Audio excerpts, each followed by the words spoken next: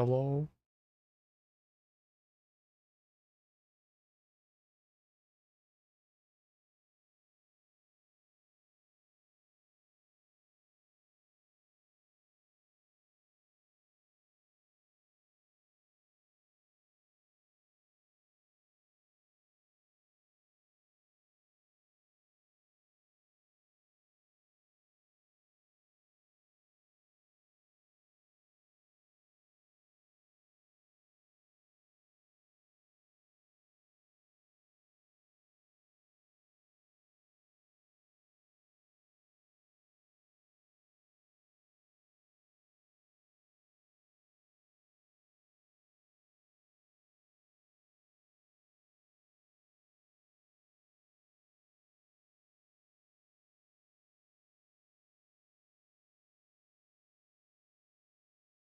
Mm. Oh, chat. Mm.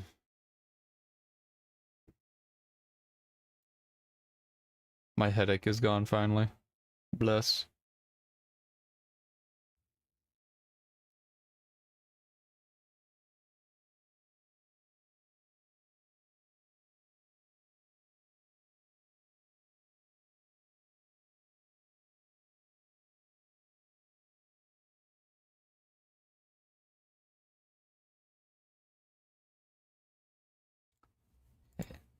But let me get Monster Hunter loaded.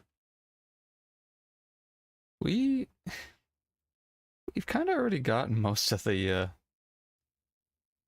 new stuff already. It's kind of unfortunate. Oh yeah.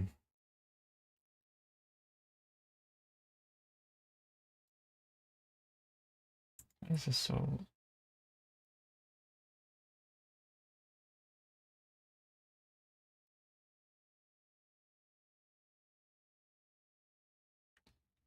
Okay.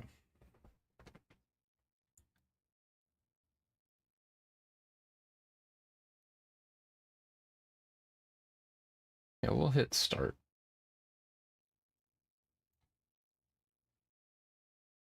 No, stop. Reset. How many minutes are in 9 hours? Or how many seconds?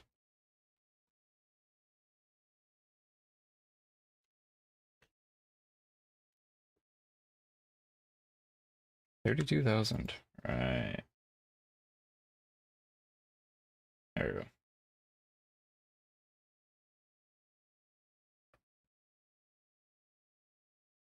Just have that go.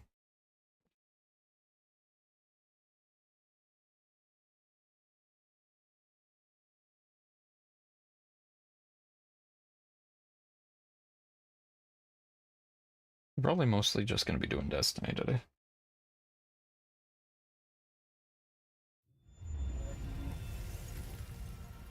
Working on them non-area engrams.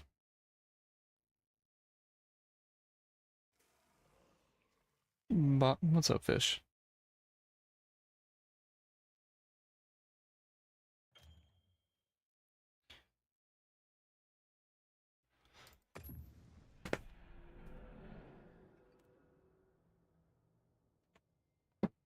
Oh, what?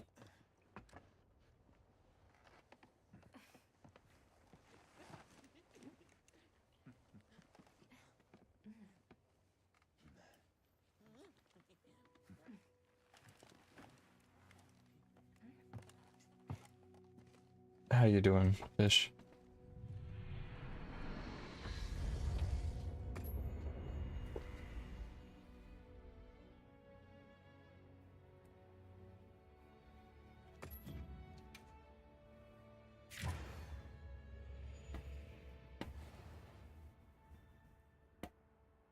Doing all right. Nice. We'll be hitting some voice acting today because I gotta do so. Finish cheating. Nice, nice.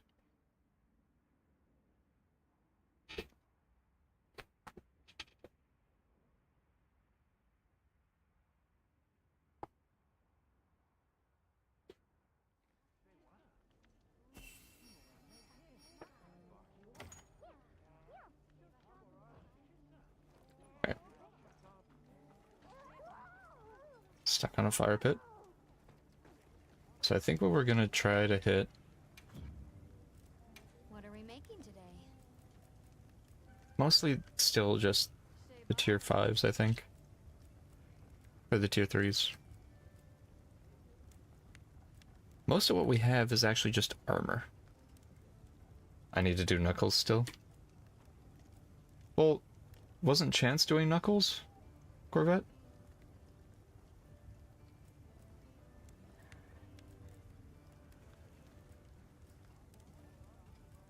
Yeah, you're fine.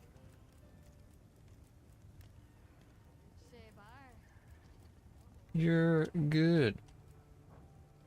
See you later. Has he sent those yet? I sent them to him last night, so... If he has work, probably not. I did tell him when we need them, though. So he knows the deadline.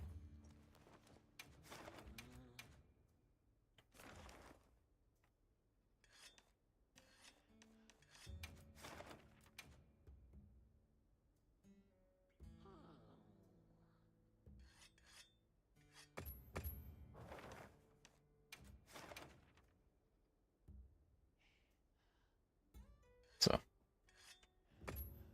It's like ended, that's what it said.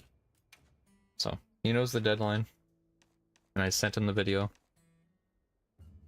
I told him just match the cadence and everything best you can.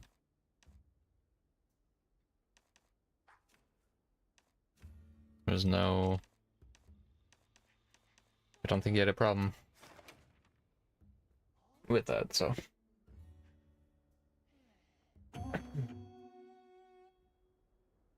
Chance is pretty good about doing stuff on time.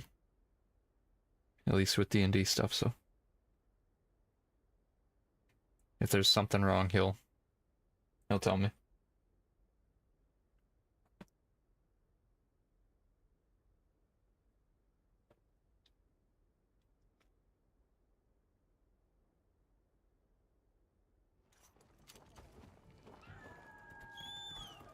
So.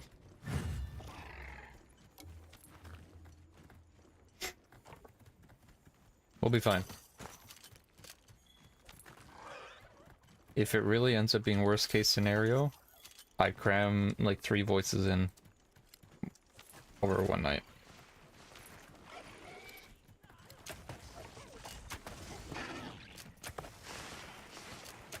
Thanks. That helps.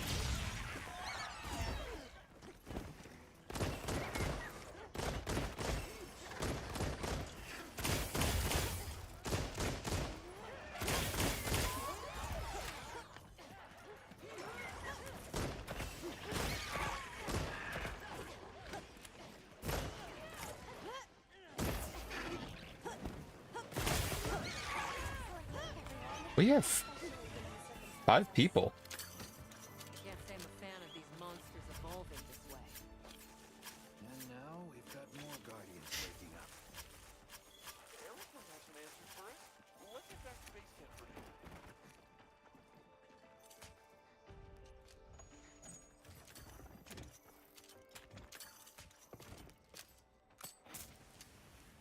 now. Alright, there we go.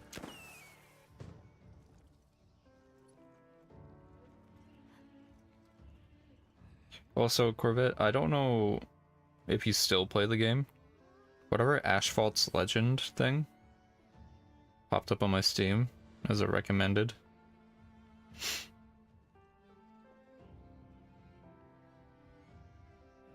Is it good?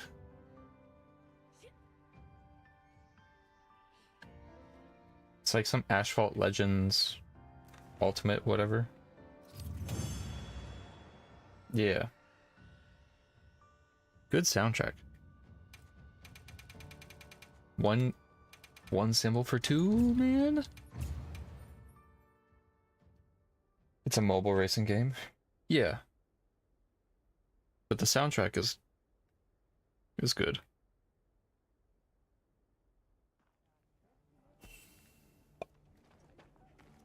Welcome back. Okay, one more tier 1 and we can craft a weapon.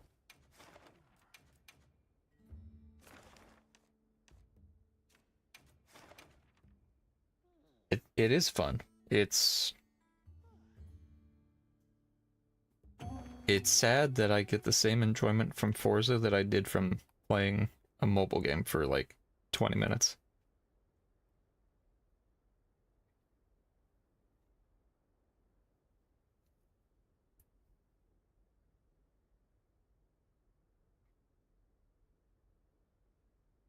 Yeah. Yeah. Let's have another hut with no surprises today. Well, We received supply items. Don't let them go to waste. oh, sick. Forza fell off the deep end. I'm hoping they come back. They changed who the director is. At least from the Microsoft side. Forza stuff, so maybe.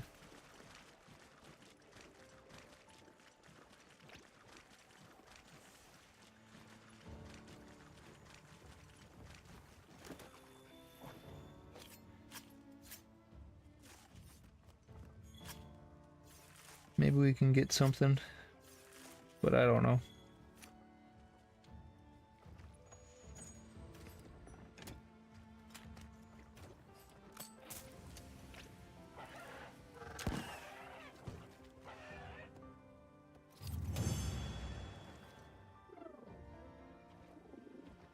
More excited on a non-announced racing game that's supposed to have X. Oh?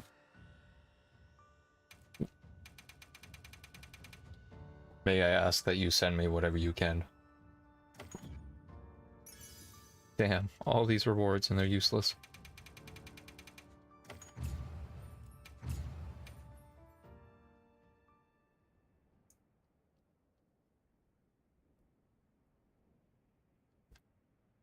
Really nothing about it right now?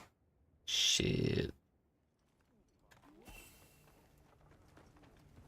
Yep. Got something in Alright, let's craft. Shabar. Is there any gun? Did we craft all the guns?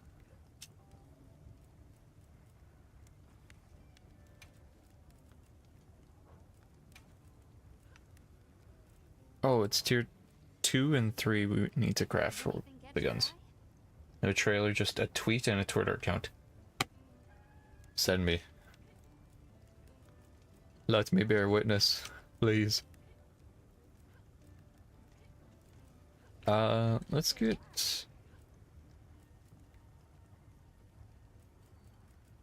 Solid Ready to Gunbird. get to work?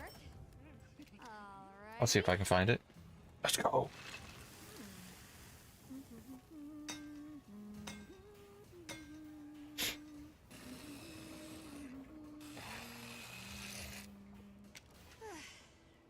Perfection.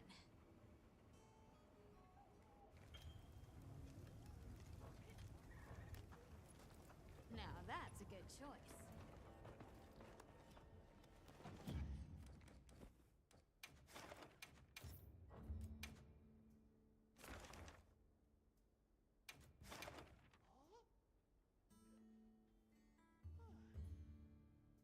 Wah. Miss you, Miss Girl. Dude, I need something for lunch. I forgot to eat.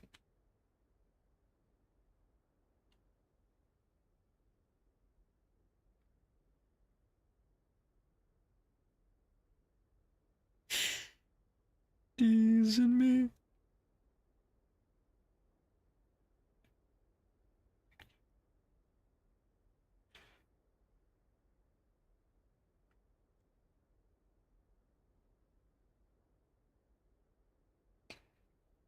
Oh, I can't wait to have fireworks going off today as well. Oh. Do you have everything?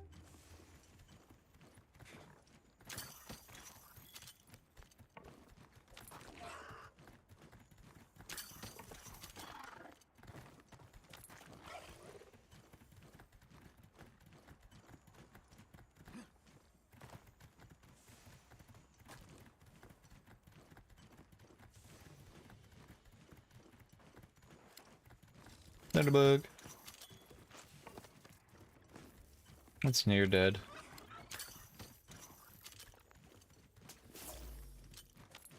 Or maybe. Maybe not.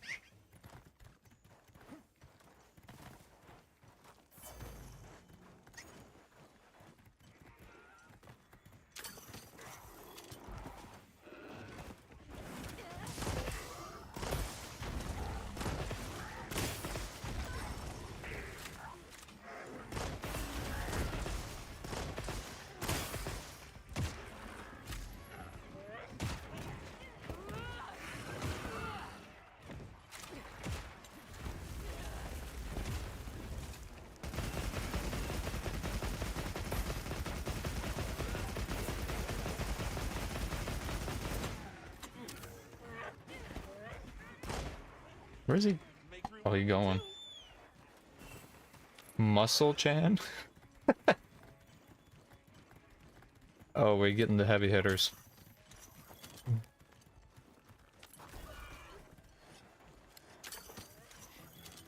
Oh, there's two of them. I'll see you back. Good to have you.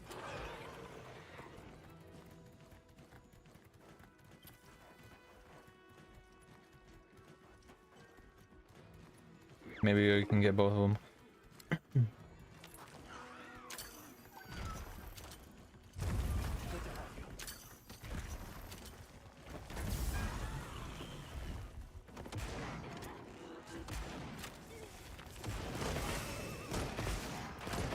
Oh yeah.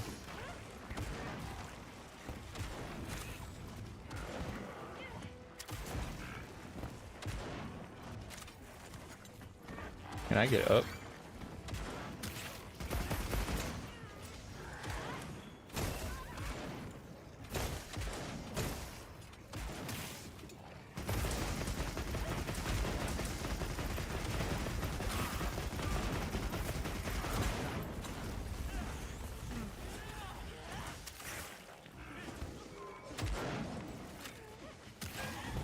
Oh, nice.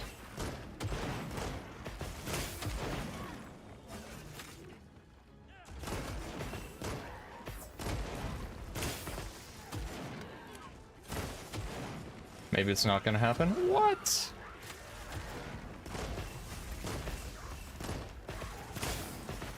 Last tweet was April 3rd. Well, if there...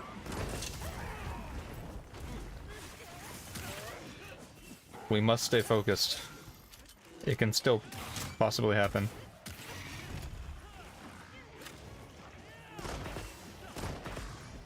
Surely.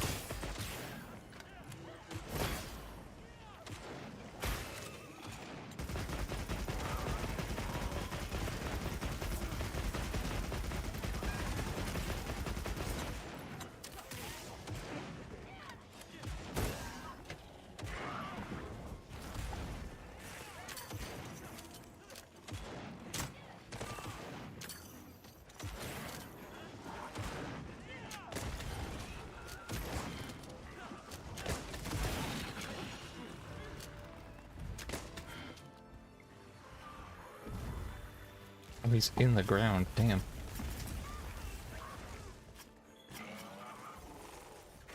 I'll take a peek at that in a sec.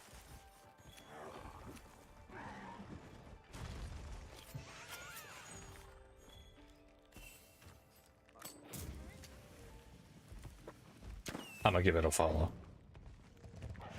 Oh, wait. AR-12 follows him.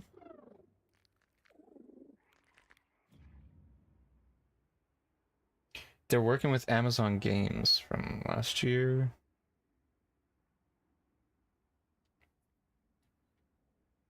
I think it's still going on. They're just in the pre-production phase. They're probably in the phase of like planning and everything. 3 tickets is really good, by the way. I'm a hold out hope, man. I've seen too many things get canceled. I gotta believe.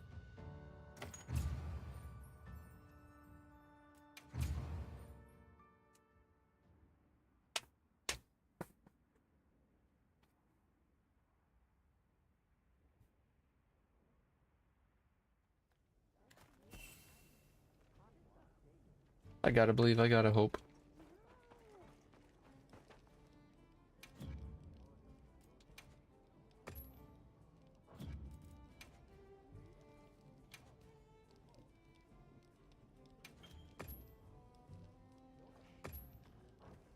So long for now.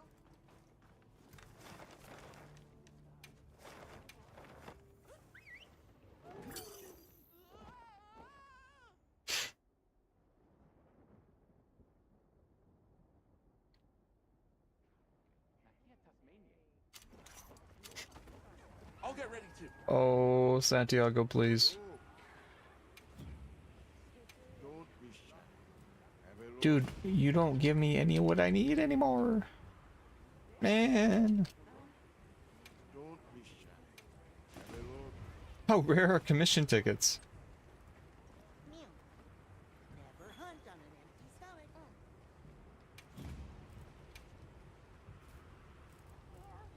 Check back in every now and again.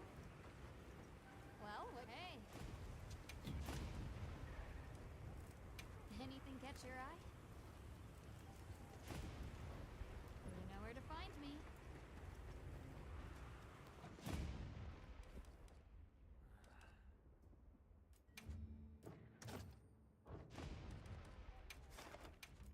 Alright, what else can we get?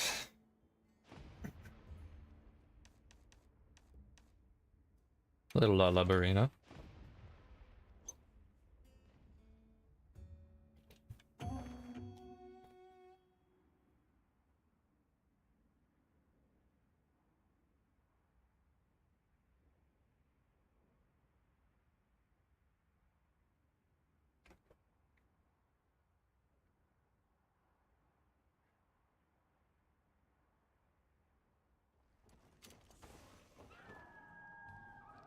Okay, let's be on our way.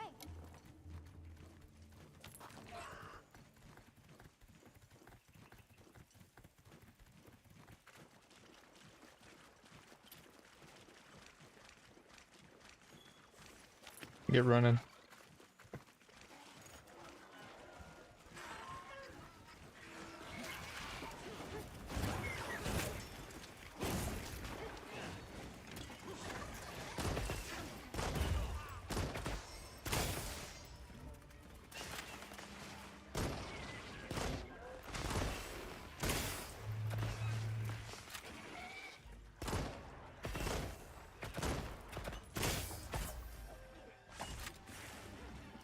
Come on.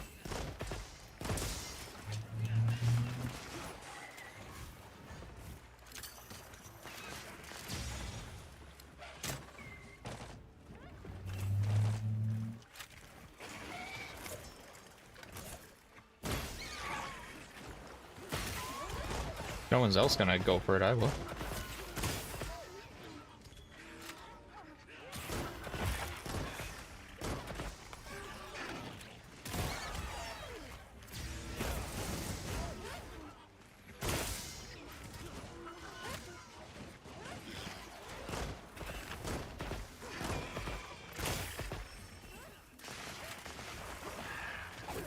Okay.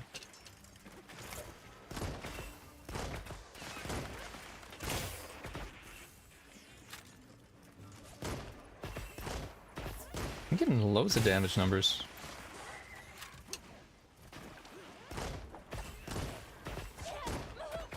Don't normally.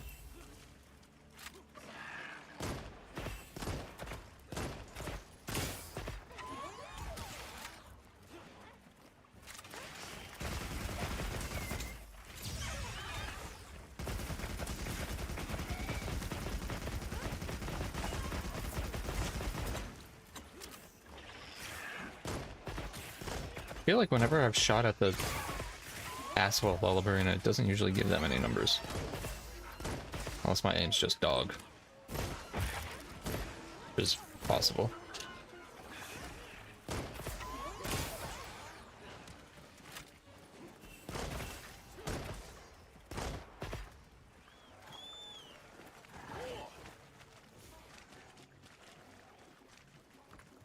Thank you for the amber.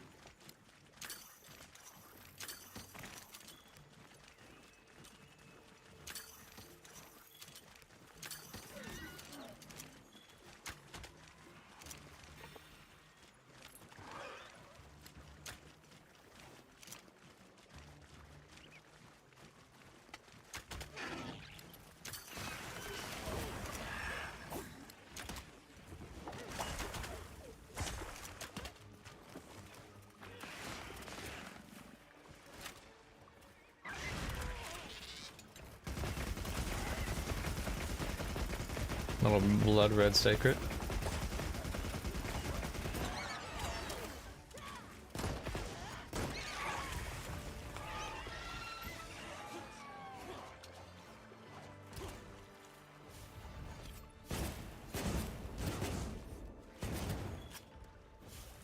Good job, Urkel. You really showed him.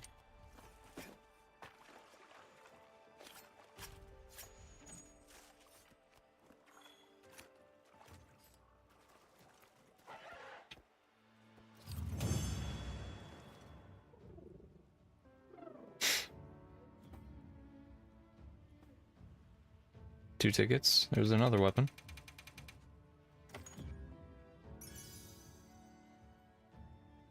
And again, these are fairly useless.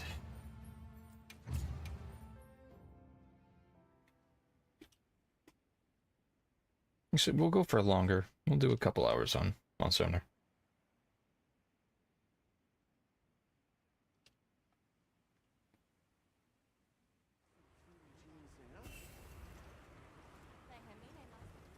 Yep. Corvette, did Rhett say when he was coming back to stuff, or?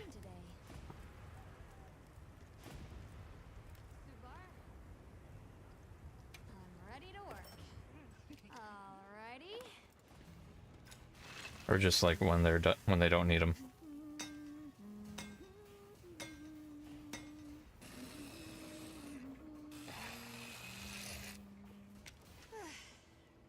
Perfection.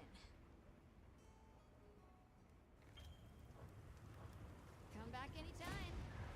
Weapon number 2. Everyone here has been doing well, Hunter. 20 minutes left on food, basically.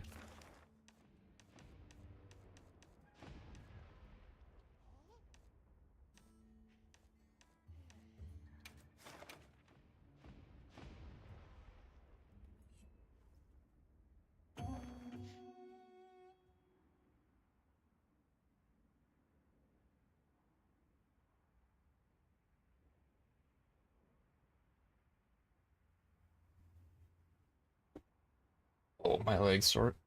Could not turn quest. What do you mean? Why?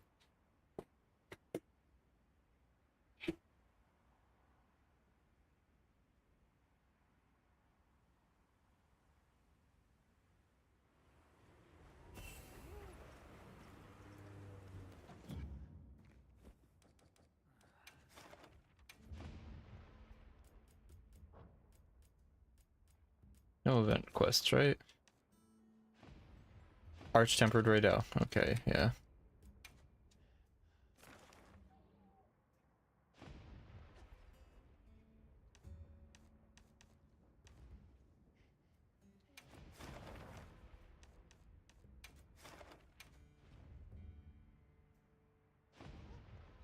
Do I want to do an arch-tempered radar?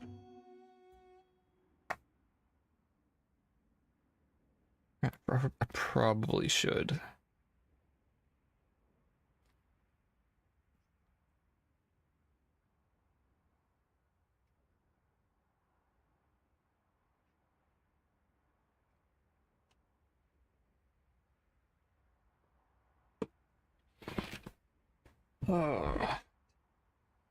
We'll launch one after this.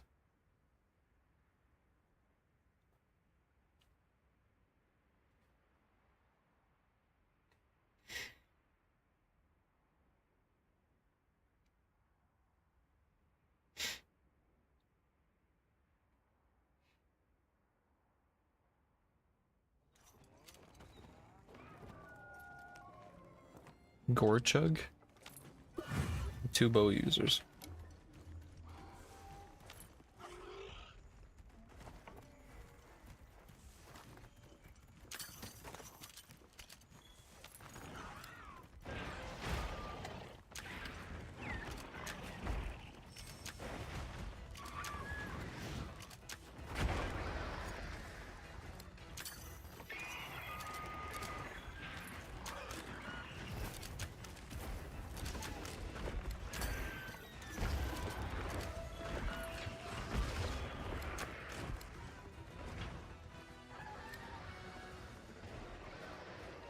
They're not another. There we go.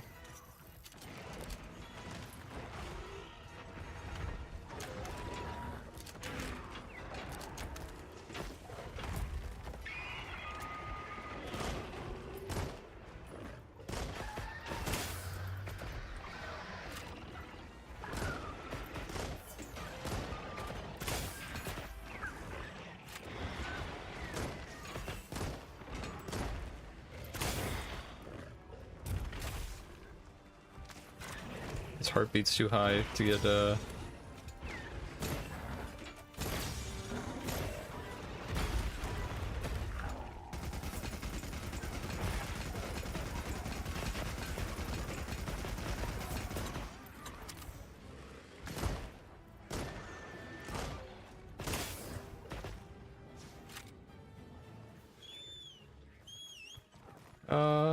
we can hit him with some slicing.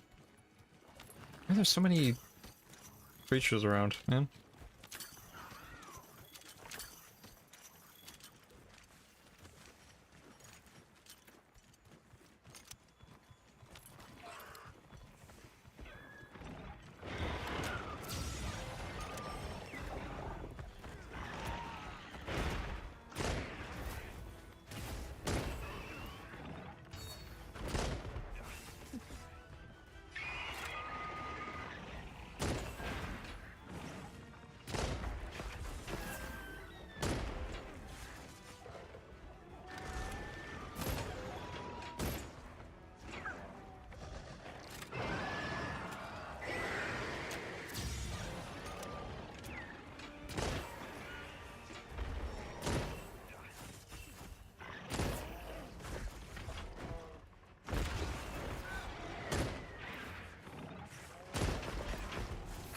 Hit his foot.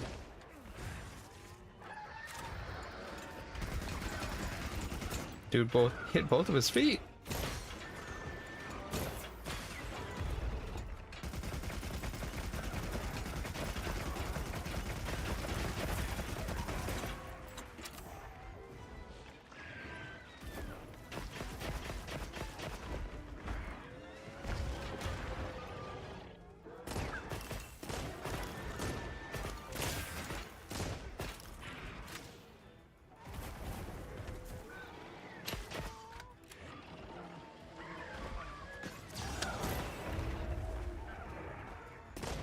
That was totally me that knocked him down.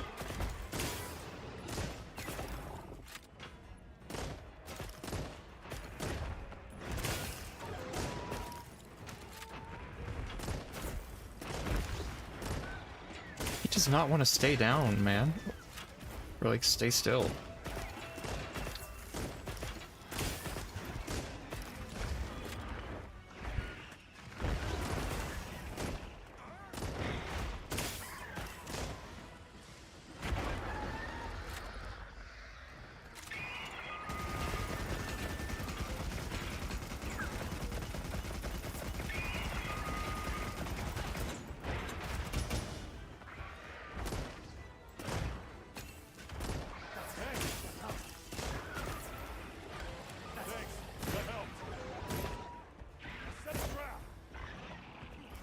Where?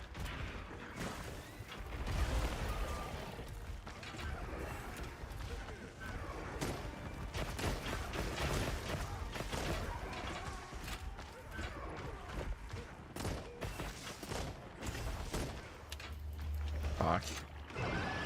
Alright.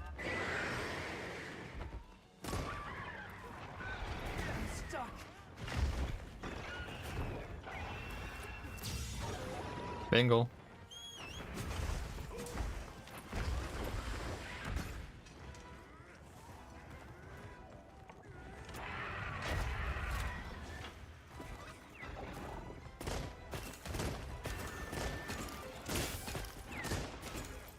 Bingle not listening to a damn thing I whistle.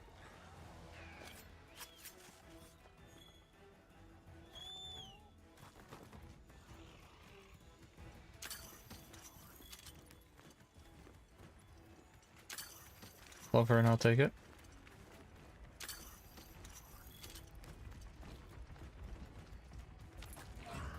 Do I have like pump up as the selected thing? Is that on here? Aggressive?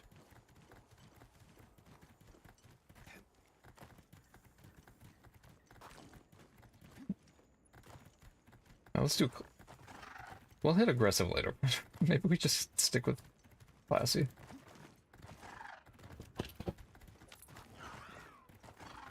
There we go. Little smooth jazz stuff.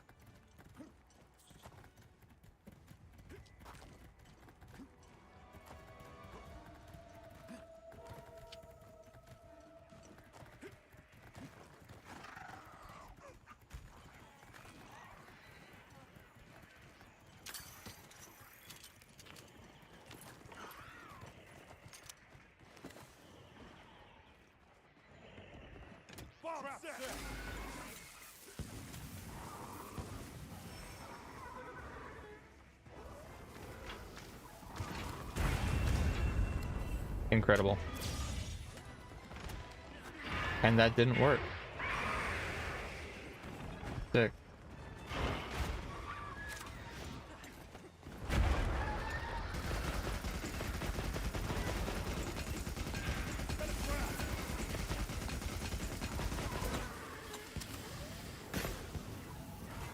Dude, its heartbeat is not...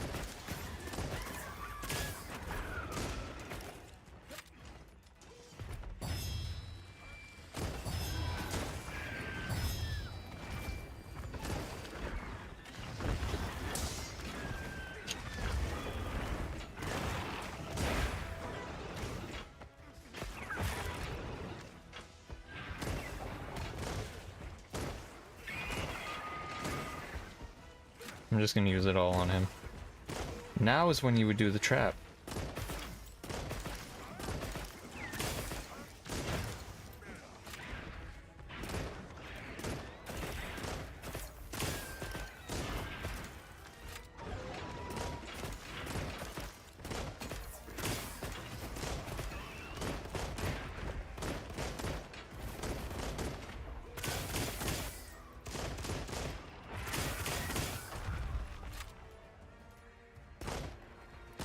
Nice. Now you would put the trap.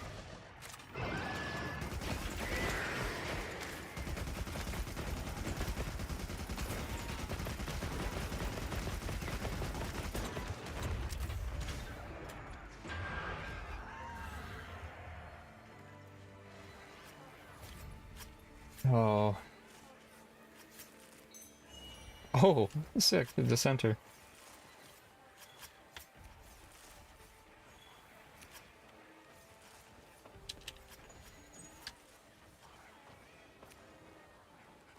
Is that not? Oh, there it is.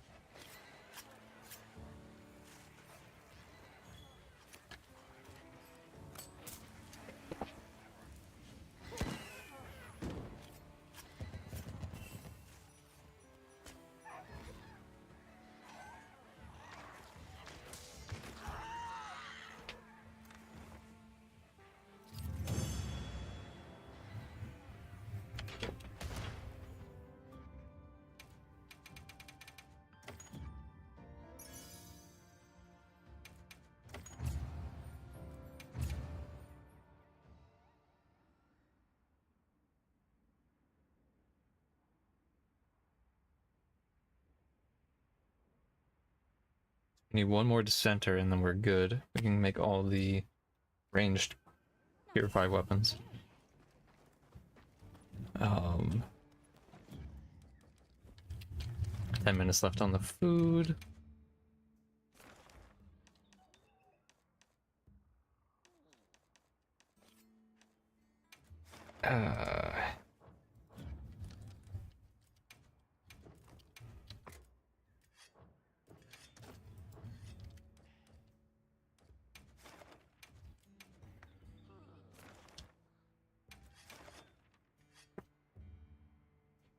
Let's see. Surely we can do this.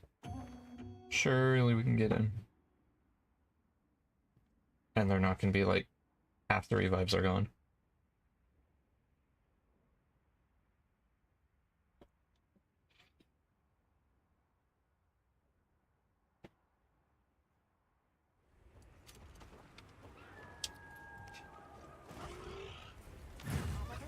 Two heavy bowguns, two hammers. Oh, one hammer.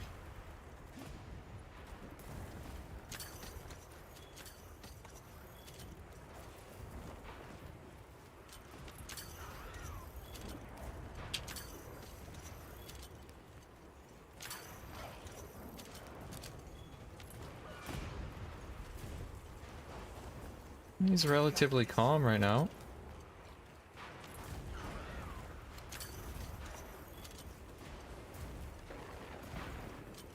Sorta.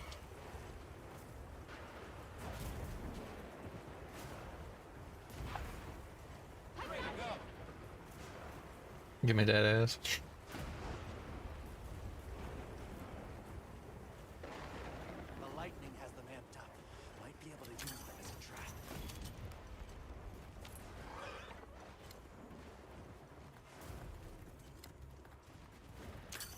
Give me the wiggly.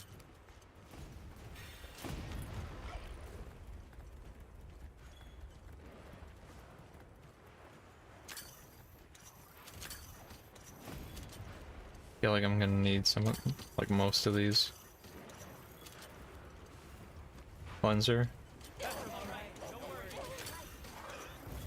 Alright, there goes one.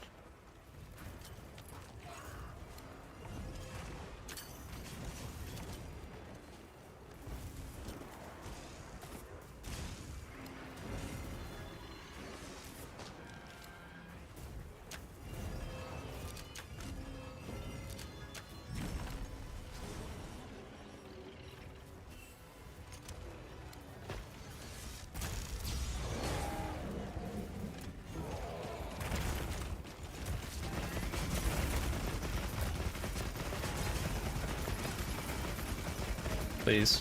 Please.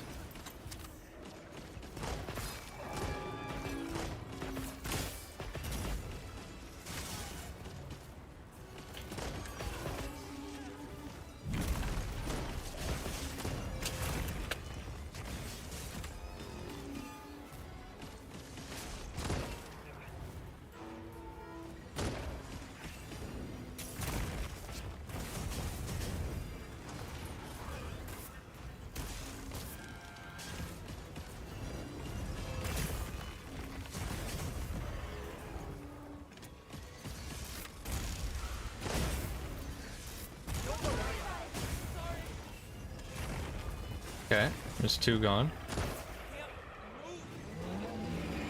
Call your bird.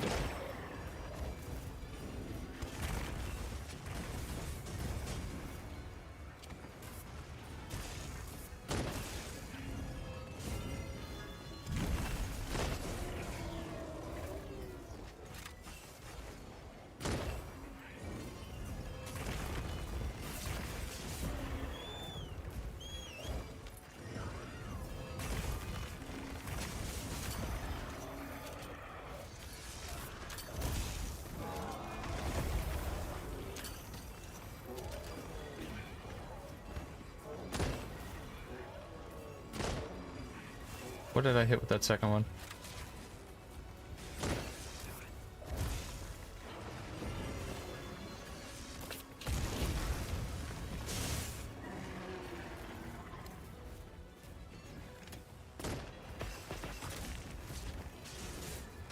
Get your bird out of my face!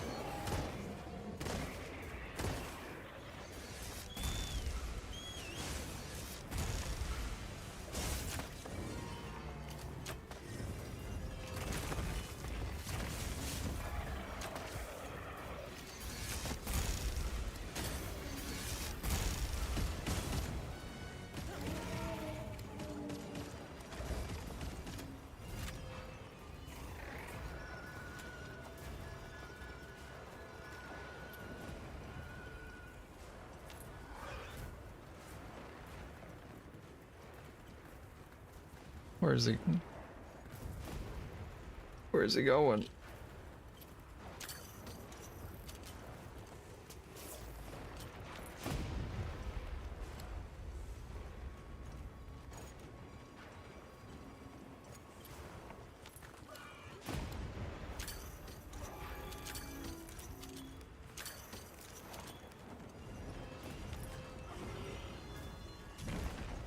Can't throw on.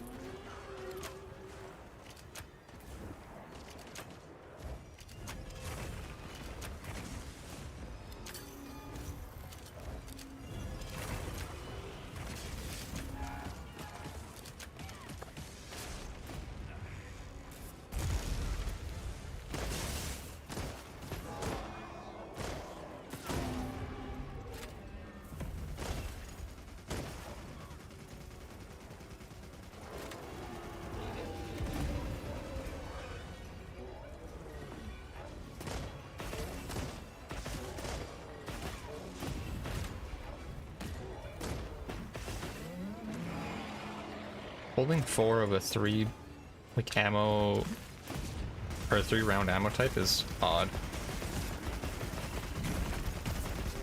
Can't group up, can't group up.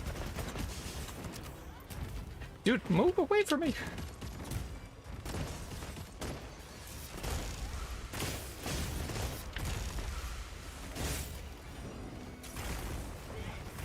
Bingle.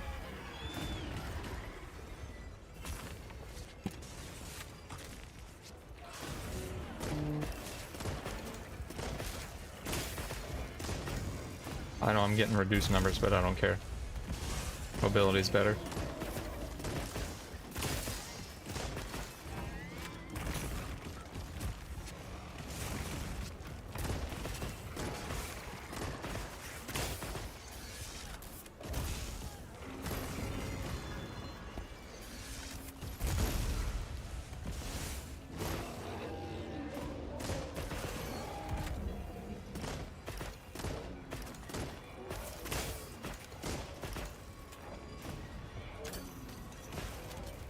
I mean, oh, it's...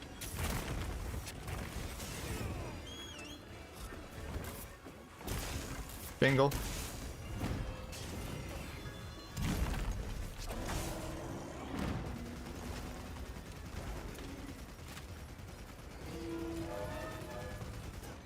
Put this on.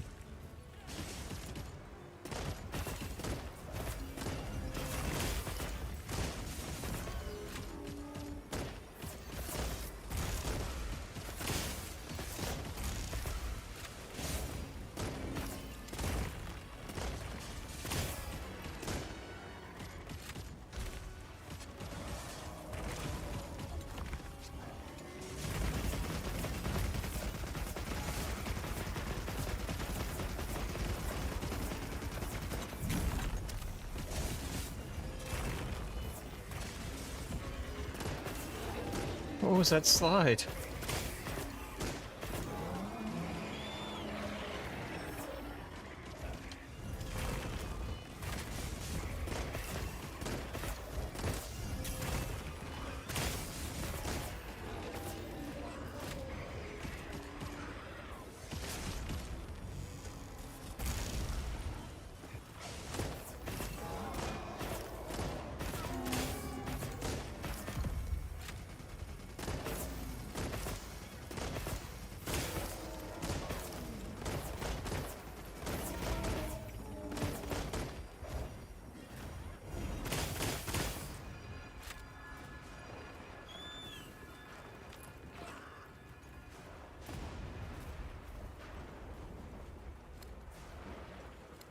Spark flint. Flint Lockwood.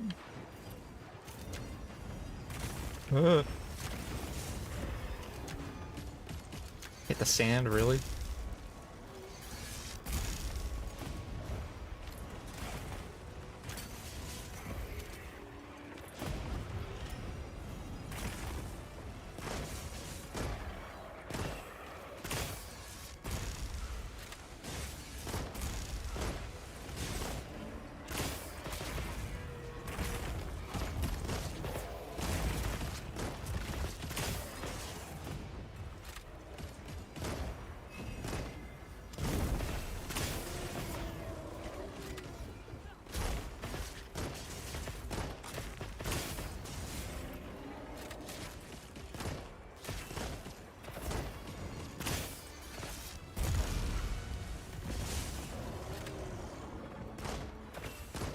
Please.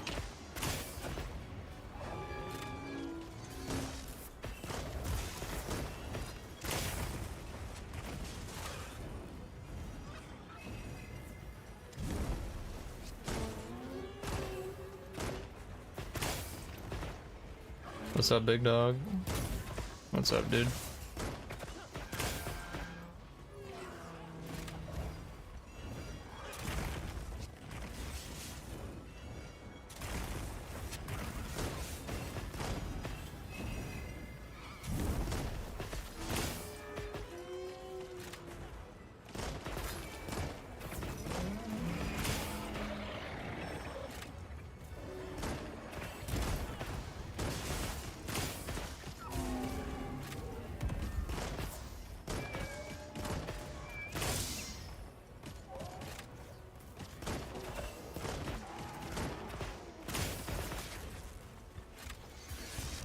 Watch out.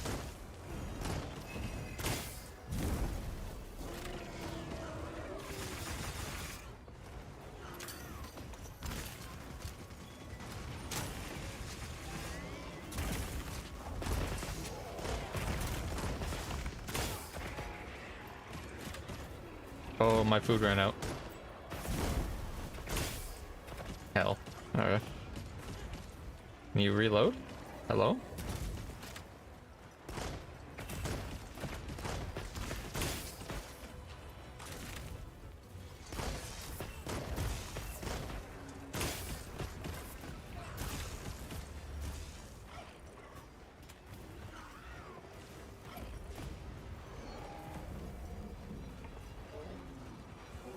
Let me have that steak.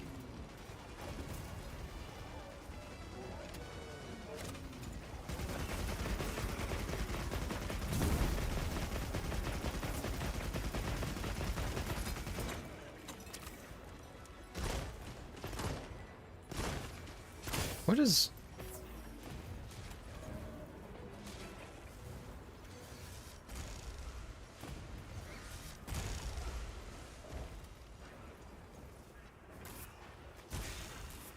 Okay.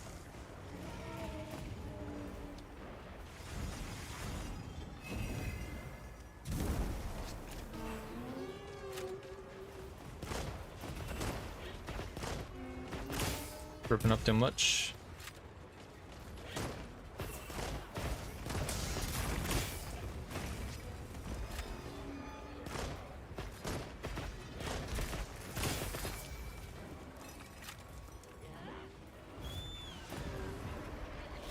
Oh, there he is. Oh, Valhara bless. Bless Ahara.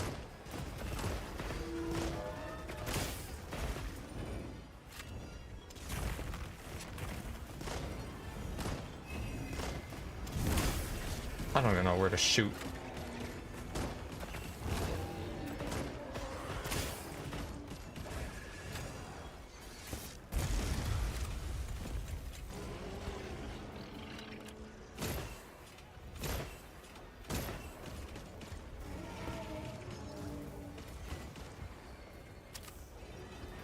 Okay. What's up, dude?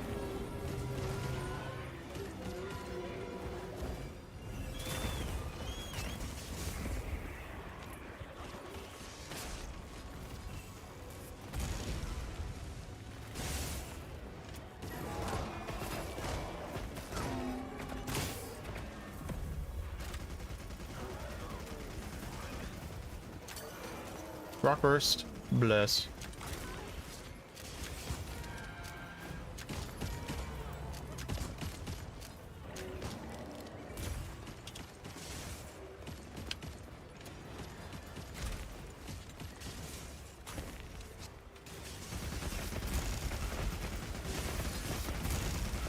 What is it doing?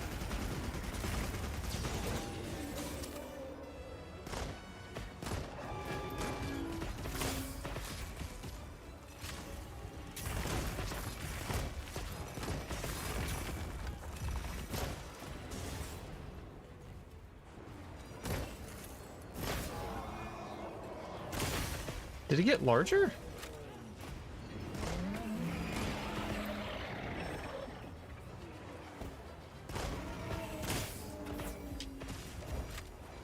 Bingle, bingle, bingle. I hit the call button like 4 times. Why am I so zoomed in?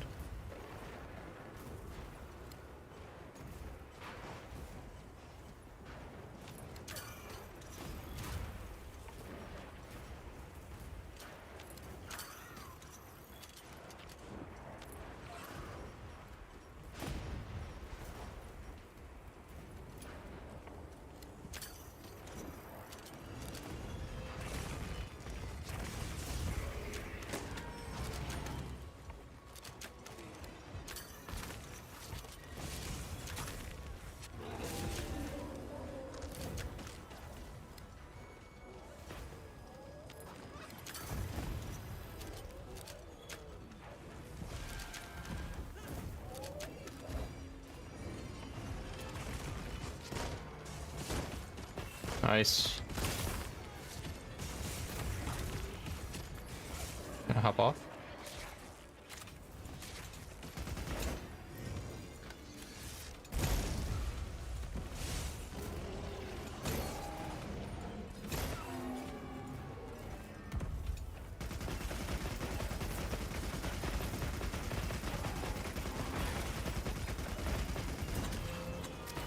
Please, thank you.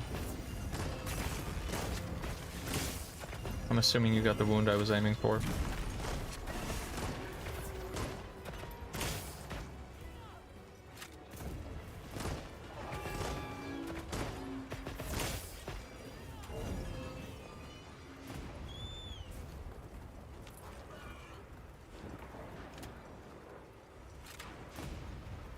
He's almost dead, dude.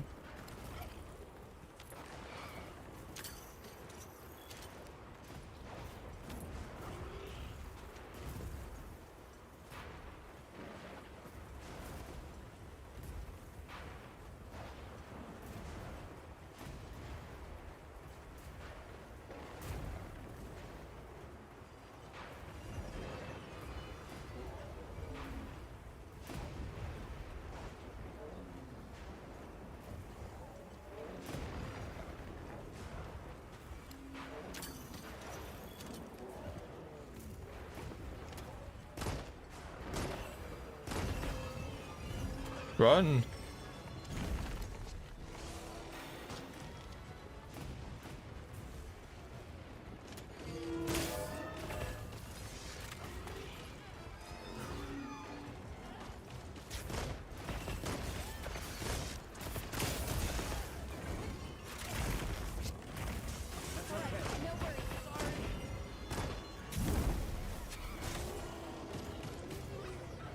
Can I hop off? Thank you.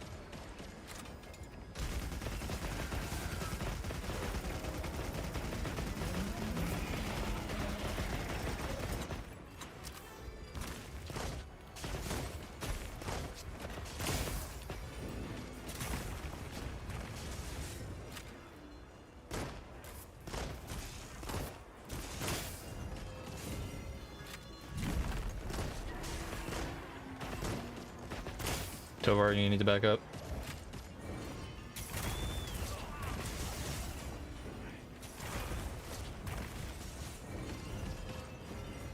Let me run.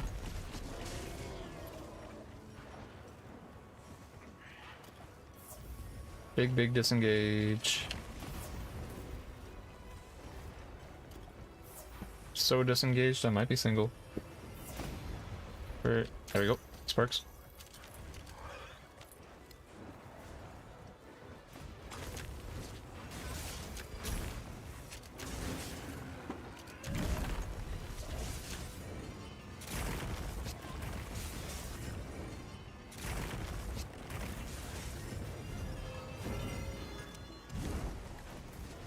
Wait. No, not the herb. There we go, thorn grass.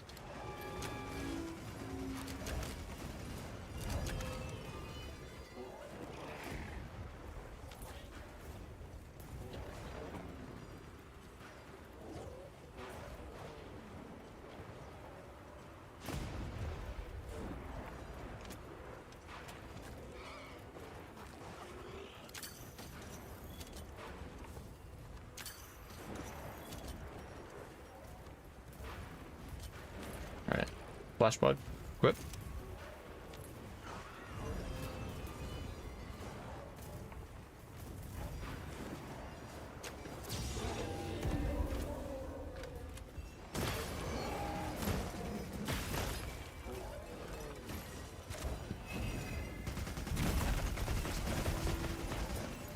Oh bless.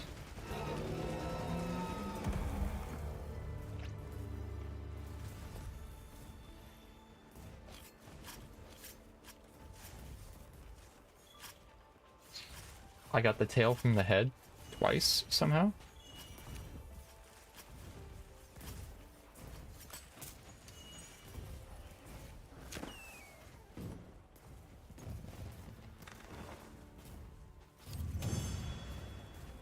All right. One ticket, yeah.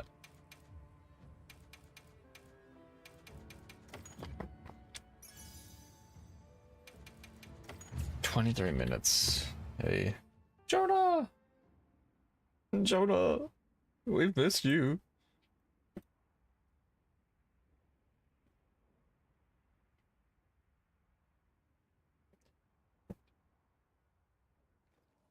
Welcome in, resident farter. Hey. Got something in mind? Am I able to actually craft anything with what I got? Oh, I can.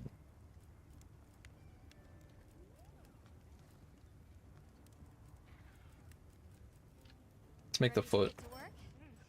Happy to be back for a little. Yippee.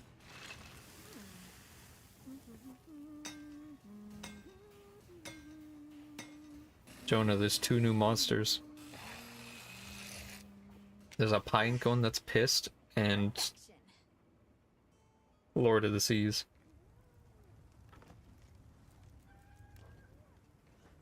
Which would you like to see?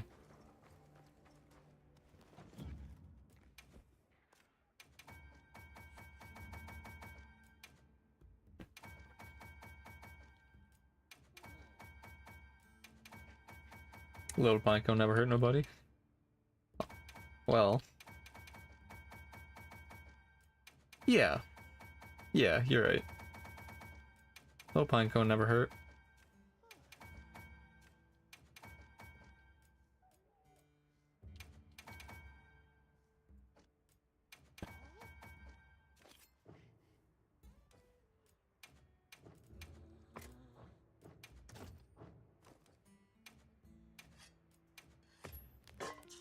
Right, so Seregios, we will fight then.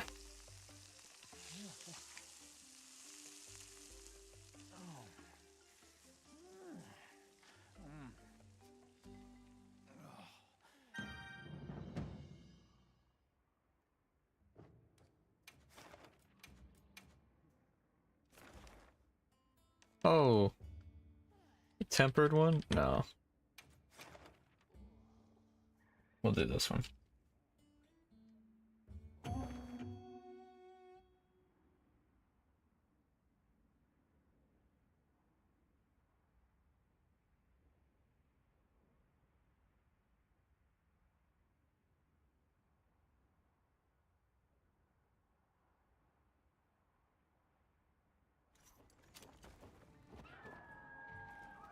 Alright.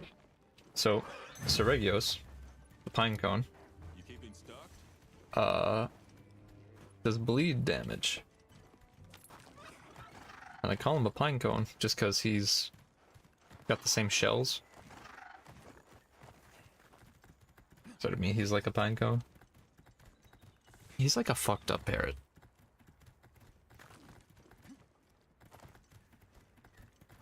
You'll see.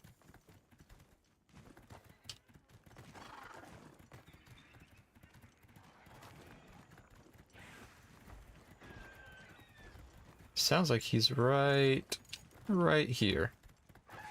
There we go.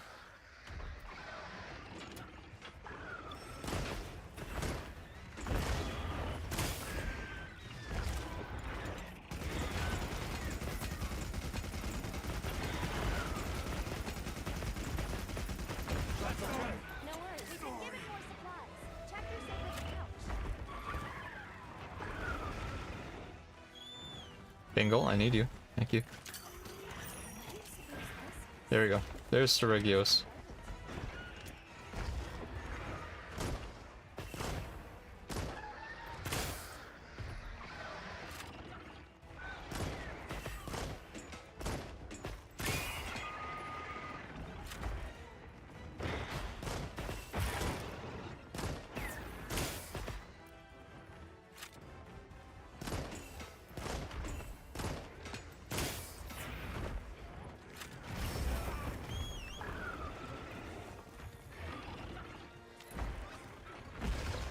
Maybe the 2 melees want to go for him? Please.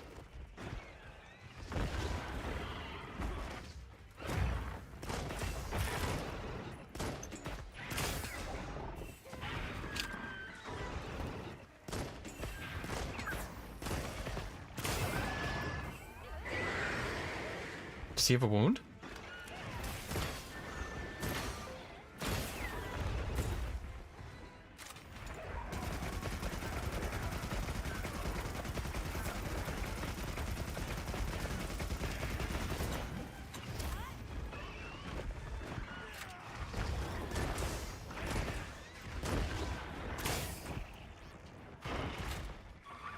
Most ADHD monster I've seen, man.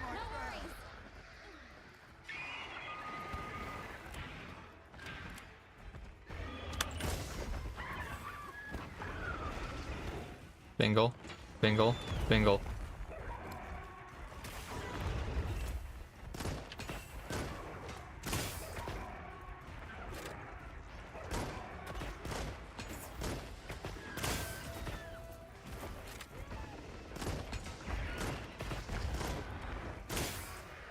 Word.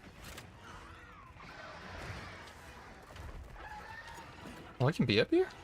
Oh, sick.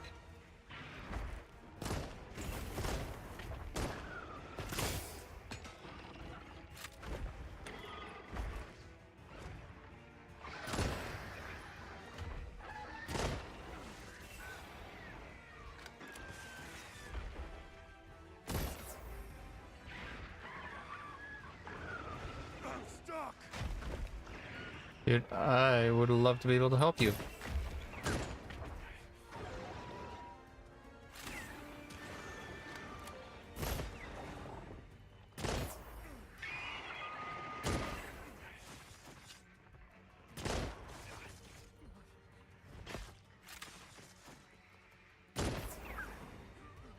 Let's try to get his tail off.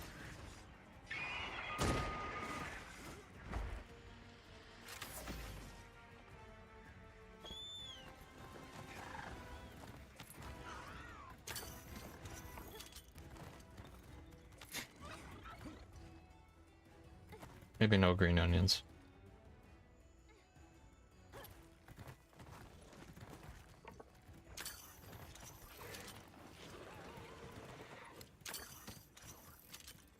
Just piss off the local wildlife for no reason.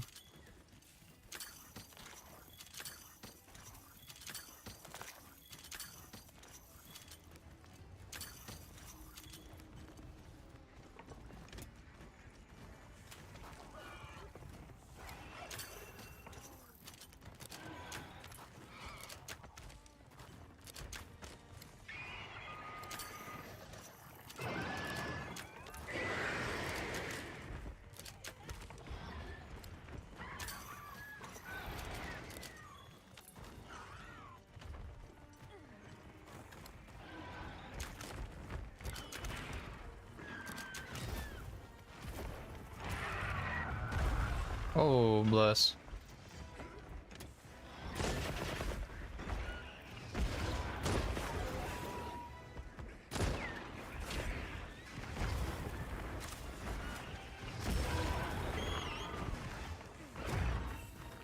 Thank you, Bingo, for listening to me.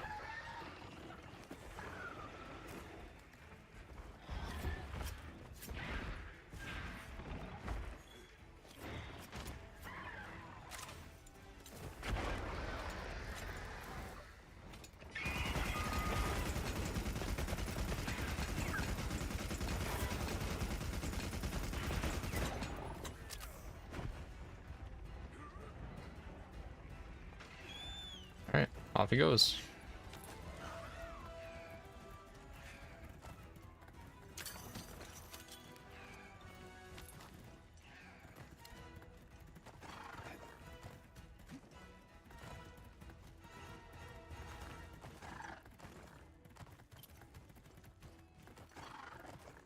So much more peaceful.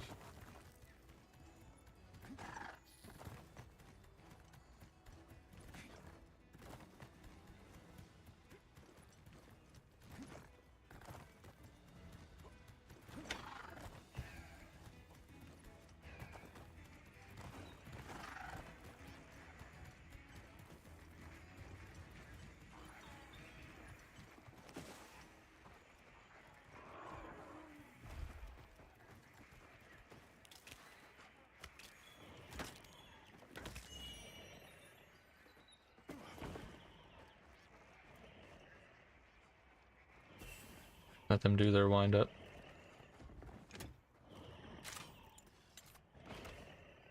I set a bomb. Bomb set.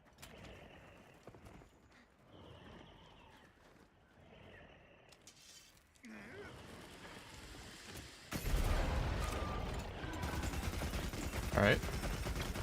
Screw the wind up for them, I guess. Average bow user.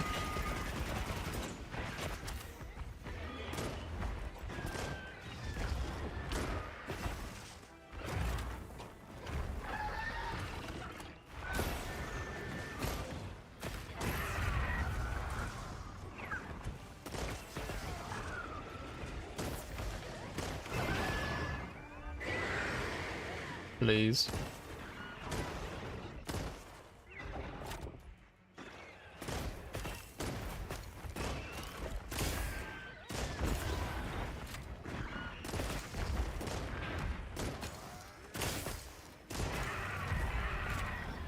If you want to put down a trap, now would be the time.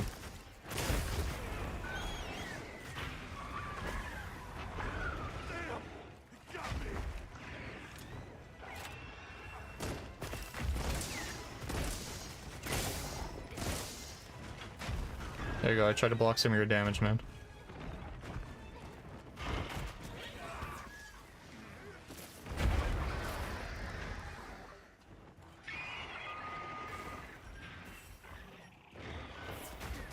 It's okay. I didn't know he was gonna do that.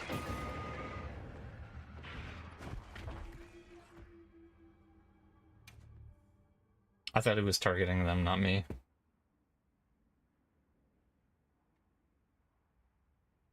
Damn. Alright. Well, that's the Pinecone, Jonah.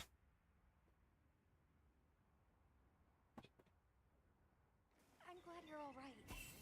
Take a second to restock your supplies before heading out, okay?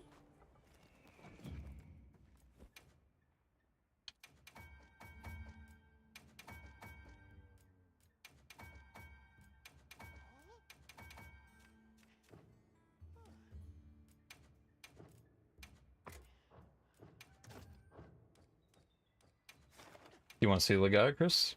The Lord of the Seas? 2 of them? I'm so good on that.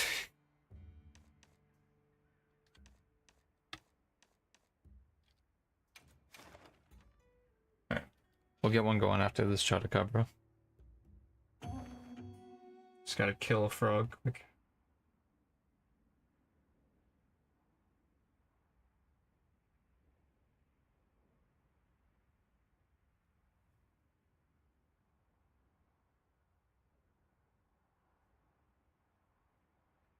I'm stuck. Commencing quest now. Are you prepared? How were you pinned by a Chotacabra?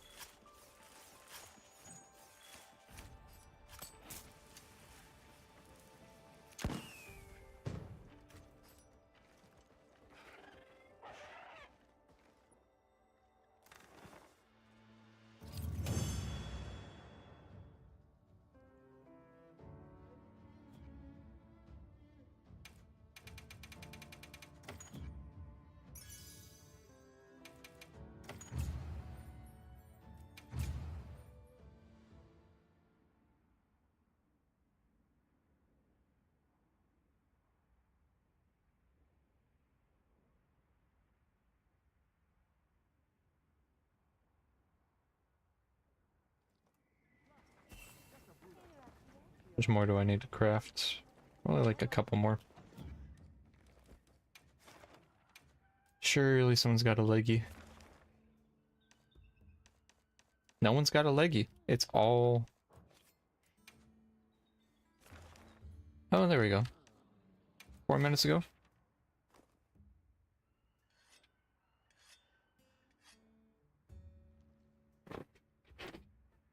Little leggy action.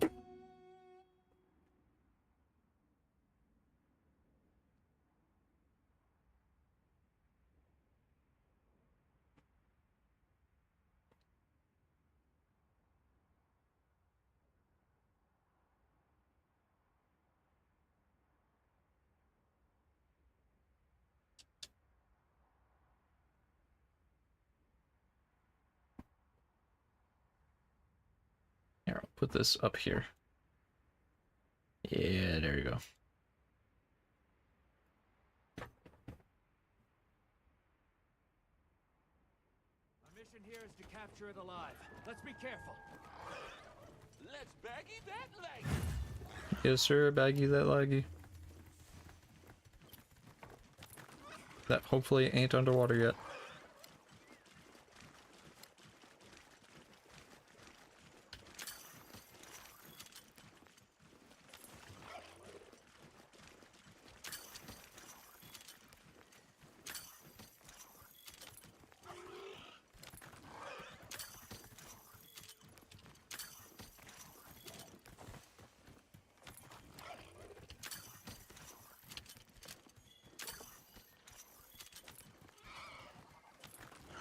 There we go. We got all our resources quick.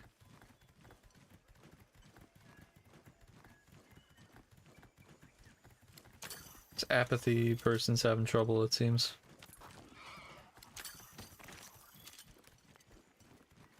Every time I look over, they have less and less health.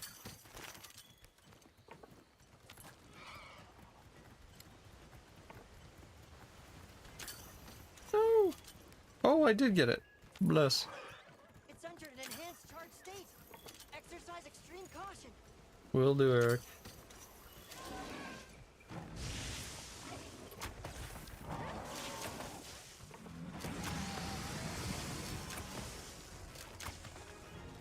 So this is Gaia, Chris.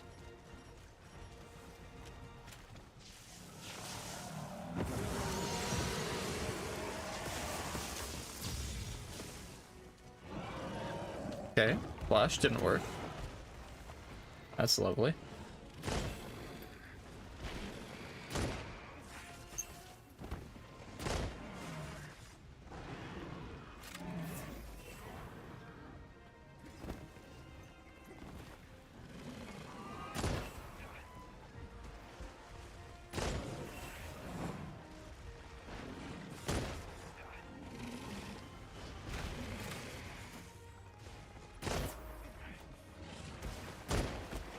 Oh, hey, bud. Bingle. I'm hitting the whistle button, but I'm not getting an auditory response.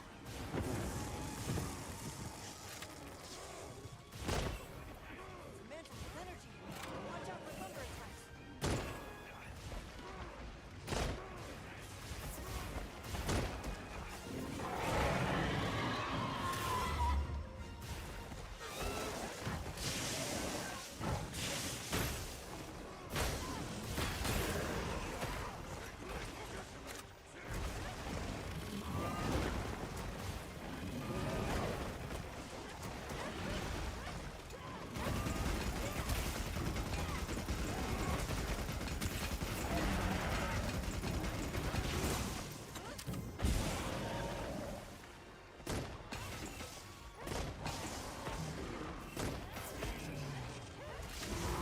Right when I'm reloading.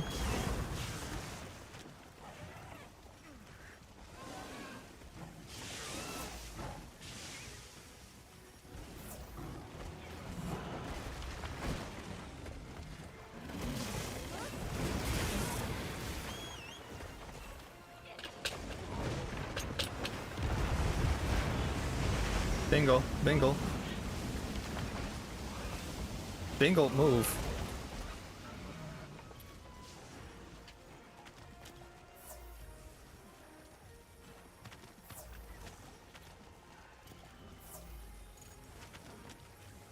Damn, dude.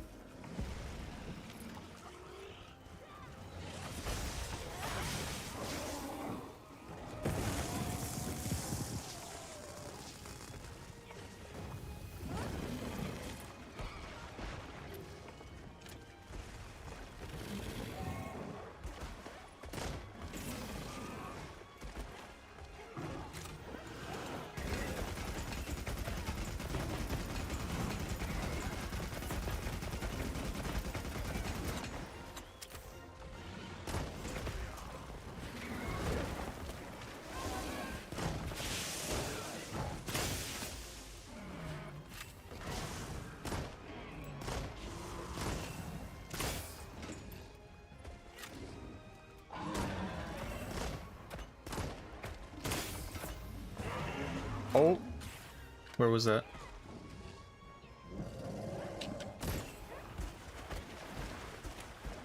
I must have got it already. The whistle's so delayed. I don't know what's going on. All my audio is getting delayed.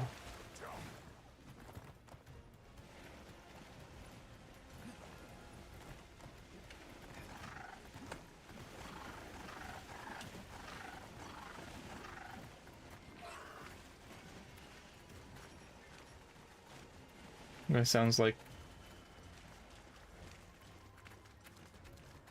Chill Chuck from Delicious in Dungeon.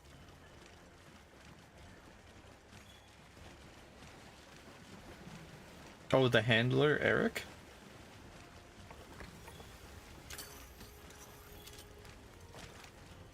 Up ahead. This must be its nest. Possible. I don't know what that character sounds like.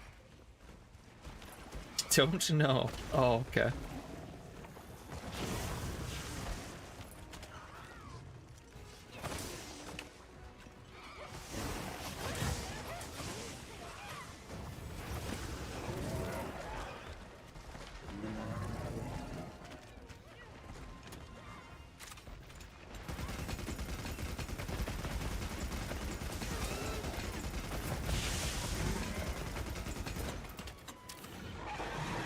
Alright. Go in the water, go in the water, go in the water, go in the water.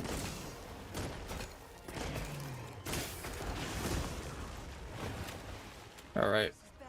It's readying a powerful discharge attack. Have to get in the water and attack to stop it.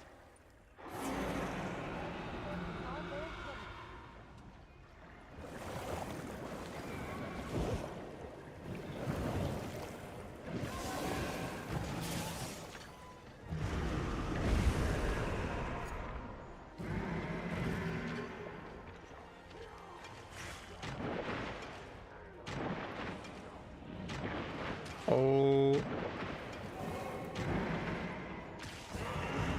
Periphalon.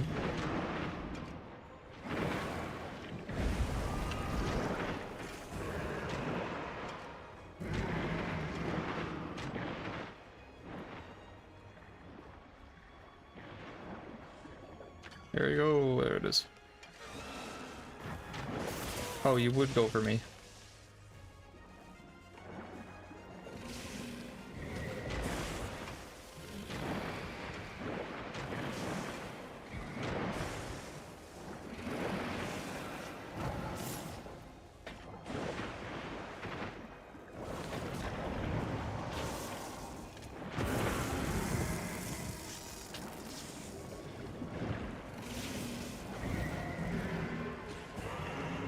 Nice.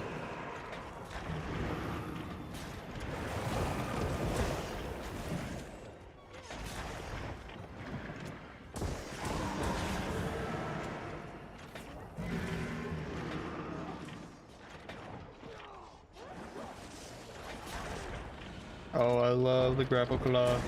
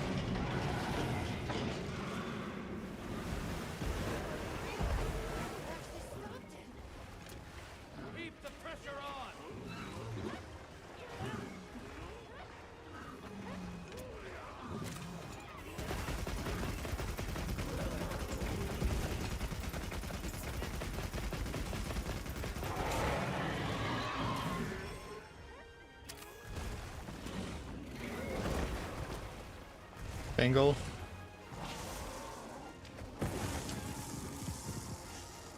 Yes, they're both voiced by Casey Mangillo?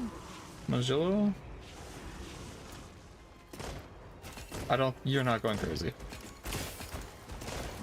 But I also don't know what character you're talking about in Delicious in Dungeon.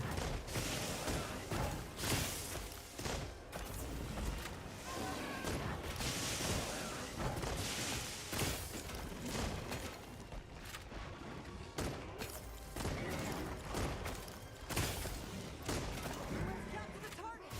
We're trying not to slay it here!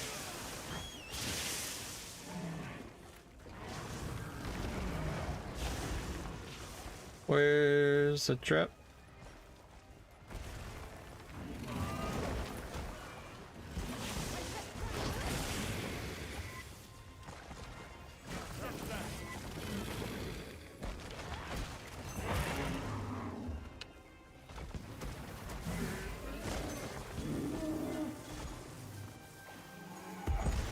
There we go. He's a halfling. Oh, he's the little guy. Okay. Is he the one with like 6 kids or something?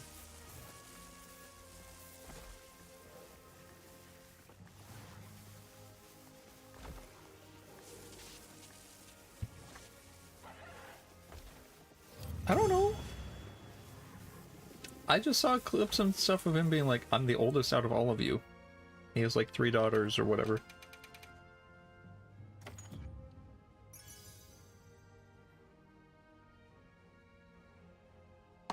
Okay, let's hit a major musical vibe shift. Classy to whatever Spotify considers to be aggressive.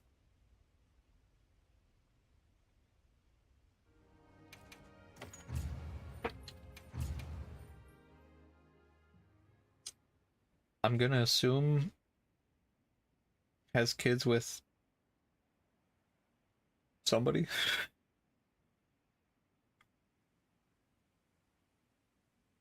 I haven't seen the show, so I don't know.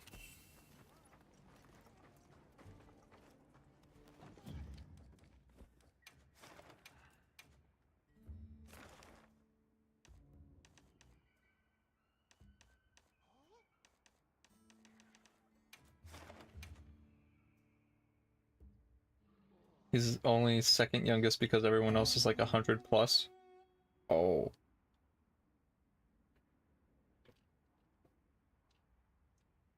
I know there's some cat girl. And then like kobolds are actually just dog people. It's like the extent of my knowledge.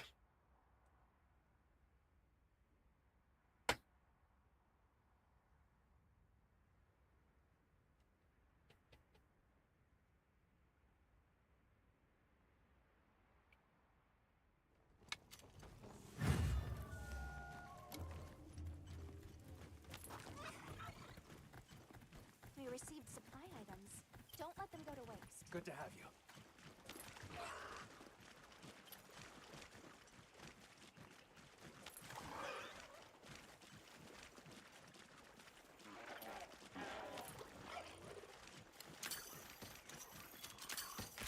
The only thing I think I saw, what I remember, they met whatever cat girl, and the main dude in armor tried to like lick her or something to see how she'd taste.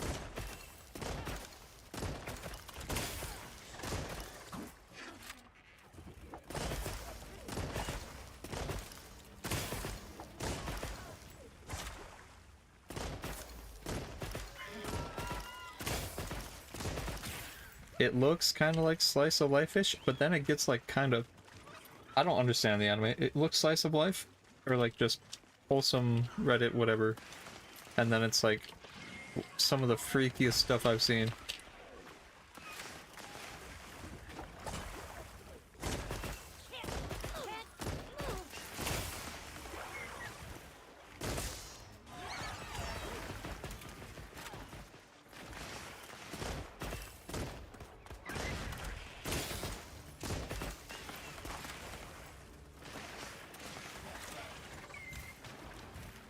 Why are you going for me, man?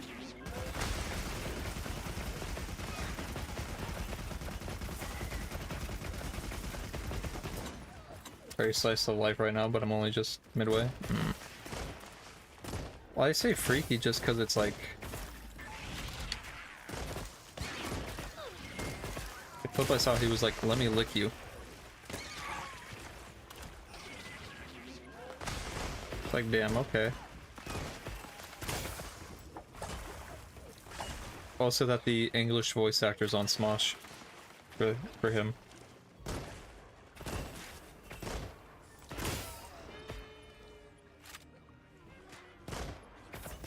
Hey, Keister.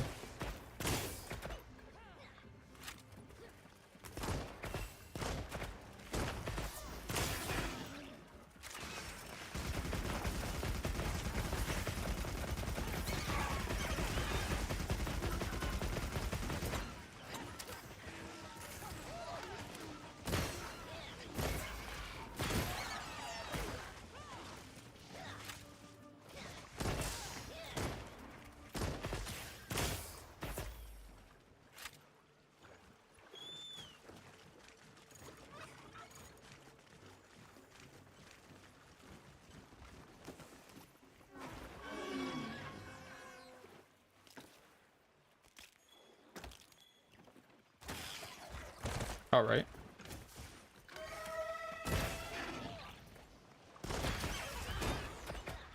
Is that guy's name Daddy? All right. Glad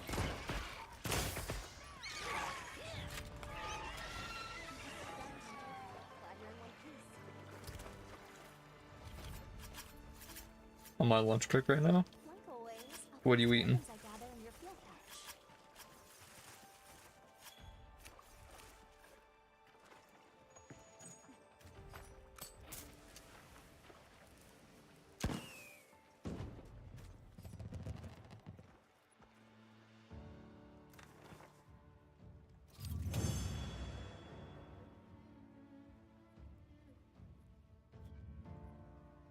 Two tickets. I think that should be enough. I think we have another 5.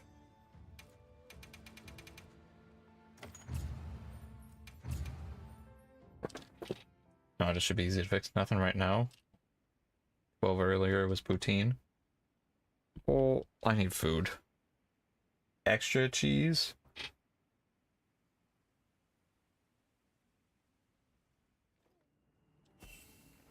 I forgot to get breakfast and lunch, so my stomach's punching me right now.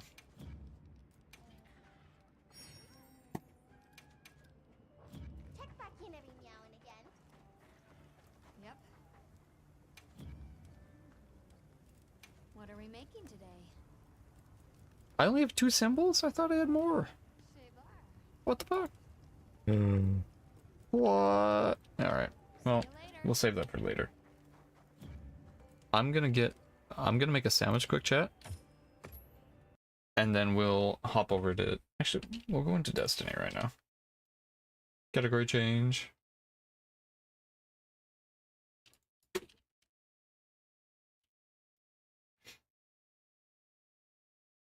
You had a Timmy's breakfast? Ooh, what did you get? I usually get like I get a farmer's wrap.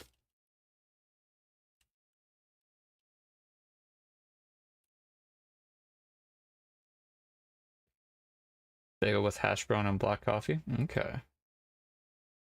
Jonah, you're in charge while I make this sandwich. So I'll be right back, chat.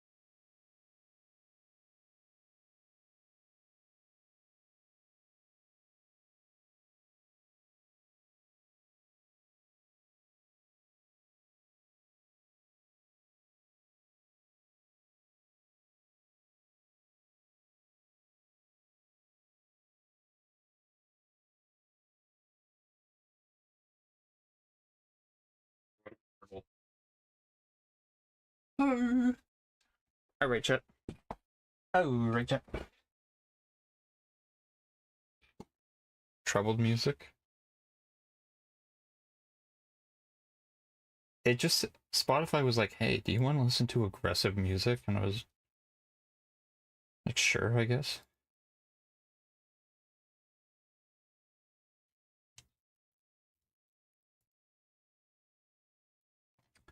All right.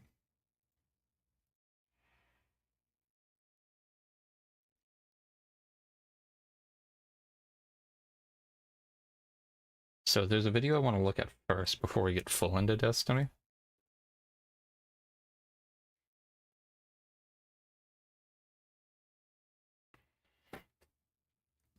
For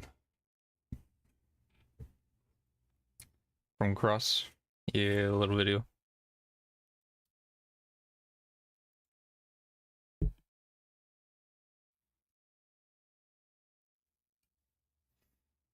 It's going over the TWAB from yesterday, because I really don't want to read it myself, so.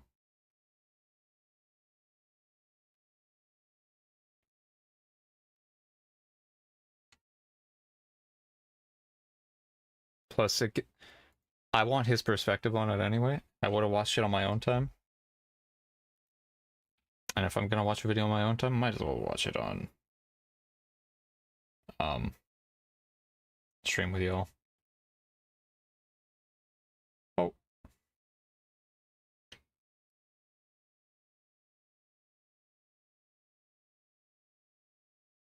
Ignore the freeze frame. It's unfortunate. But there we go. Okay. This is just about the TWAB. It's a big TWAB. It's about an hour vid. And then we'll be getting into Destiny for stuff. Boys, and another TWAB this week in Destiny. There was also some new armor. I don't know if it's shown in here, but we'll take a look at it. We have more details to share from the Edge of Fate. We're getting closer and closer to July 15th, so today we are talking about the incoming weapons tuning as well as some economy changes. And let's not forget about the developer stream from Tuesday, the gear tiering dev insight article from yesterday, and the other topics you can see below. We had a live stream on Tuesday, a new Ride of the Nine challenge announcing our world's first race host, DCX, here we go, Kepler restricted brief, weapons, power, and economy updates, and Destiny 2 open access. Bungie Day is almost here. So thank you for watching. We hope you all enjoyed our second live stream for the Edge of Fate. We cover some of the new activities, rewards, and systematic changes coming in on July 15th. We started our stream with the Edge of Fate launch trailer that you can watch just right below. Spooky, right? It's a really good trailer.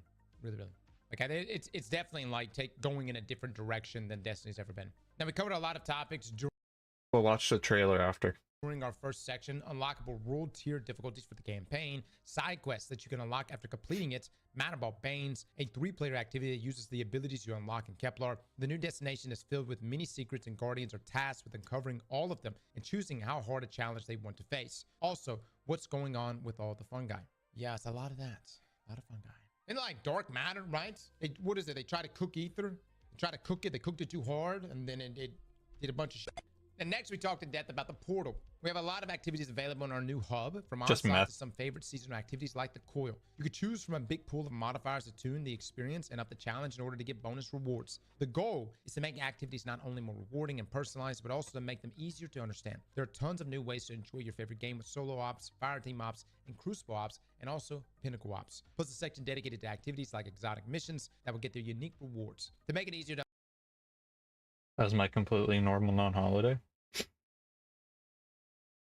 I'm eating a sourdough, mayonnaise, bologna, marble sandwich.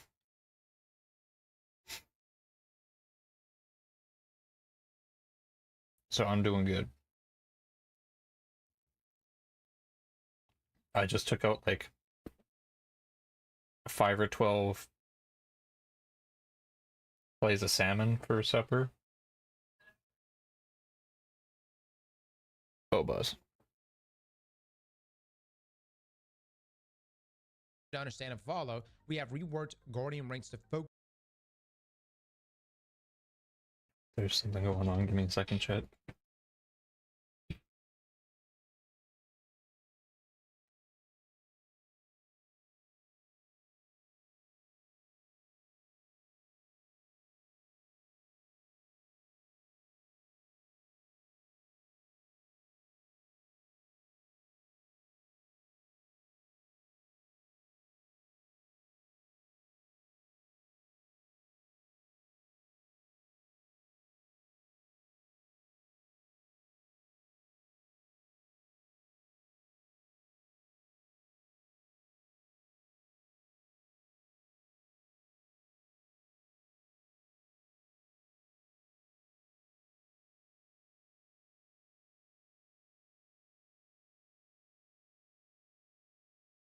Okay. There's some weird yelling outside. Halfway to woodcut in 67. Yeah.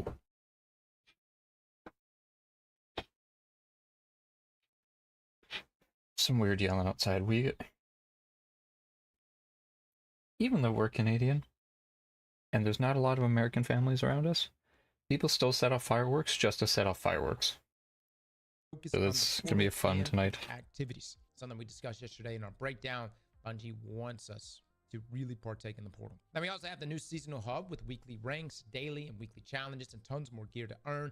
And that resets every week. If you complete the conquest, also available at this hub, and progress through the different difficulty settings, you will also earn the reward or the renewed Conqueror title. Don't worry, if you've already have it gilded a few times, you will keep your marks. And we did forget about the power and the Edge of Fate. We have a whole section in this tweet about it with many more details, so we'll skip it here. Just keep scrolling and you'll get there. For now, just don't get too worried when you are power level 10 when you start playing our next expansion. Hope this recap of the live stream helps everyone get an understanding of the most relevant topics we covered. If you want to get the whole picture though, why not watch the whole stream by yourself? It's right below. Okay, Ride of the Nine final updates. As we move into the final 2 weeks of Ride of the Nine, we wanted to share some updates coming next week to close with a bang. You remember Daybreak? Yeah, the old school modifier where your abilities recharge like crazy. How fun would it be to turn it on for the Explorer mode version of the Ride of the Nine dungeon for next week? Because it's happening right now. Fetch your friends, put on some destructive supers, and go farm like mad. Remember that on top of weapons, you can also use your non-nary manifolds to earn non-nary engrams that contain some fan favorite cosmetics. Dude, it's a lot of cosmetics. Like it's even more cosmetics than what's present on the list of cosmetics you can get. It's interesting though, they added this There's modifier Witcher for and only stuff. the Explorer mode version. Oh, on Eternity mode too? Where's it say that? In game? Oh, Daybreak. God damn it. It's active right now on Eternity. And then next week it'll be Explorer. Additionally, in preparation for the Edge of Fate, 2 servants of the Nine are bringing gifts to Guardians. Both Xur and the Emissary will have desirable exotics that will be part of the featured gear on day 1 of the new expansion. Bring your strange coins and non-nary manifolds and snag some loot. As a final reminder, here's the picture of the next 2 weeks. Ooh, give me those Prophecy is engrams. featured with increased rewards until July the 15th. Players can earn non-nary engrams. Starting July the 1st, players may purchase non-nary engrams using 350 non-nary manifolds at the Emissary, up to 20 during Ride of the Nine. Starting July the 8th, players will be awarded 1 additional non-nary engram each day just for signing in. Just be sure 4 to days claim from it now. from the Emissary. From July the 8th though until July the 15th, Lootapalooza will begin. Increased currency rewards and weapon drops from enemies in all dungeons. Even more increased loot from the final boss chest when completing all encounters. This is fan. So with that, Pineapple, and for anyone else playing Destiny, I think the exotic Choir of One, which is the episode 1 exotic mission reward, is at Xur. What time does it end on the 15th? That would be reset, daily reset. So for me, daily reset is 11 MST right now. So whatever it is for you local time. Fantastic. And some of you may be thinking, Cross, I've already farmed my loot. Why would I need a Lootapalooza? Well, say for instance, you accidentally deleted a god roll, the godliest roll you could possibly get. Maybe you accidentally deleted that. Now would be the time to farm. You know what I mean? And it could happen to anyone. Anyone can accidentally delete their god rolls.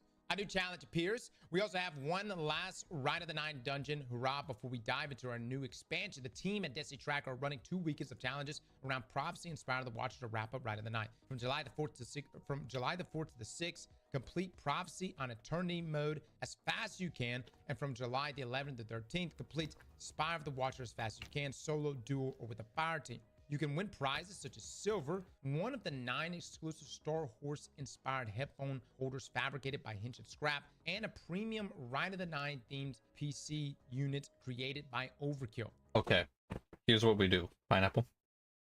You and I do Eternity and Prophecy really, really fast, and then we get Jonah the Ride of the Nine PC.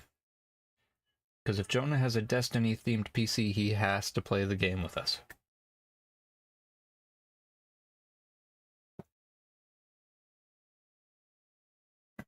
That's just how it has to that's how it works. That's just how it is, Jonah. I'm sorry. Wow. Okay. An outright PC. Okay. I don't think so. What was You the other don't one? want a free computer? Nether speaks to either of you again and gets a free PC. Jonah couldn't do without either of us. Jonah would get sad. Just outright silver. Okay. Finally, all participants who sign up will receive the 9-crowned emblem. Destiny Tracker will provide more details on how to redeem. For more information around the 2 weekends of challenge, you can refer to Destiny Tracker's page here at their website. All right. World's first raid race is back. Guardians, we have a new raid race ready for July the 19th, which is a Saturday. And you know what that means. There will be a new world's first race where the most capable teams around the globe will conquer contest mode difficulty and fight to be the first team to complete the raid. We're excited to confirm we have partnered once again with the wonderful CB Gray and Evan to bring you the raid race action. Let's go. Live from Bungie HQ this time. Stay tuned to the next week's tweet for more information on what channels to follow. Oh, they got upgraded. Dude, CB Gray. Goat of goats. I'm down to try for stuff. Got my Spire build down to a science. The schedules, Okay. international hosts we will support, and how you can earn the beautiful Power Hues emblem you can see below. Oh, that is... What is this? Is this for watching? This is just for watching? That is a fire-ass emblem, dude.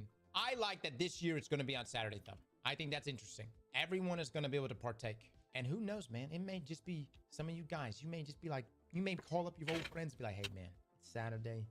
Let's hit this shit. Just for old times. And who knows? What if you might snag it? You might, the stars might align. The builds might come together. The DPS on point. And you and the squad, you clutch up. You snag that first place. Bungie at GCX. Guardians, we're excited to share something special coming your way at GCX 2025.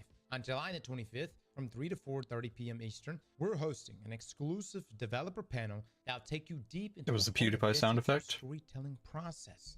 Threads of Fate, exploring Destiny 2's narrative craft, will give you an unprecedented He likes look to at share. how one expansion story goes from initial pitch deck all the way through development to launch, with special focus on the Edge of Fate. You'll get to see behind the curtain of our creative process and discover what it takes to craft the narratives that drive your Guardian's journey. We're thrilled to have D2 narrative team members Allison Lurs and Hannah Filipiski join us for this deep dive. So Allison's actually going to be there. That's incredible. These are the talented minds behind some of your favorite story moments, and they'll be sharing insights you won't find anywhere else. Our very own DMG will be moderating the discussion, and we've got a special guest lined up that we think you'll love.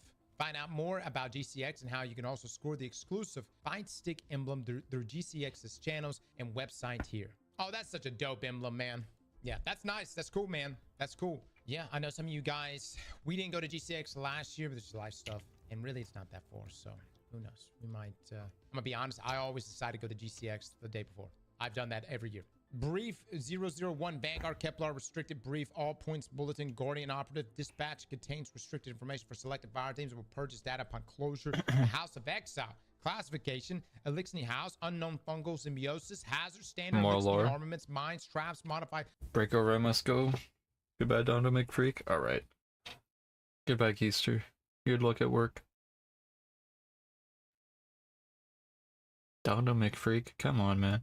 Blah, blah, blah. There's a lot of stuff happening here. Intel. House of Exile is a lower house made predominantly from the remains of other houses defeated at the Twilight Gap. However, according to the Cryptarchy, the Exile banner predates Twilight Gap, albeit without an official title. It was simply a collection of malcontents, outcasts, and, well, exiles during the long drift to Earth from Reese. While many of the exiles reconstituted into a house on the moon, Luna, a subsect of the house, broke away prior to the Battle of Twilight Gap, refusing to invade Earth. They retreated to the edge of Sol System to live in peace. The exiles on Kepler are believed to be those defectors. Oh wow, so they're peaceful.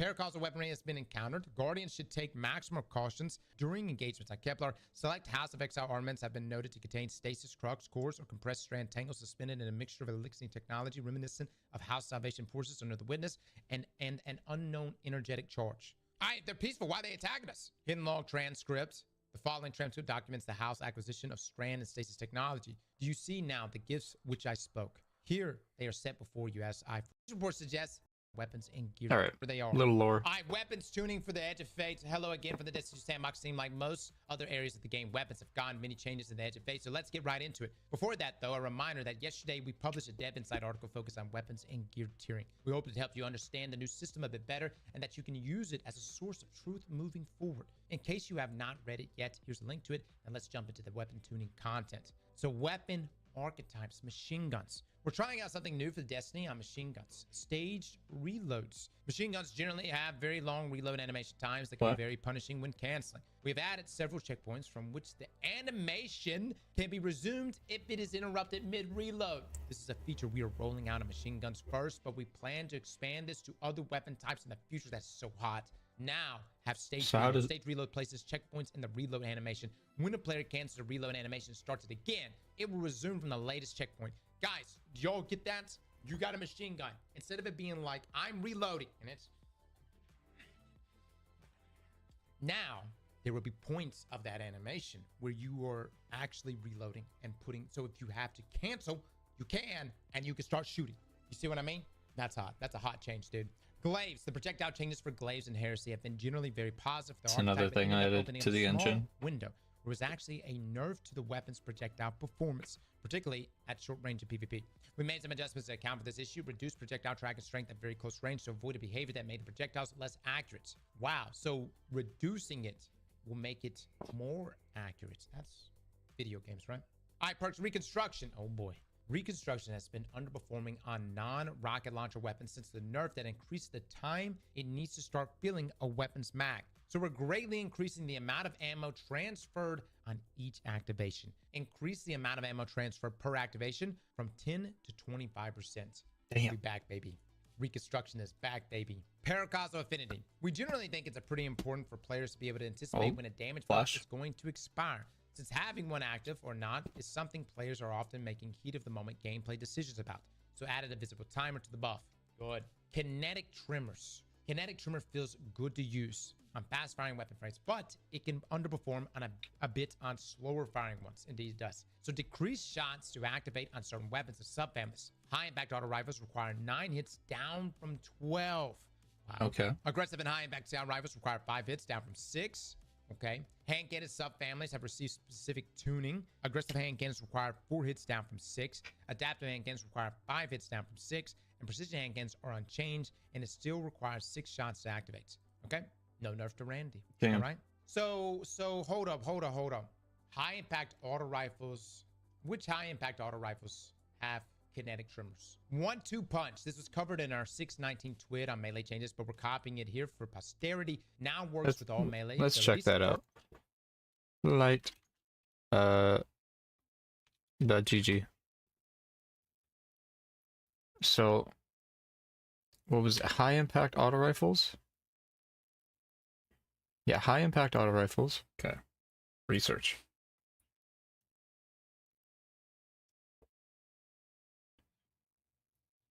Auto rifles.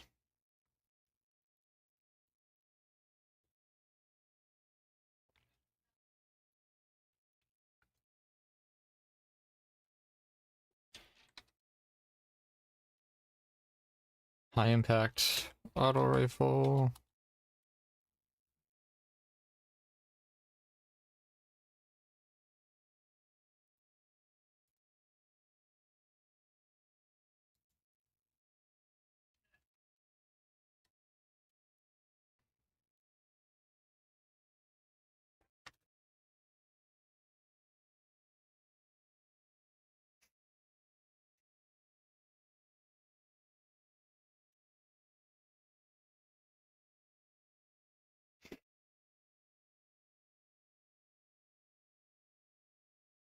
So weapon, auto rifle.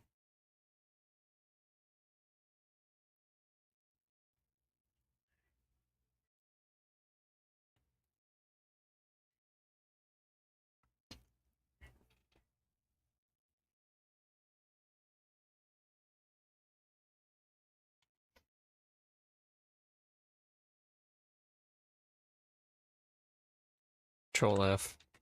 High.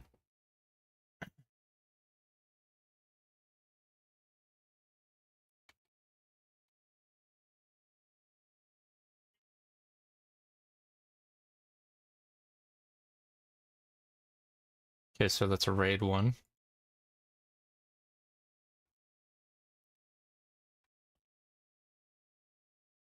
High impact, false promises, age-old bond.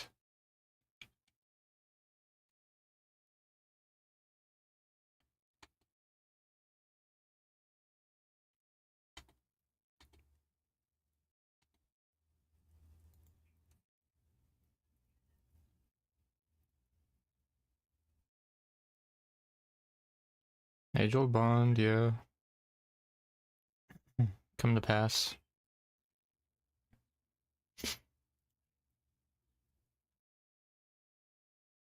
Pluperfect. Dude, I want my Pluperfect back, man. So these are all the high impact autos. Require 9 hits down from 12 for kinetic tremors.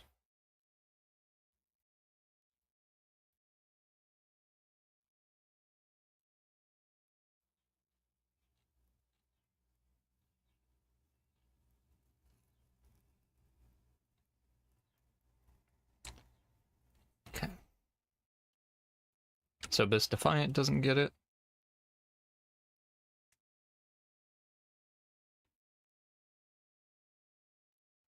It's not on False Promise. Age-old bond. No, Dragonfly. It's not kinetic. Abundance wouldn't have it. Loadbach.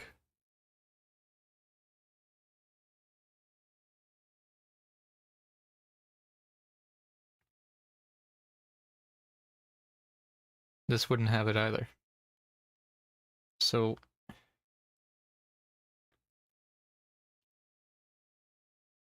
Lethal Abundance. All their false promises. Doesn't have it either. So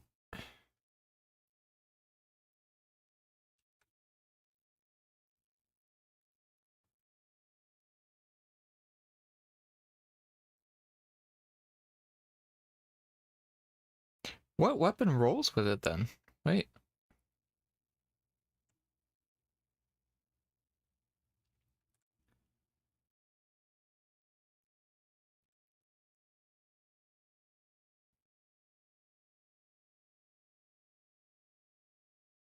What auto rifles roll with high impact or with kinetic tremors? Kinetic.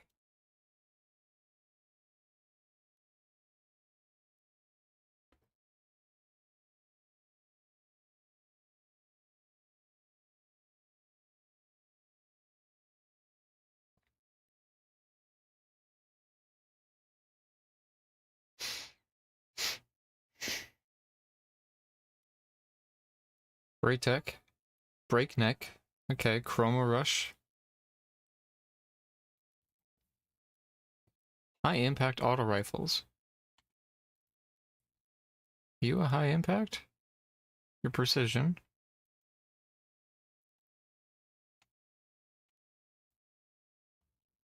Precision.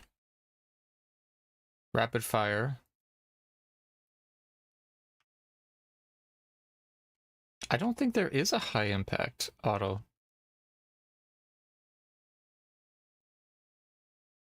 Precision. Precision. Why?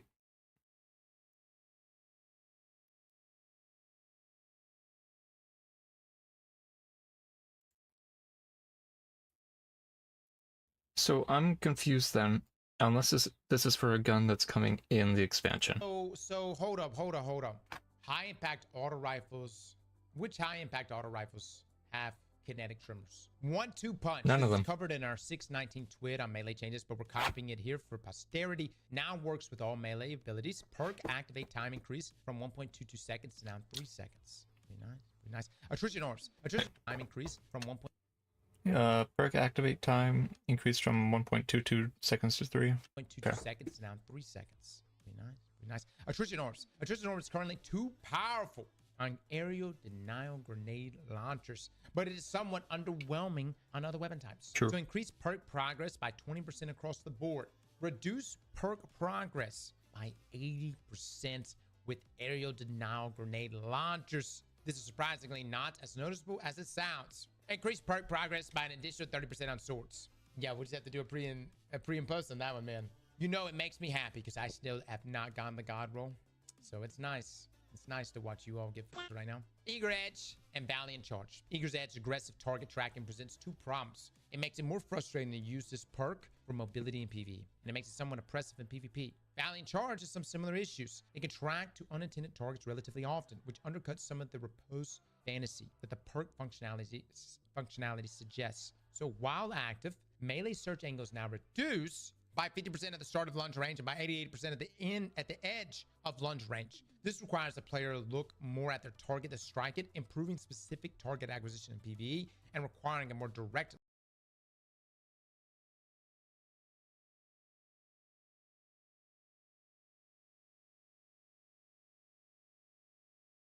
look in PvP. Brother, really? Is Eager Edge, is this too much? I mean, how many people are getting killed by swords inside of PvP? I will say the random tracking of PvE was annoying. Yeah, I'll give you that. I'll give you that. But the PvP was nice. All right, chain reaction. As fun as the chain reaction plus hatching interaction is, it is inconsistent with other perk combinations, which are generally not allowed to chain explosions together. It's important to be as consistent as possible when we handle these interactions. We don't want our players' ability to tell if a weapon roll is good or not to be dependent on knowing which perk chains with each other and which don't when it's not listed in game. So thread links created by weapon perks will no longer activate the detonation chain reaction. Wow, damn.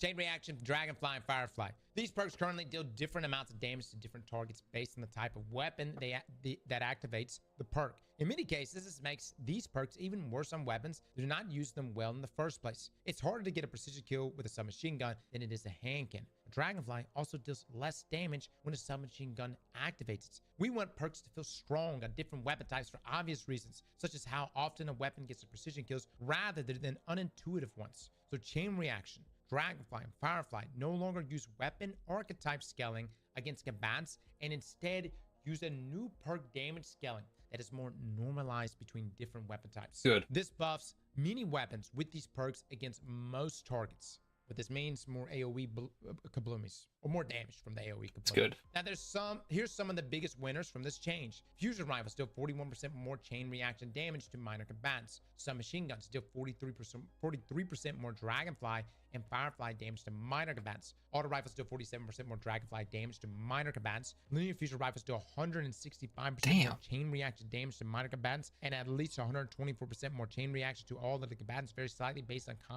combatant type. Swords deal 123% more chain reaction damage to minor combatants, and at least 193% more chain reaction damage to all other combatants, very slightly based on combatant type. That's big buffs. That's big buffs. These are big buffs. More we're gonna have to look at linears. fusion rifles too, because like I guess chain reaction may be better than reservoir bursts.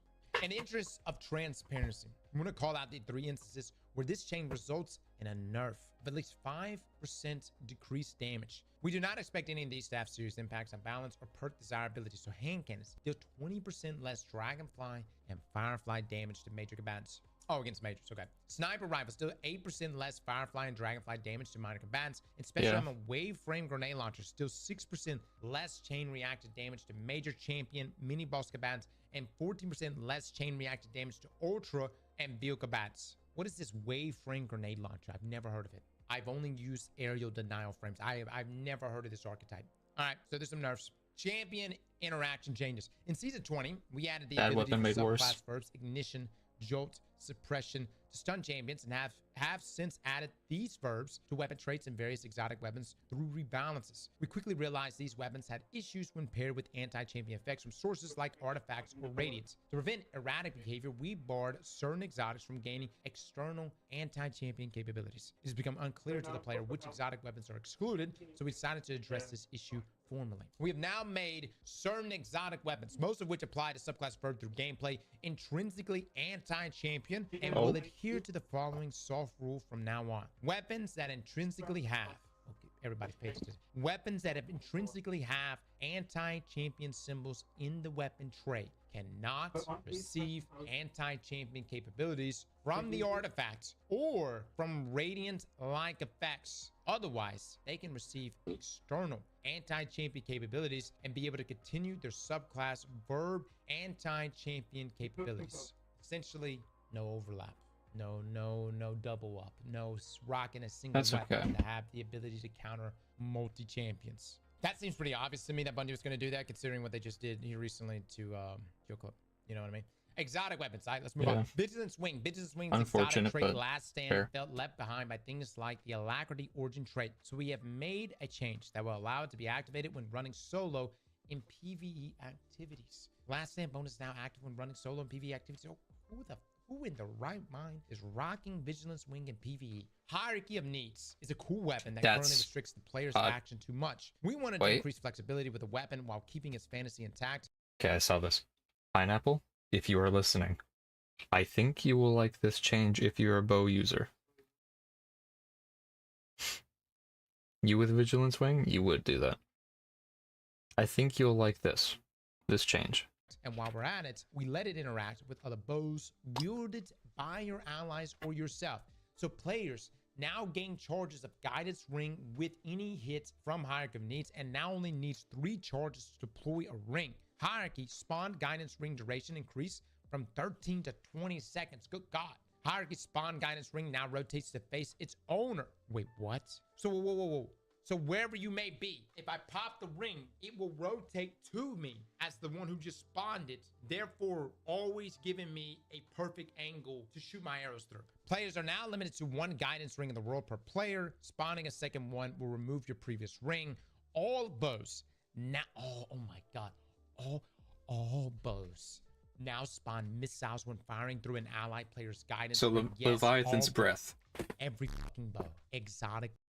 Every bow exotics. So, your arc bow, your funky little spark plug bow, your little welding torch bow, your Leviathan's breath. Like, this is just a big bow buff. Bows. Guys, TQs is going to be nuts. Hold up. No. Wishinder. TQs. Guys, you put up a guidance ring. You got a TQs. And you just sit there and just spam your shot. You spam your tracking shot every single time, and it will go crazy. I'm not saying that Wishinder and Leviathan's another thing, and even crossbows won't be great for this. But rapid fire bows, I think, are going to absolutely f this. It's essentially become the Gallahorn of bows, is what Hierarchy of Needs is now. Fixed edition where Hierarchy secret missiles will not play detonation visual effects when colliding with world geometry. Okay, huge, massive. I cannot express how big of a change this is for this bow. This bow is about to be so. It just took the bow up from the depths of the garbage pile, put it up on top with a nice little bow. A little bow for a bow.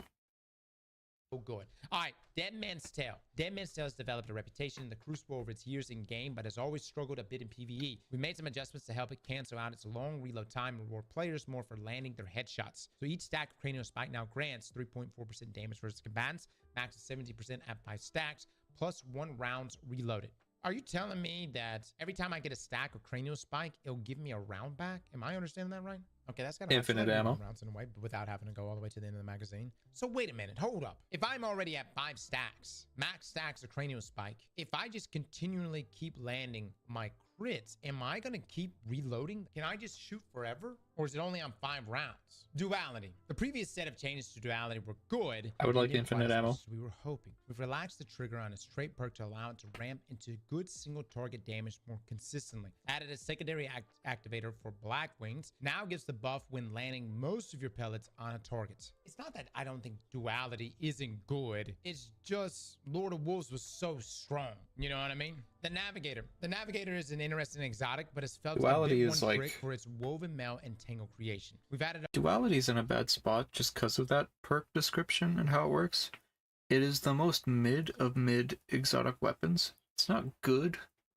It's not bad. But it's like,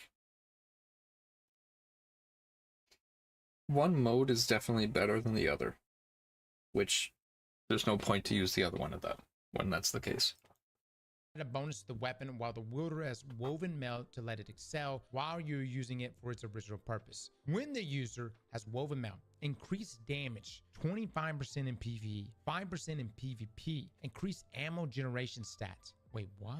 So just having woven mail hacked? It's a trace rifle though. I mean, it's not like a huge thing, but I mean, like Navigator didn't need much for what we used it for. You know what I'm saying?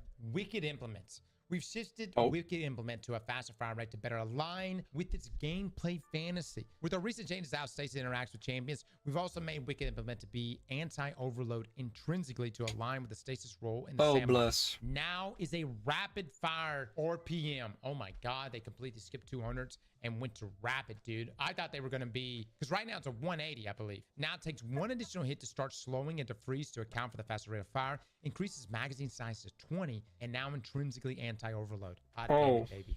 Hot damn it. Wicked Implement. It's a good feeling scout. Great feeling scout. And it's probably going to be one of the best scouts after this change because it's going to still have its same makeup, its same design as a 180, but it's going to shoot rapid fire now. I think it's going to be incredibly consistent for both PvE and PvP. All right, Hard Shadow. Oh my God, a big constrictor for a lot of heavy swords. It's just how fast they chew through ammo. It makes it hard to choose when and where to use them, especially for a weapon like Hard Shadow that very much wants you to use it to clear out chaff by peeking in and out of invisibility. So with these changes, we've leaned harder into that fantasy. Increase ammo reserves, reduce cost of heavy attack to 3 from 4, added defeats while shot in the dark is active, makes you invisible once more. Hold on.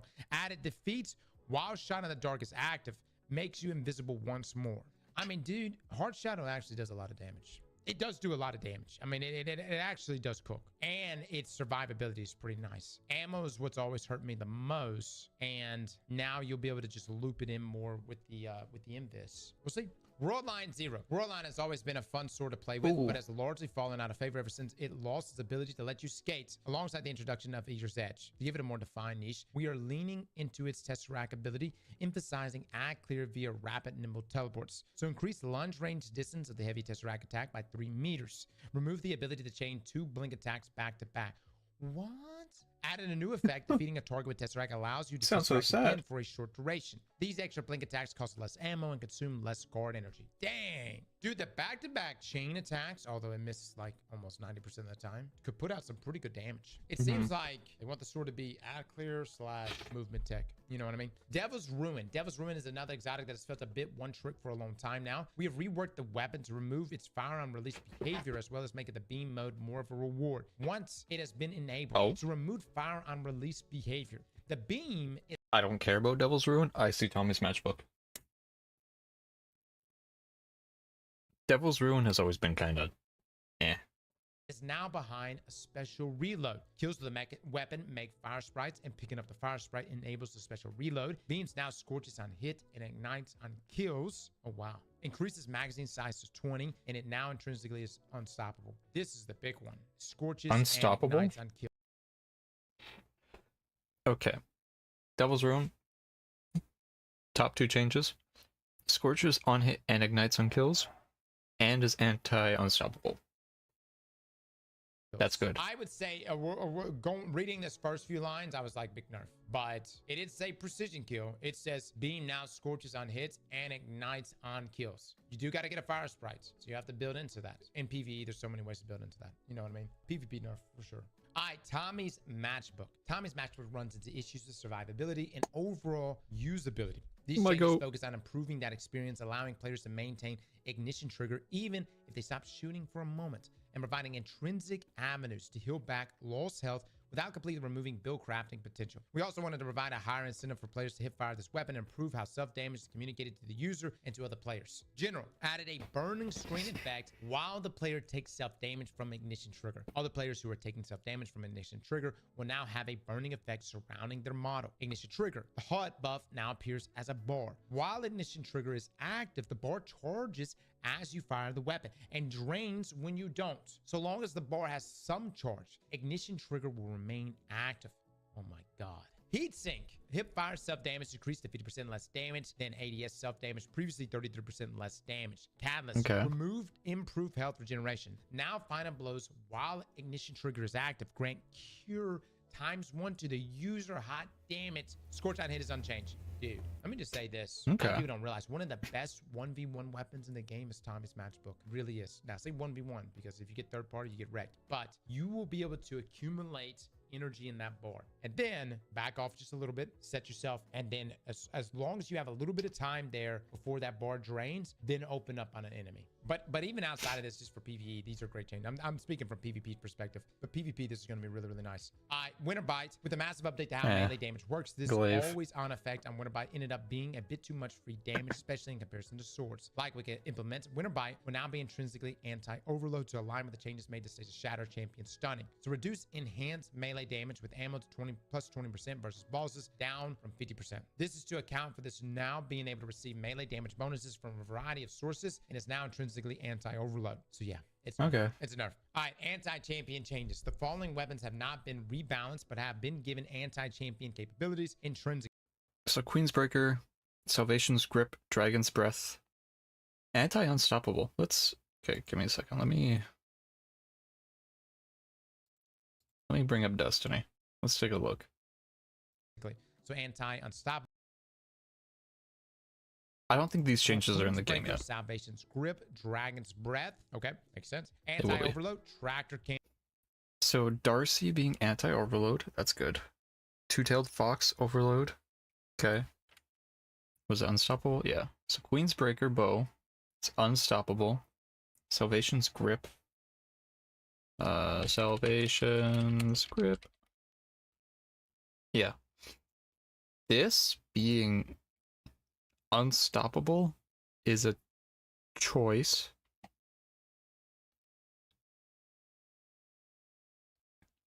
I don't... Okay. Odd. Breaker, Salvation's Grip, Dragon's Breath. Okay, makes sense. Anti-overload, Tractor Cannon, Darcy, Two-tailed Fox. Also makes sense. It does.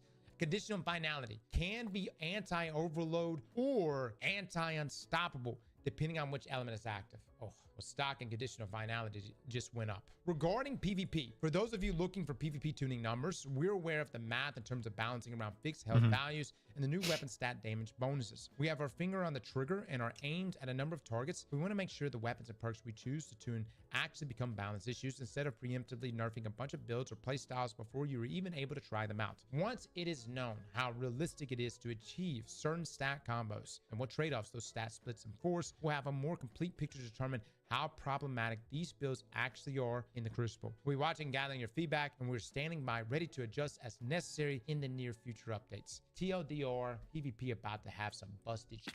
Ain't a lot of playtesting on this front. We the playtesters. Good luck, everybody. It's Beyond Light 2.0. Now, power in the edge of fates. With the reimagining of Destiny 2's core game experience comes a refreshed version of player power. We've overhauled how you earn power and what it means to your journey across the season to be more meaningful experience. We've also removed weekly barriers and are giving you more agency in choosing how you want to level up. Earning power will be more intuitive than ever before, with most activities even offering a reward forecast that enables you to plan your rewards. Increase your power by overcoming greater challenges and earn higher tiers of both armor and weapons that come with additional stats and benefits. Now, refreshing power. The first thing you'll notice when you log into the Edge of Fate is the power refresh. Power inflation over the years has created huge numbers that can be confusing and unintuitive, particularly for new and returning players. When the Edge of Fate releases on July the 15th, power will be refreshed to start at 10 for a much cleaner and more intuitive experience. Legacy power will still be visible on the power tooltip, shown when you hover over your power number on the character screen, if you want to know what your power would be in the old system. Now, the power band. In the updated power band from 10 to 200, power will work as it traditionally did when playing up to the previous soft cap. You'll see progress just by finding gear across whatever you want to play, from the new Edge of Fate expansion to PvP to patrolling your favorite classic destination. Playing activities on the portal will offer increased progression,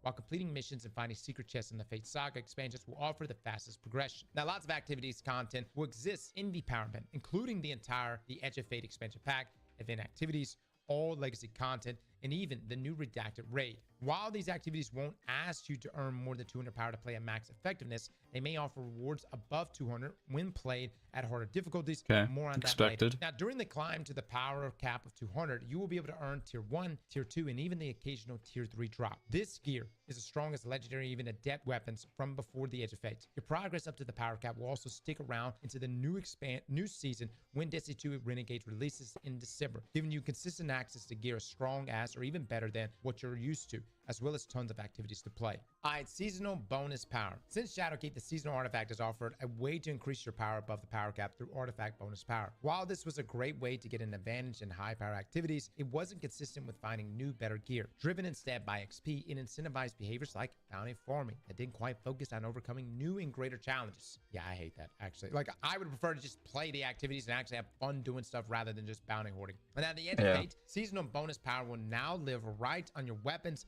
and armor instead of on the seasonal artifact. By overcoming harder challenges that PvE is customized by you, or challenging yourself in competitive and trials for PvP, you can earn gear with greater amounts of seasonal bonus power that will increase your level beyond the power cap. Why did you pick the fuzziest, the blurriest image here? You know what I mean? So right here it shows 300, 200 plus 100 seasonal bonus power here. Okay. Power helps you overcome harder activities, increase your power up to 200 by obtaining gear. New expansions are a fast way to earn power. Seasonal bonus power, increase power beyond 200 by obtaining new gear. Seasonal bonus power, earn higher as seasonal bonus power by playing harder activities. Seasonal bonus power expires at the end of the season. Okay, this is equivalent of a legacy power value of 2,300. Now, there are no longer weekly limits on how much progress you can earn either, so your power can climb for as long as you want to play. Just like artifact bonus power before it, these seasonal bonus I don't know why they ever did that. To the current season, and any weapons or armor above the power cap will be back to 200 at the start of the next season. Somebody's gonna be macro farming the piss out of stuff. You know what I mean? Someone's gonna be setting up some macros and there's gonna be some crazy levels. Macros are against terms of service now, though. Oh, good. No one will do that then, right? Yeah.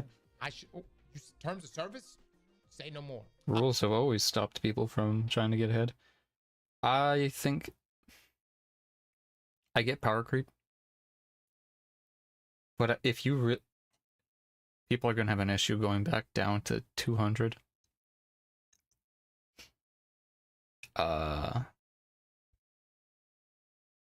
Increase your power as much as a total of 450.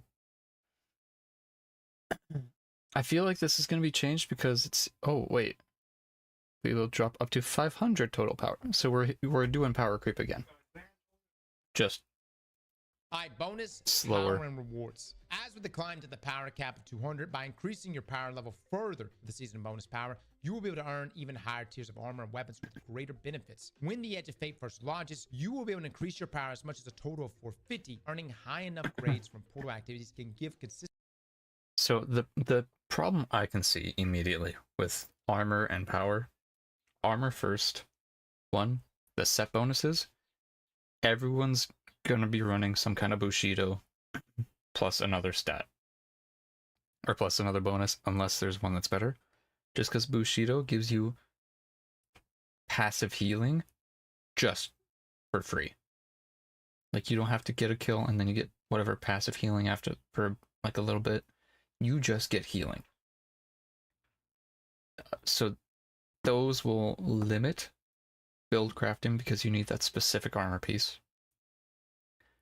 The archetypes for the armor are limiting also to your build, where you have to say, okay, go get this brawler, you that have to get the right stat distribution for the right archetype of armor, for the right armor perks to do a build. That's way more grind for something that isn't as open to the player to build how they want. So because the stats are distributed in certain packages, there's no weapon super bonus. Your super stat and your weapon stat will not be the two main stats for a build, ever. Which is dumb, because that limits build crafting. For power, if a new player joins, they play through the season, they get up to 450, they hit the new season, they're back down to 200.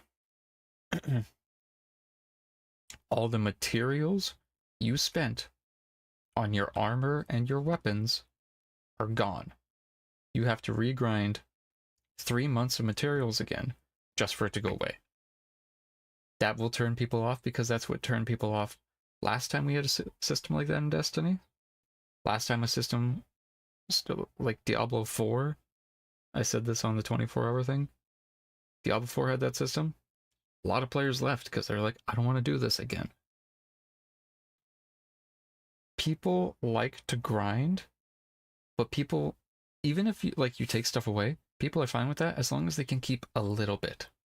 If you remove it completely and make all that effort you spent getting up there pointless, players aren't going to come back. That's my concern with the power. All the way to 400s. Now, total power 400 to 450 rewards will at first come from newly upgraded Prime Ingrams, which drop with both higher power and higher gear tier than your regular rewards. Achieving higher grades in portal activities improves your chances of finding Prime Ingrams, which are also no longer limited by week. Nice, nice. Now, with Ash and Iron major update later this season, you will be able to earn total power all the way to 550. Regular rewards from portal activities will be able to drop up to 500 total power, and Prime Ingrams will again award gear up to a hard cap of 550. Now, those who reach 500 power will be rewarded with regular drops of the highest tier of weapons and armor, tier 5. This gear comes with both unique aesthetics and qualities and the highest stats, so being able to consistently farm them will be an aspirational journey for the most ambitious guardians. So hold on, let me get this. So, okay, if you go back to 200, but they raise what the power cap will be from 450 to 550, are the bonuses you're getting larger? Or do you have to spend more time to get there? Because if you get a gear piece that's like 300, so you get a gear piece that's like trying to get to 300, each piece has like a 25 bump in power. Does that become 50? Or does it stay at 25 and you just have to get more pieces? You have to spend more time doing it. Because if more and more players aren't able to reach that end goal, they're going to stop playing.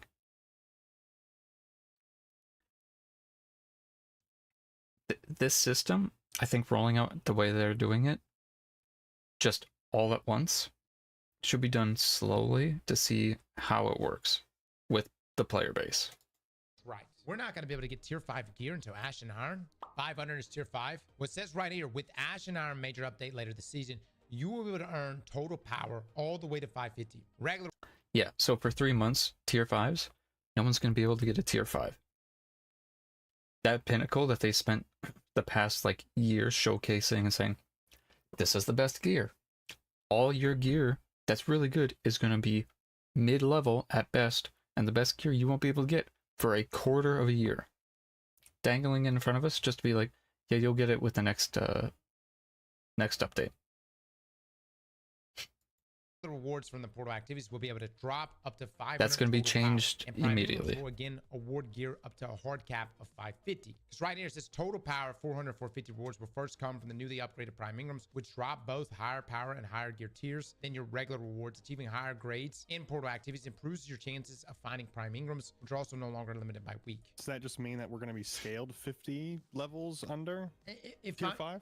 So if I'm understanding this correctly, we will be able to earn tier 5 gear before, but you're going to regularly earn it after Ash and Iron. So it's going to be easier to get them post Ash and Iron. But before Ash and Iron, if you do the grinding, you can get tier 5. That's much better. And make sure to regularly check what's going on in the portal challenges on the seasonal hub page. If This that's will how it both be works. a great way to get some bonus power progression. Bungie's had problems being clear on how stuff works before, so I don't know.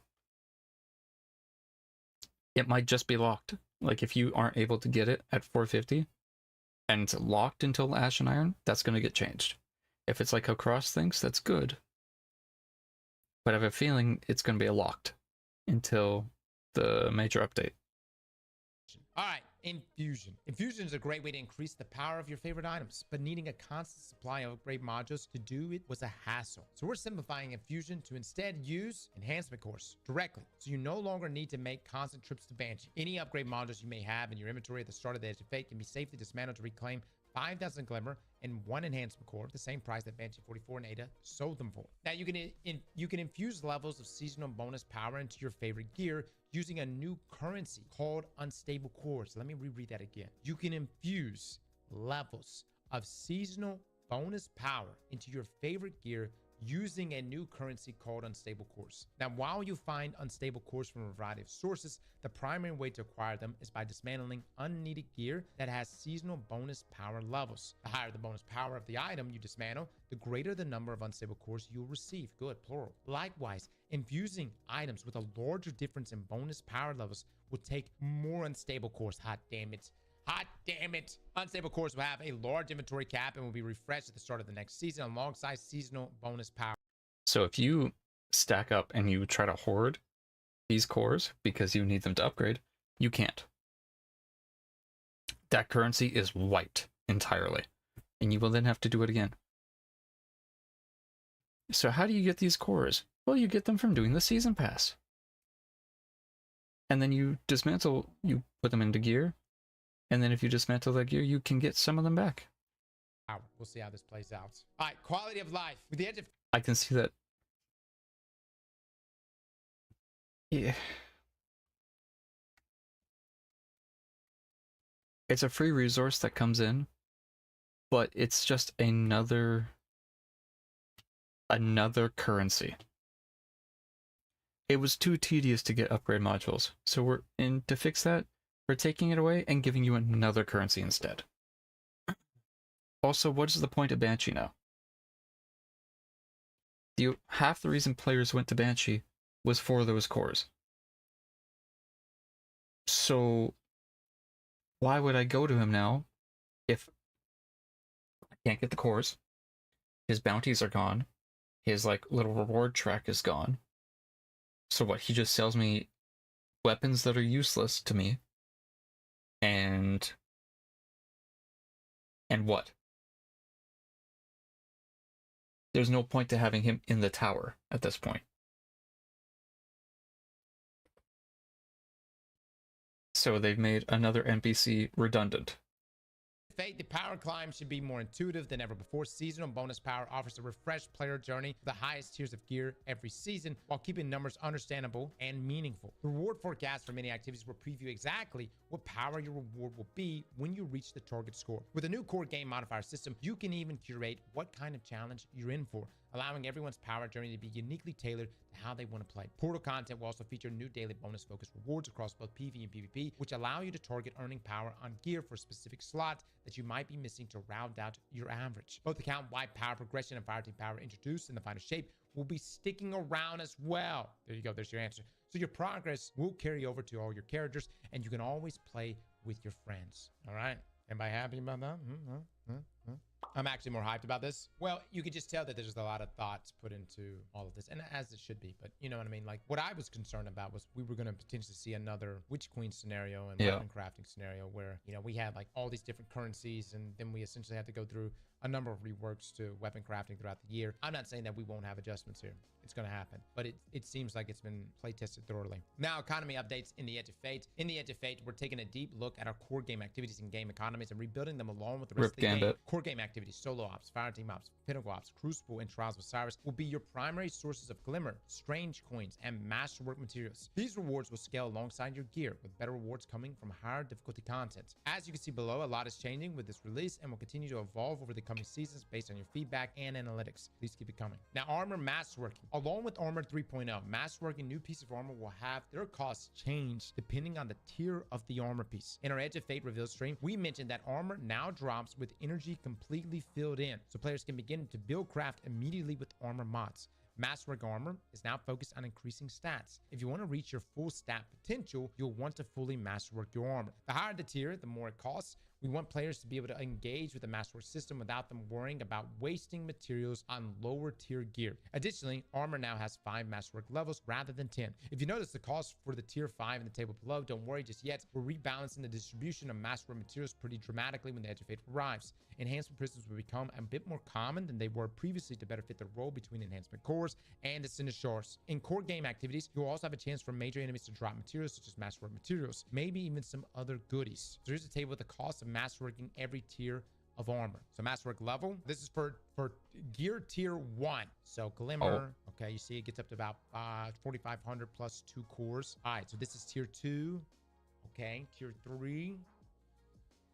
Okay, plus 2 and 1. Hold on, plus 2 and 1. So plus 2 enhancement prisms, 1 ascendant shards. Okay, that's for a tier 3 piece. Oh, baby. Okay, tier 4. It's going to be 10,000 glimmer, 7 enhancement cores, 3, what is this? 3 prisms.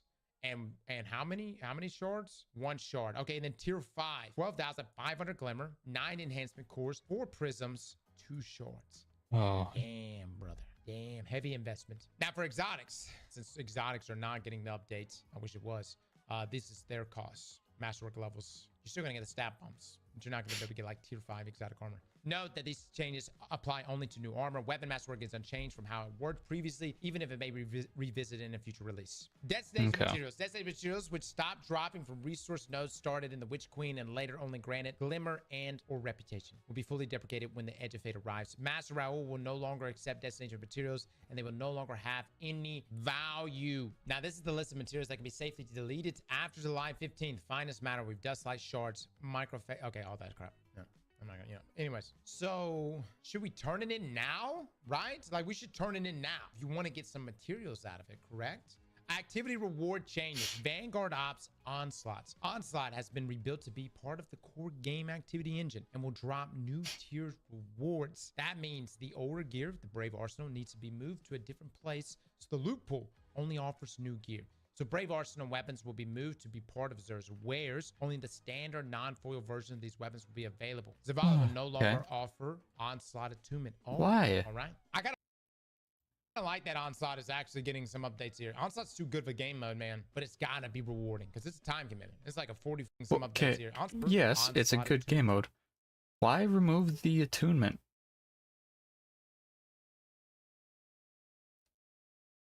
We'll drop new tiered rewards. Okay. This is fair. If they're getting new weapons, cool. I don't understand this part though. Just change what can get attuned. Oh, all right. I kind of like that Onslaught is actually like a 45-minute time commitment there. All right, Nightfalls. While Nightfalls remain accessible from the World tab and the Edge of Fate, they will no longer work on a weekly rotator, but on a daily one, and will include all current Nightfall strikes and battlegrounds. This required some changes to how the loot pool was delivered. Nightfall weapons are now legacy gear. Nightfall loots will be updated to include all previous Nightfall weapons that have origin traits. Nightfall rewards are on a knockout list until all Nightfall weapons have been unlocked. From then on, all Nightfall weapons have a flat drop chance. Grandmaster Nightfalls no longer exists, as their purpose and functions have been transferred to the portal screen and conquests. You'll still experience Grandmaster difficulty, just in other activities. Okay, but the title is still going to be in the game. Why are you removing the system to get the title, but you're keeping the title? Oh my god, Grandmaster Nightfalls are dead? I haven't even said goodbye yet. RIP then, I suppose. It's like they're sunsetting Nightfalls. Nightfall weapons are now legacy gear. Oh my lord. Bungie don't even give a shit. I fuck you, Nightfalls. Bungie really doesn't. I mean, they want us to move to the portal. I'm telling you, man. Bungie's just like, if it ain't portal, we don't want it. To the portal we go. We about that portal life now. Legacy rituals. Goodbye, Nightfalls. And Vanguard Ops. Activities that don't offer tiered gear require some adjustments in the new system. Ritual reputation reward tracks have been removed. Ritual Ingrams have been removed. Why? So there's no point to go to Zavala. Shaxx still has... Does Shaxx even have stuff? Drifter's even more useless? Ritual engrams have been removed. Why? Legacy focusing remains, but costs have been updated with the removal of ritual engrams. Removed. Legacy focus remains, but costs have been updated with the removal of ritual engrams. Legacy armor and legacy weapons will cost 15,000 glimmer, 3 enhancement cores. What are we supposed to play then? The portal. That's what Bungie wants you to play. Portal. Have you heard of the portal? Have you seen the portal? Portal. It's like a Bungie. So what this means is Bungie is killing most of the stuff around Destiny to put you into the Fortnite portal. If you're not doing the mobile game part, they don't care. This is... I don't like it. I don't like the direction this is going. This...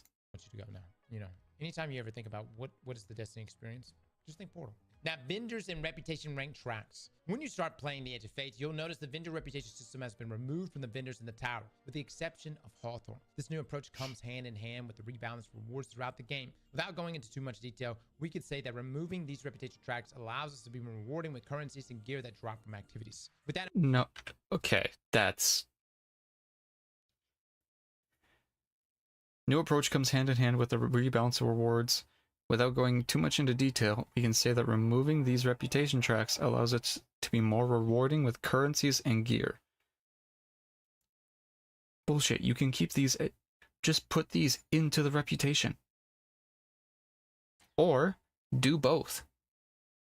Allow players to double dip in currency and gear.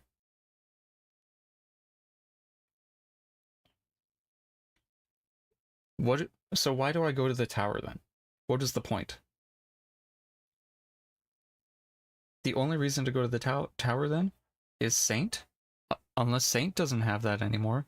In which case, what do you do for trials? Saladin for Iron Banner. What is the point of going to the tower? If everything I do is no longer there, why keep the tower as a space? There's no point to go to the Drifter. So the only two people I go to in the tower now is Hawthorne and 801. That's it? And Zur. So there's 3 people out of the 12 that were in the tower. that removing these reputation tracks allows us to be more rewarding with currencies and gear that drop from activities. Bullshit. With that in mind, there's a list of additional changes coming to a fistful of vendors with a new expansion. So he's not selling a part of the engram anymore. Why? The new expansion. We hope it helps you understand their new duties. Okay, so Zur will not sell legendary armor in the Edge of Fate. All of Zur's legendary armors will be moved to 81, where she will sell them for cosmetic purposes. Zur will now sell 2 exotic armor pieces per class per week. One will be from the existing pool of exotics that Zur has always sold. One will be from Beyond Light, Witch Queen, Lightfall, and the Final Shape pools. Players must own the expansion these exotics are associated with in order to purchase them from Zur. Oh yeah, baby. Paywall, motherfuckers. That's a RuneScape page right there. Why can't I not buy this? Money. More money. Now, Zur will continue to sell catalysts, but they have been moved to the Strange Gear offset offers some sub-menu. Zur will sell exotic class items every week. Players will still need to acquire the exotic class item from the Dual Destiny or FOTL before Zur will allow players to purchase exotic class items. Zur will sell 9 legendary weapons per week, 3 weapons per slot. Class specific swords, which aren't class specific anymore, are still in Zur's inventory, but will not be available every week. Zur has had Brave Arsenal weapons added to his inventory. Zur has had Legacy, Nightfall, and Trial weapons added to his inventory. Oh, why? Why? I mean, this lets players who would never do trials get them, but are they still in Saint's inventory? Like, do they still come from... Are these still in trials and in Saints, or... It says added, not moved, but... Rare chance at adept weapons showing up. Standard weapons will cost 70 strange coins. Adept weapons will cost 41 strange coins. Zur has had weapons from Echo's Revenant and Heresy added to his inventory. Rare chance at adept Heresy weapons. Standard weapons 17. Adept 41. Okay, all right. So, at one point, can I just get my Blue Perfect from Zur? Bungie, you have 27 seasons of content. Put 20 of them into Zur's inventory on a random roll. Please. I think in a tier 5 world, There's like 1,000 weapons in the game I can't get anymore. Just put them in Zur's. I won't give a shit. But you know, maybe some of you will. Zur has had Legacy, Comp, Crucible weapons added to his inventory. Zur will no longer sell Nightfall Ciphers, Gambit Ingrams, Crucible Ingrams, Vanguard Ingrams, and upgrade modules. 81. We've already covered 81's new duties in the previous SWIB, but let's have a reminder. Ada will be offering up to 20 threaded bounties per season per class. Ada's inventory of Legacy armors has been expanded to include armors previously distributed via Zur. Legacy armor will cost 15,000 glimmer and 3 enhancement cores, again for cosmetic purposes. Ada will offer players who have made it to the tower for the first time before the Edge of Fate a bundle of exotic armor tokens to be used to roll for exotic armors with new stat packages. Players must have unlocked an item in collections before it is eligible for rerolls on Ada. These tokens are a one-time offer. These offers will disappear from Ada when all tokens have been spent. No new armors will be added to this in the future, so there is no benefit to hoarding tokens. Now, transmog bounties have been overhauled. PvE bounties that can be completed anywhere in PvE activities no longer since player-specific destinations, Blind Will, Ultra Sorrow. PvP bounties that can be completed in any PvP mode. Great. Raids and dungeons unchanged from previous version. Good. Yeah, I hate things that tell me to go into specific, especially transmog. You know what I mean? Just give me something. Let me go kill enemies anywhere. All right, Banshee 44, the gunsmith. Reputation rank reward track has been removed. Bounties no longer provide gunsmith reputation. Dismantling gear no longer provides gunsmith reputation. Banshee will no longer sell upgrade modules. Gunsmith ingrams have been removed from the game. What the hell does Banshee do now? Yeah. Weapons What is the point to even having him as a vendor? He sells weapons nobody wants. So, okay. So, inflation has put Banshee out of business. Lovely. cost 15,000 clip. Okay, whatever. I'm never going back to that guy. Cryptarch reputation ranks have been removed. Then what is the point of a vendor? Why do they cost enhancement cores? I don't know. New exotic armors in the Edge of Fate will be unlocked via completing the legendary campaign, not through a rule, unlocked per class. Novel focusing for exotic armors from past expansions will be available to players immediately. With no need to decrypt engrams to unlock it, costs remain the same. Focusing submenu has been reordered to put the most used screens up front. So, out of 12 vendors, it's down to 2 vendors now that really people will care about? Oh, the Cryptarch. Cryptarch reputation ranks have been removed. New exotic armors in the Edge of Fate will be unlocked via completing the legendary campaign and not through unlocked per class. Novel focusing for exotic armors from past expansions will be available to players immediately with no need to decrypt engrams to unlock it. Costs remain the same for novel focusing. Focusing submenu has been reordered to put the most used screens up front. Everybody got that? Everybody getting this right now? I cannot express, in my opinion, how I think you should just use up all your exotic engrams. Just my thought. Because I think the way the system, based on last week's TWAB, unless I'm misunderstanding, you can at least get a higher stat piece of your exotic versus what you would be getting next season. And then on the conversion will be better. Ghost mods. As we in the world of Armor 3.0, where new stats replace some old ones, we need to make adjustments to ghost mods. As some stats are no longer available and new ones have taken their spot, similar situation with Nightfalls and other activities that have become legacy content. Having mods for not up-to-date gear doesn't feel that rewarding, so we are removing those mods. Previous armor ghost mods, that is resistance armor, will be deprecated as they no longer match the stats on armored post V900s. They will be replaced with a new set of armor ghost mods. Some activity ghost mods have been deprecated. We plan to add new activity ghost mods in a future release. So essentially they're just moving them to the new stats. See what I mean? It's going to work the same way, but move to the new stats. Osirian ciphers and Nightfall ciphers. Osirian and Nightfall ciphers will not have a use in the Edge of Fate, but they will remain in your inventory, and we are not deleting them. We have plans for them in Destiny 2 Renegades, and we will tell you all about it when our plans are more advanced. All right, fair. Don't get rid of them, I suppose. Destiny 2 expansion open access. Do you have a few friends interested in Destiny 2, but that hesitate to make the jump? Good news. Let them know about Destiny 2 open access weeks. Starting July the 8th, next Tuesday, and until July 22nd, all currently available Destiny 2 expansions, as well as all 3 available episodes, will be available for free on all supported platforms: PlayStation, Xbox, Steam, Microsoft Store, Epic Games. And the cherry on top, all the currencies, gear, title, triumphs, and cosmetics earned during the open access periods are yours to keep. Hot damn it. That is incredible. No. I thought it was like some weak sales pitch that Bungie was throwing out here. If you got some friends that have thought about playing Destiny expansions and want a game, now is the perfect time, and you can make away like a bandit with all the loot. Yeah, this is that's great. I wish we had enough time. I almost wish this wasn't happening during the annual expansion. I would start a new account and just see how much stuff we could get during that time frame, with the goal of being can we get everything within Good thing I'm employed. Time frame. Does it include exotics? It says all currencies, gear, title, triumphs, and cosmetics. Yeah, so I would assume exotics too. Yeah.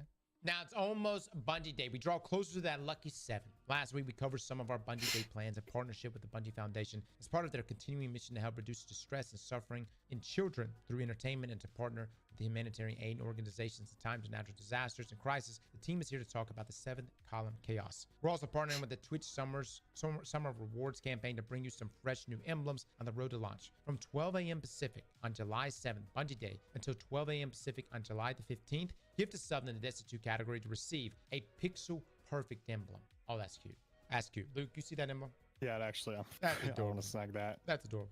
Now, last but not least, be on the lookout for the Bungie Day sales starting 7/7 at 10 a.m. Pacific on the Bungie store, where we'll have all new exciting savings, retired rewards, and much more. Follow that Bungie store on Instagram so you don't miss out on the latest updates. All right, Destiny content vault updates. With the start of year 8 of the death of Destiny 2, certain items will be deprecated from the player inventories that correspond with vaulted activities of seasonal campaigns. They will then be moved to the Destiny content vault. We've updated the Destiny content vault article to reflect these changes to create a new article fully outlining items being deprecated at the start of year 8 for players to reference. Claim your seasonal rewards. Both Episode, Heresy, and Rite of the Night end on July the 15th. Make sure to claim any expiring rewards before they're gone, including Episode, Heresy, Seals, and Rewards, Season Pass items, Vendor Rewards, Ritual Vendor Ingrams, and Bungie Rewards. All right, so Astral Drake helmet updates. We had previously shipped a fix to the Astral Stasis Drake Hunter cowl that removed the hood due to clipping issues. This was later reverted to so that players who liked the visuals of the original hood could continue to enjoy it that way. However, we acknowledge that there were fans of both styles of the helmets. As mentioned in a previous tweet, we are finally giving players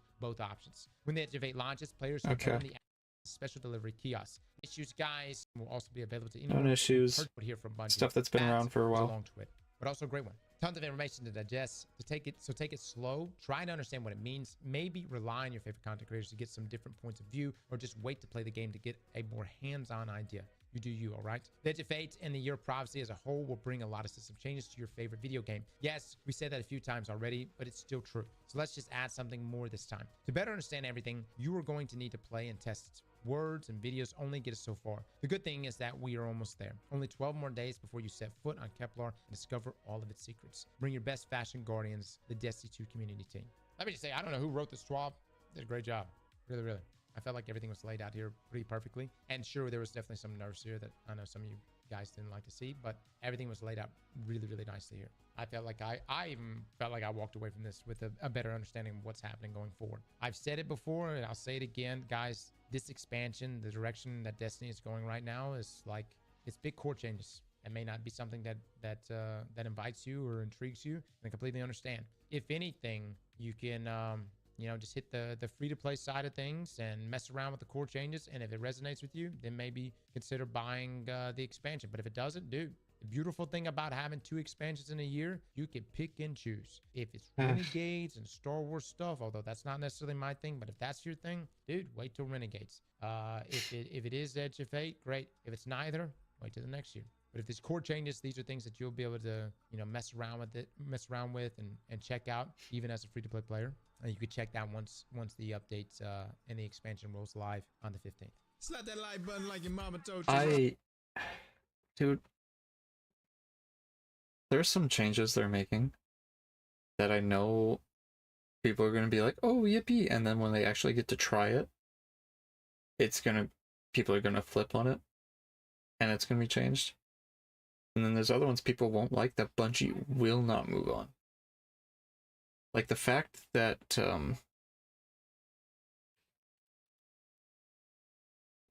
flashbang.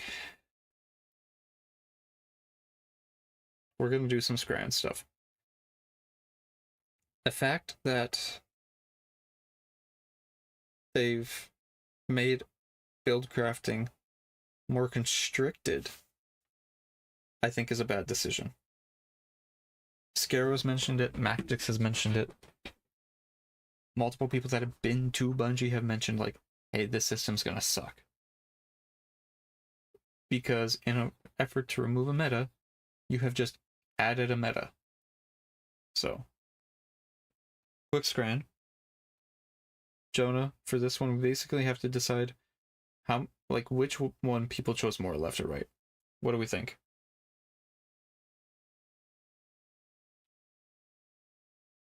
Let's put on the DJ, see what they got. Right? left. So you have to take into account what is being shown. Why is there? It's America Day, that's why. You have to take into account what's being shown, the picture quality, the name, and the price. Which I realize now you can't see the price. Boom. There's the price.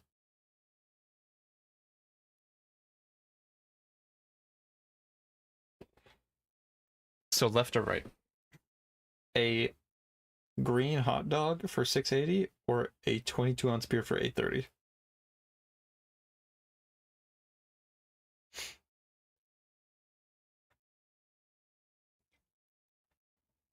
Beer? Yeah. So Scran essentially is cheap, like arena or like carnival food.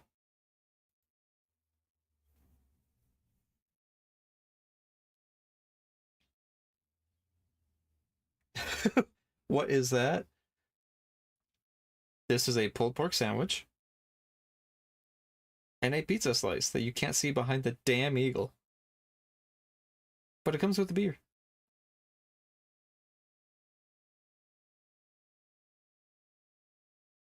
What do we think? I think the pizza. Yeah. I want you to take note of the different ratios. These are voted for by people on Twitter, and we'll take a look at the account. Okay. $10 for this piece of pizza. $42 for 2 sandwiches, 4 egg rolls, and some chips. No, Jonah.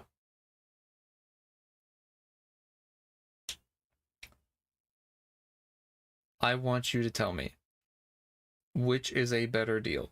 The $42 for 2 sandwiches or $10 for a pizza slice? Of dubious size.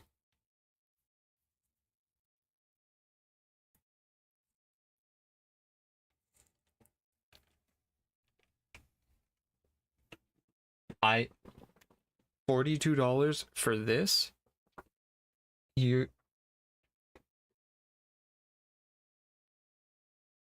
parking better be free. Because if I gotta pay for parking and then that, you're lying to me.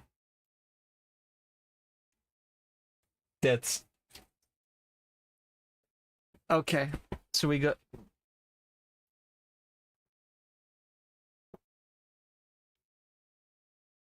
so is it mystery script? We'll get to Destiny in a minute.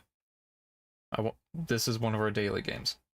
You want mystery scran instead of pulled pork nachos with 3 generations on top of it?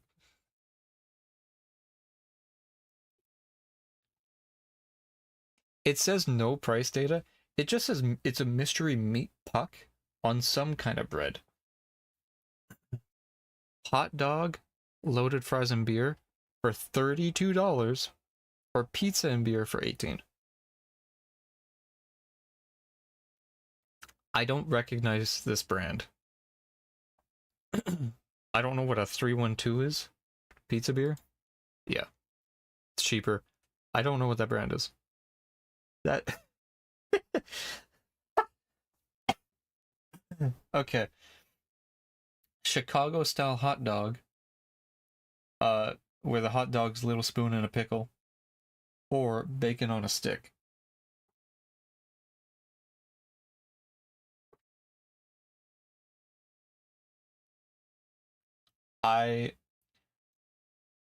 The bacon on the stick is $2 less, by the way. That's what is okay, so for 20 cents more, you get a full purple Philly cheesesteak and chips. Or you get whatever's in the garbage disposal. What are we thinking? The purple grimace? It's not, it's like purple inside, gray outside. You are lying. I can't even see the pulled pork, man. It's behind the bird.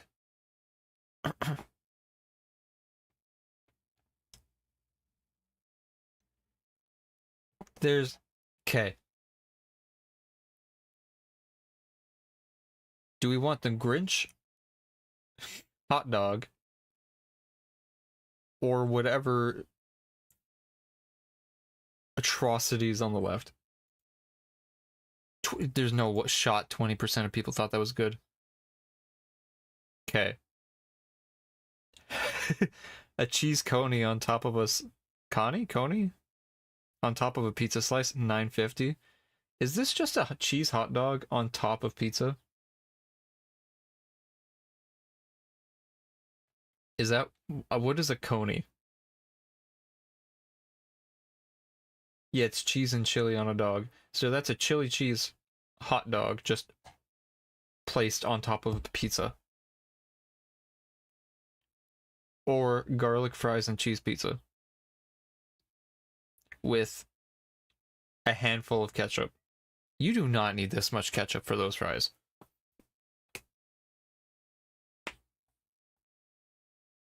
One of these is going to fall, you're going to step on it, it's going to get in your other shoe. It's going to be a mess. It's cheaper. It's cheaper and it looks like more. That's... Okay. We were looking at this on the 24-hour. It comes from this Twitter account, Footy Scran. I want you to take a look at who follows this account.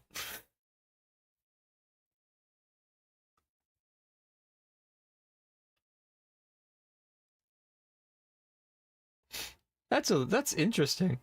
The one British person we know. He would, yeah. We look down. So they'll post a picture of food, the price and whatever, and usually people will like vote on it. Let me see if I can find one.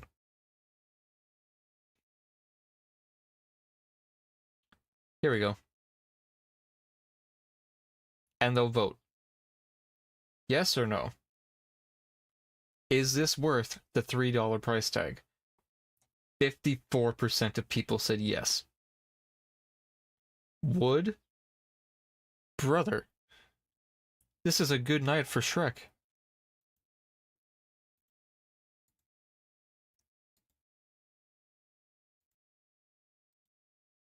Utter woke nonsense. This is abysmal. This isn't like...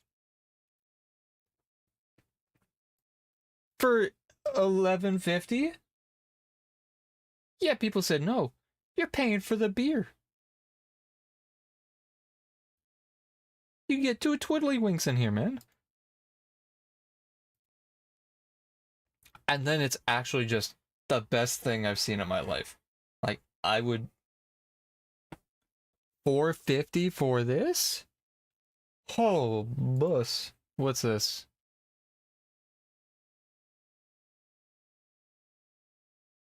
Fisherman, what are you sending me? Look at...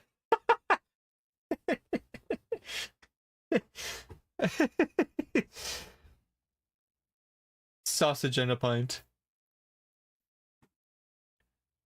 Like, some of these, the best thing I've seen in a while. And then it's just meatball sandwich.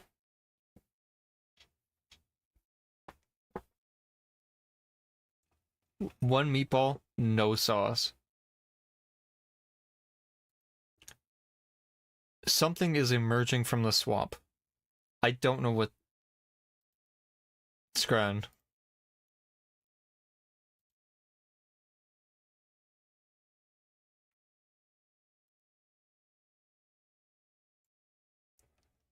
Like, you get some mealworms, a sausage, 2 pickle slices, and a piece of bread. What more could you want? I know that's a sauce, but that does not look... Dog, if your sauce still has shape to it and it hasn't just conformed into a puddle, I'm not touching it. Hoy. Gourmet hot dog.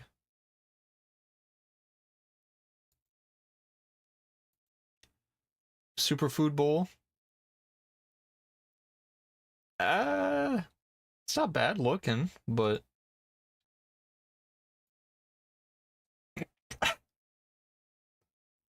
deep fried minced meat and onions. That is coming out the same way it goes in. That is one-to-one translation. Obus. Obus. 950? Yeah. And then it's like, you turned a footprint into a piece of meat. I don't know how you do this. This is forensic evidence.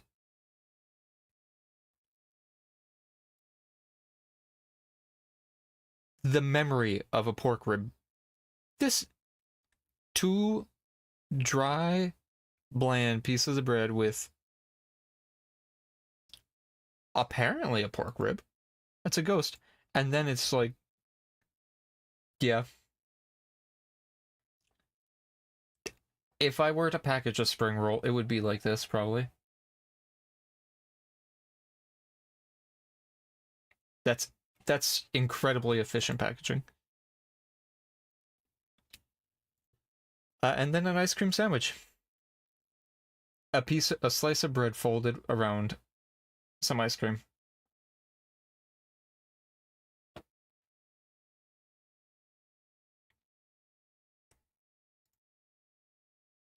I'd munch a little. Yeah. A sausage. That's...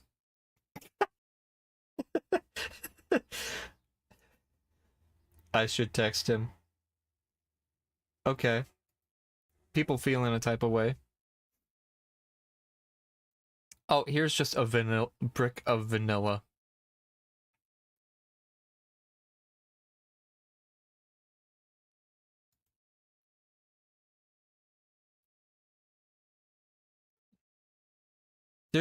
I don't know what it is.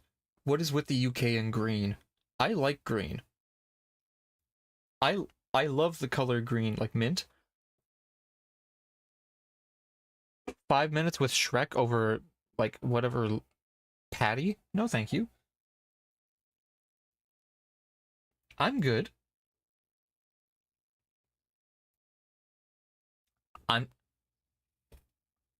That's not gravy.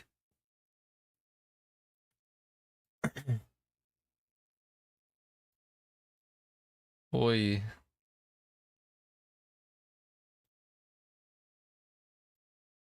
Little turtle burger. Cool. Cute. One of these. Oh. One of these and a beer.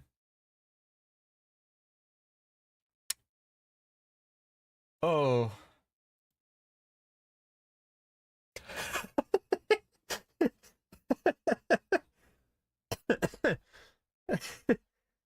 It threw fish cakes on the field, so I think this has got to be good. I'm trying to find... There was one that was just horrid. And then we'll get into Destiny.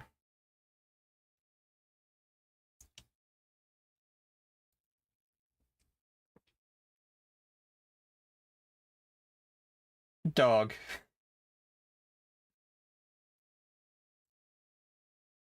There's pork rib without bun skewered on top. Where is it? Where was this it? No, that's a oyster or something.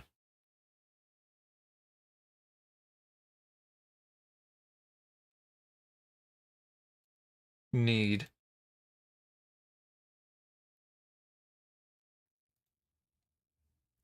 Where is it?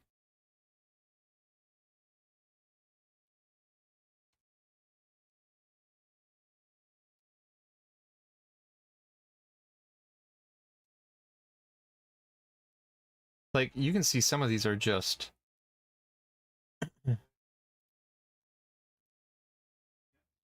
You can't tell me that's a hot dog. You can't tell me that's a hot dog.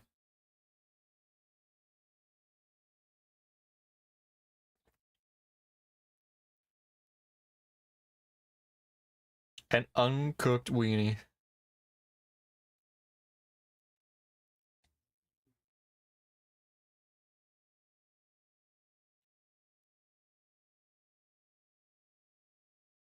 Like, some arenas and, like, places actually have, like, restaurant quality food, right? Like, $3 for this, I'd be munching.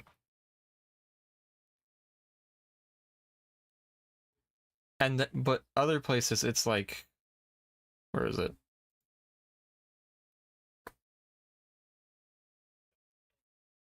The cheese is right there, by the way. That's the cheese. The cheese has been absorbed into the bread.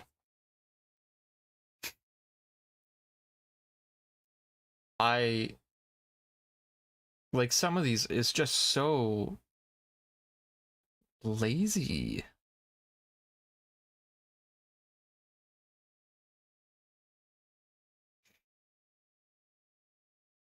You know?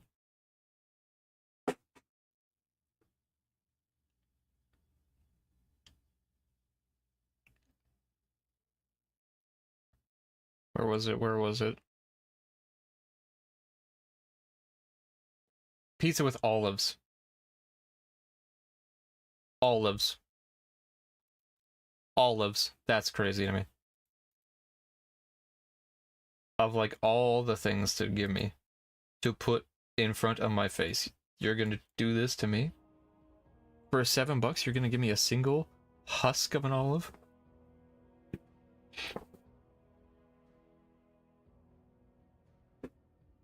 You're trying to start a fight.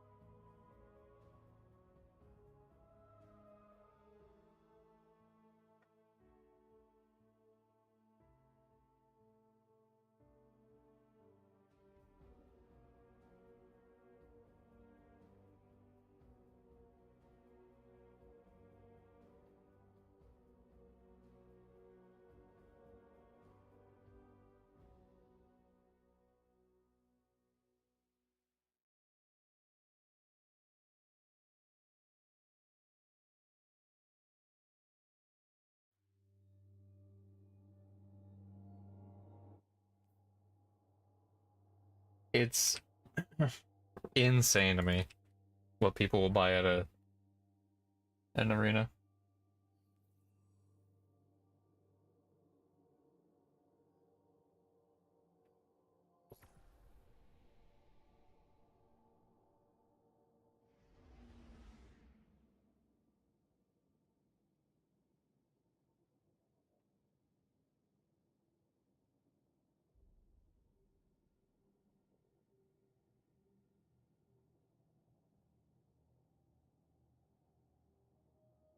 Yeah. Pineapple, are you busy? You want to hit some Spire?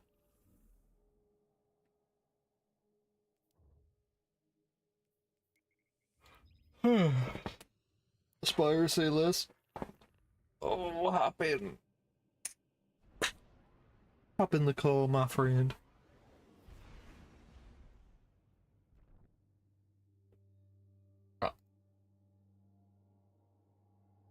Oh. Hello? Hello? Fire. Oh, I'm excited. I got accepted into Animo beta, right? Oh, cool. I go to install it. I download the installer, I hit click run, Windows pop up. We are 60% sure this is a virus. Oh, they're just using some machine learning to detect that. It doesn't work. Well, It's fault. I got scared. Yeah, it's I see you on 100% the false Vikings flagging. You spirit. should definitely tell the beta team that Windows is flagging it as a virus. Because it is a mobile game, right? But like, if Windows flags it as a virus, Windows is probably going to tell everyone else, "Hey, this is a virus. Hey, this is a virus," and it's not. Hmm. Like I'm 90%. They're 60% certain it's a virus. I'm 90% certain it's not. Okay. Oh, Cybersecurity analysts, eat your heart out. I got like 40 notifications in their Discord, so I'm guessing they've been told. But Oh yeah, they probably have then. I was like, ooh, maybe I should hold off just in case. So what's the game about then? It's exactly like the trailers showed. I haven't gotten into it to try it. I just got accepted into the thing and was like, oh hey, by the way. I haven't seen the trailers, so fill me in, man. Imagine kind of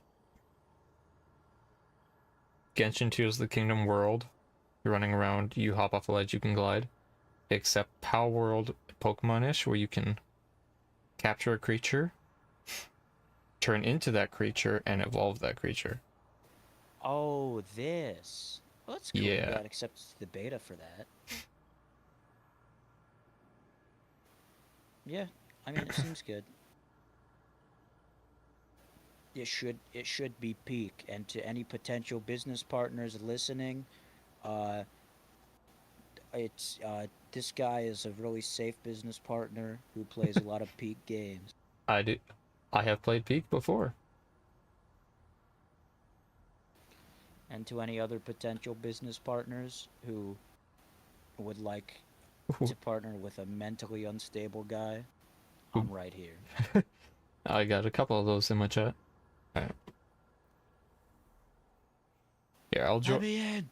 I'm joining on you. Okay, we doing Explorer or what? Sure. It's quicker. Yeah, it's quicker. I got it down flat, except Persis. That's okay. I got 5 hours. I got time. I don't have long, but this will be quick. I don't think we'll Super quick. We won't spend the whole time in Destiny. May hit a little something else, but An old acquaintance among the hidden. An old acquaintance among the hidden. Tells me that a Seraph complex recently powered on for the first time since the collapse. Shortly thereafter, Potential pillory Vex bunker. incursions were reported. Anna flagged the site as a potential pillory bunker. If the Vex gain access to its systems, they'll use it to wrest Rasputin's submine data away from us. I've heard these It would voice be lines like 10 catastrophic. times today, and I'll hear them 1,000 more over the next 2 weeks.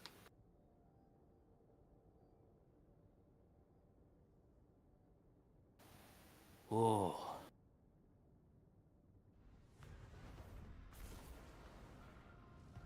she could turn off just the dialogue.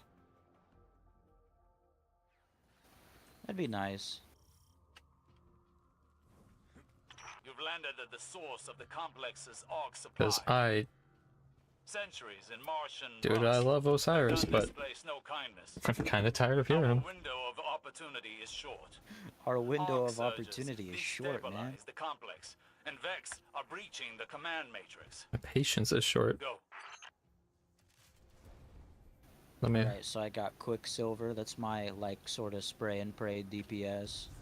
Alright. I got Long Arm. That's for precision, and this thing absolutely melts supplicants.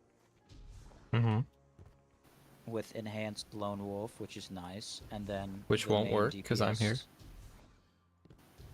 The main DPS is corrective measure. Mm.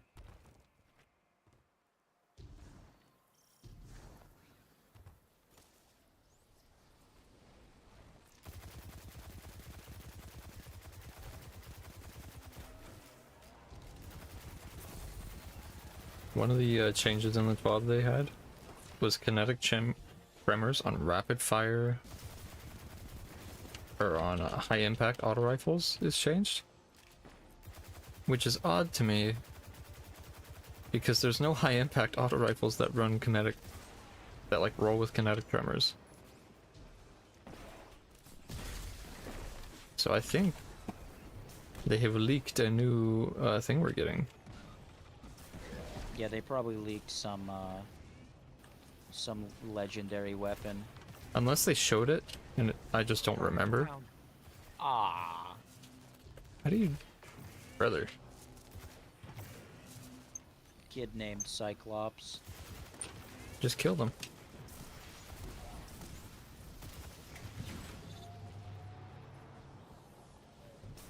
I don't remember if they showed off a high impact thing. BRB, okay. They might have showed one off and I just don't remember. But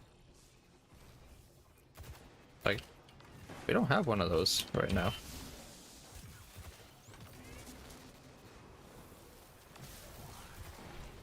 Oh, supplicants! Where? Everywhere, man. Oh. I haven't had an issue with them yet. They're coming after me because they know I'm a professional.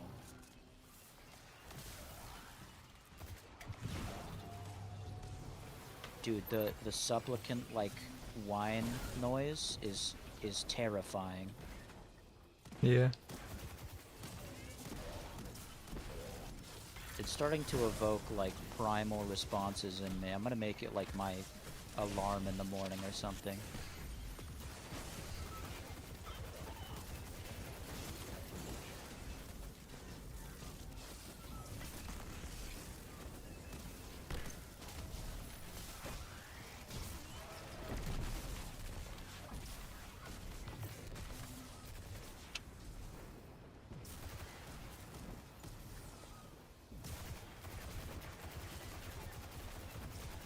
Let me know when you've shot that thing.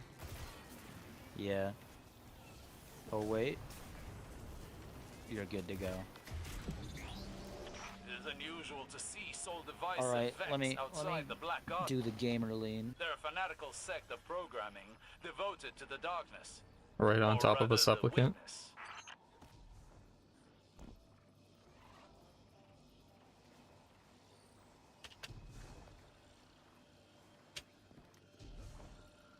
The Ishtar Collective. Yeah, Seraph Complex. Peculiar. Peculiar. They were rivals in the Golden in the Age. Golden Age. Oh, they This were wasn't rivals just a in the pillory Golden site. Age? Mhm. It was a joint research facility. They focused on extrasolar colonization. Colonization effort. I don't have enough Sole jumpy device power. Have been scouring research logs. They were looking for something more than to imprison Rasputin's subminds. Oh. Oh no. They were looking to imprison the worst DLC we've had in years. Did we finish? Did you finish Lightfall? Oh, no, I haven't yet. You want to do that? Sure. No, Cinch. wait. No, I don't have the time. Oh. Well, next time you do you want Yeah. to? Then you can flesh out your strand. Yeah, I mean, like over the weekend, probably work.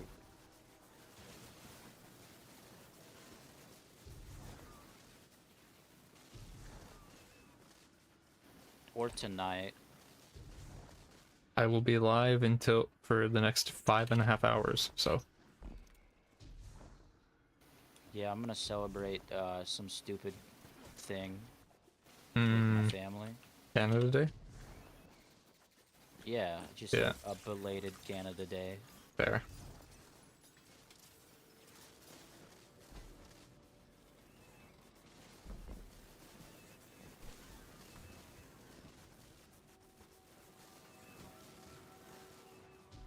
Guardian down. Alright.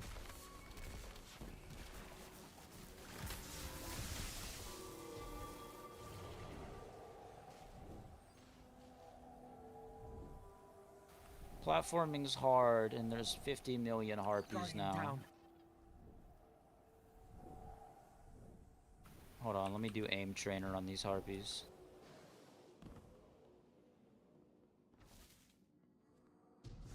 The information stored here, but could it be linked to my visions? What else would the witness be interested in Why these else would files? the witness be interested in these files? Oh.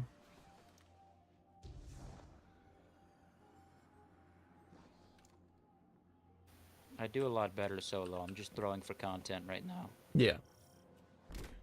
No, I appreciate that.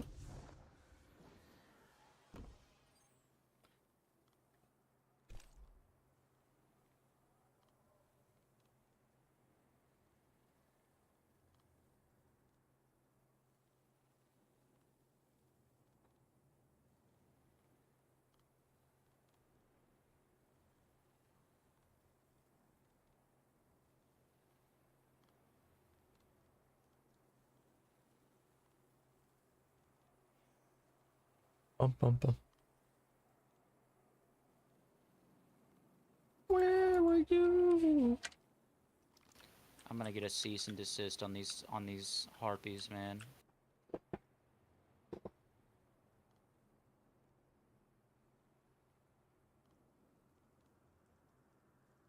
And hydras too. Ooh.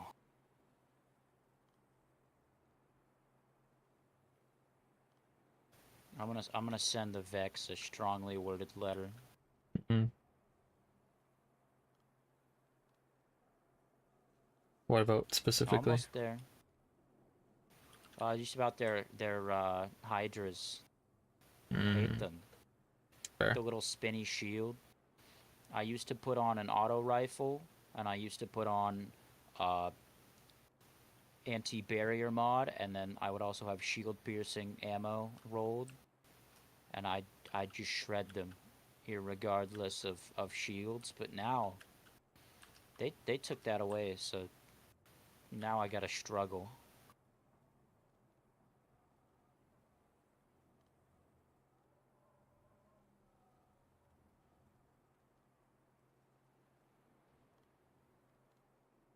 Because they keep putting barrier rounds on, like, stupid stuff. Yeah. Gun to my head, I am not using a sniper. Oh, down I go. Okay. I promise I'm just throwing for content. Yeah. Glad we didn't try to go for gold, by the way. Oh. Oh, down I go. You know... Oh, don't worry, I'll be there in a sec. Ah, here we go.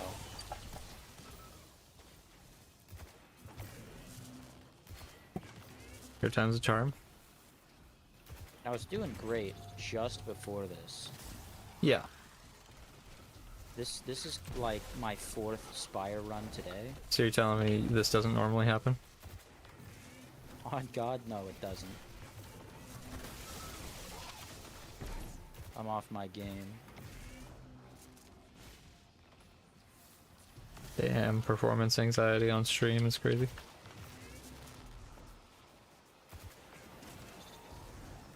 Oh, up we go.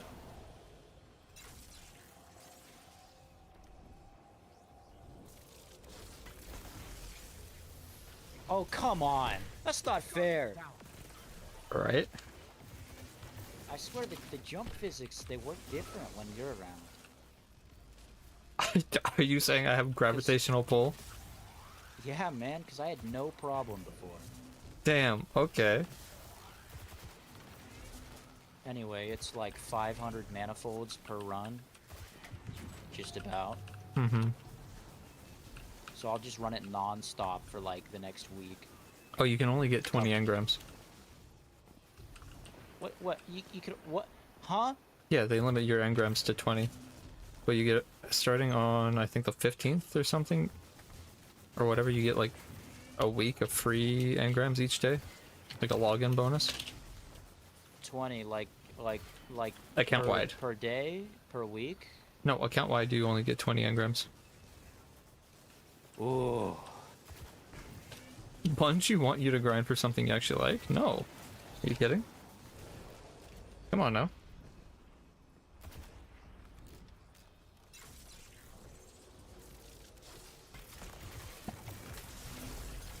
Man, and all I got was like This stupid so rock. far a couple of the you know, the exotic skins. Yeah. Ornaments. Whatever those are called. Ornaments, yeah. Yeah. You notice how they didn't put any shaders on there? Oh no, but that's nice, dude.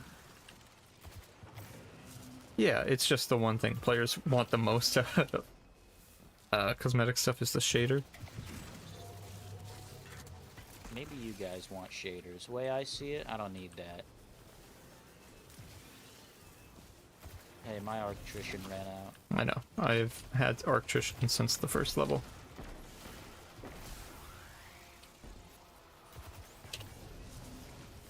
Yeah, they only allow you to get 20 for some reason. That's total BS though. And you can get duplicates, which is Oh well, that was just a. I think that was just a bug because people were hitting the button too fast.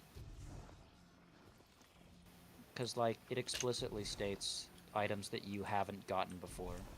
A Vex mine remains in this terminal like an open door. yeah, no, pineapple. It's using the tower's arrays This to jumping connect should not be as bad. installations across Seoul. A Vex mine This remains must in be this in terminal like an preparation to open door. imprison the submines. True. Breaking their connection could end this threat.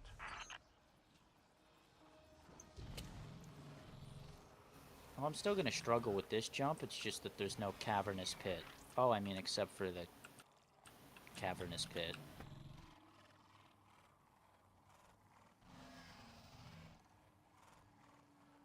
I'm here.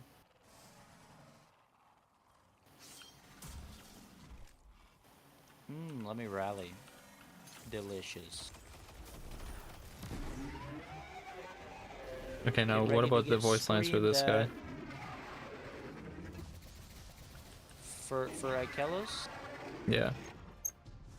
I have some of them recorded. Why? I think it'd be like a funny, like some kind of redemption in the future. If you want, we can set that up right now. Maybe after. Or like I could get a soundboard, and then whenever I'm on call with you, Oh. I can just like You know, maybe the first one would be better. trauma jump scare. You know, maybe the first one would be better so I don't want to throttle something. Nah, yeah. I pinky promise I wouldn't spam it. Uh-huh.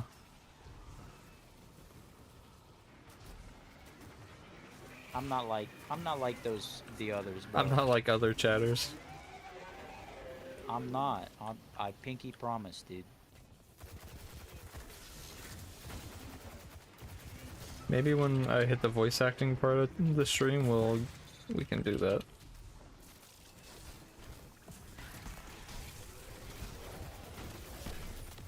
Oh yeah, and then my strat is for this. It might seem a little obvious to you, but like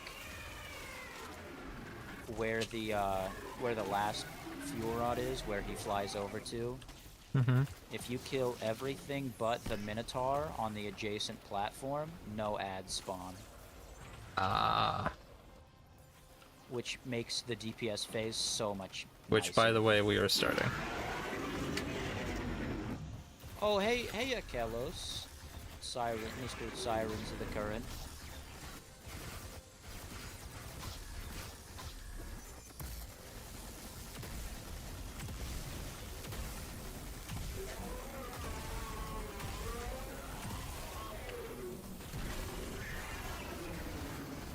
Yeah, and then for me from here, it's just machine gun DPS. And that gets the boss fight done solo in 2.5 cycles.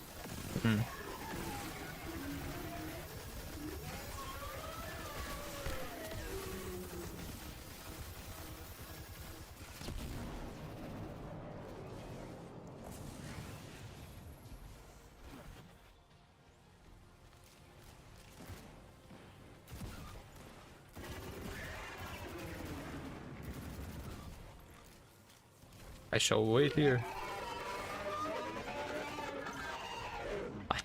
I just hate the noise of it so much. I don't know why they made it so annoying. I mean, I didn't have problems with it, but I discovered that I have it at half volume.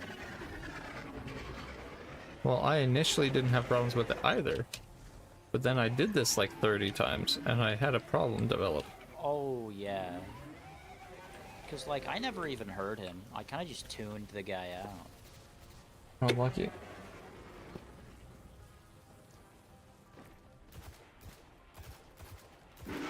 Alright, so I'm gonna kill this last Minotaur, and then get the nodes down to the last one.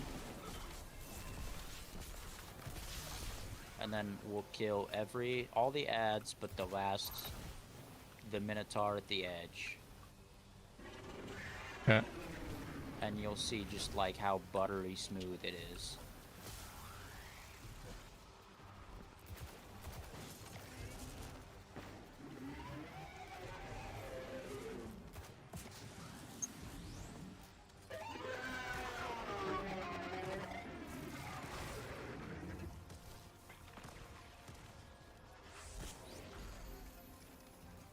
Yo, get out of my way. I'm trying to shoot the harpies.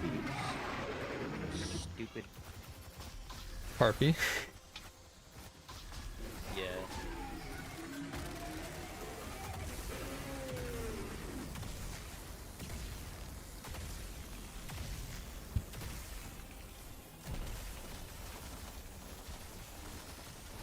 And it's just like, look at this. Nothing shooting me. Except sometimes goblins spawn under the platform and I have no idea what causes that. Might just be vibes based. It might be. I think hold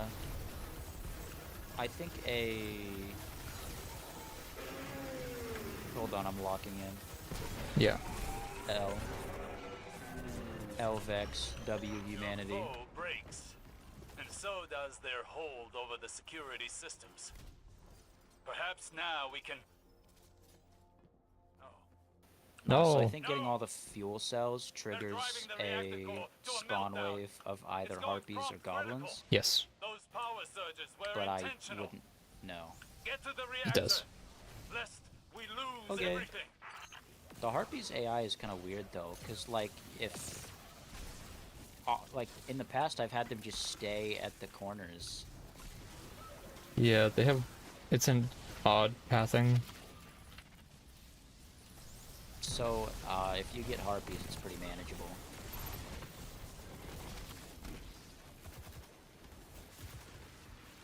Can I not step in the pool? Can you step in the pool, please? Yeah, I got it.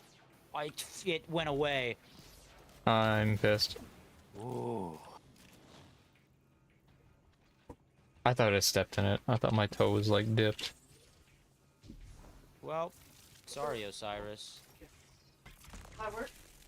No, no pillory bunker for you. Nice respawning.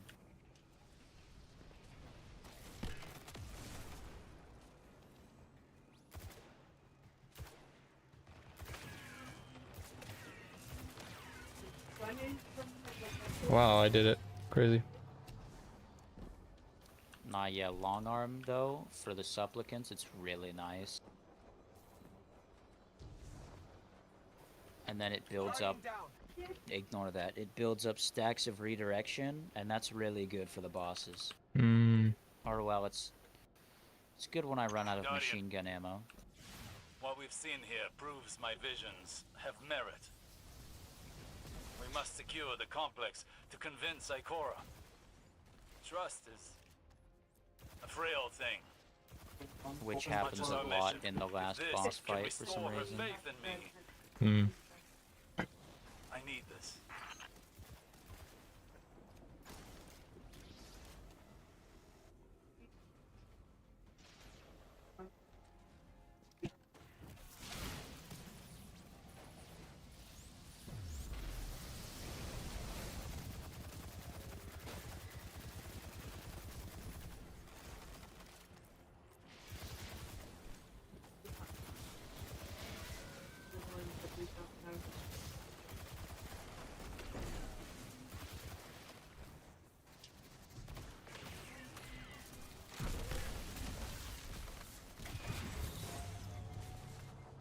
This one's the easiest fan.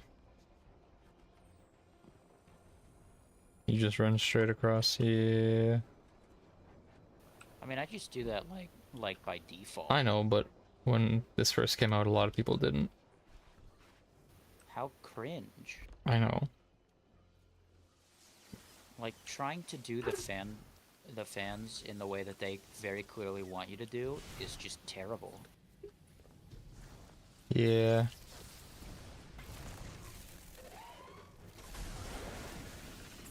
That's why no one does them. Does how many Minotaurs spawn in this section? Just one? 1 or 2, I think. Because if it's 2, we could do a sick double team.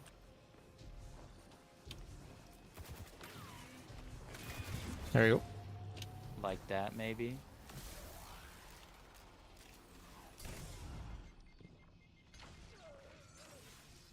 You want me on an arc, or what are we thinking? What's up, class? What? Should I change my stuff? I just monkey it. To the reactor. Kill it, and the complex should There's a big guy, and if you shoot him, he goes down. That's the doctrine that I go through. Other than the weapons, 0 build crafting.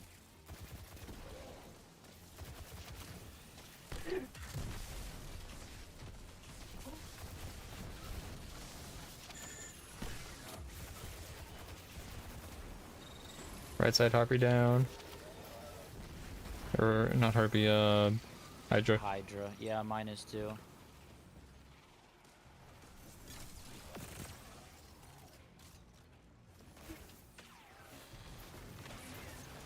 Oh no! I'll get one side, you get the other.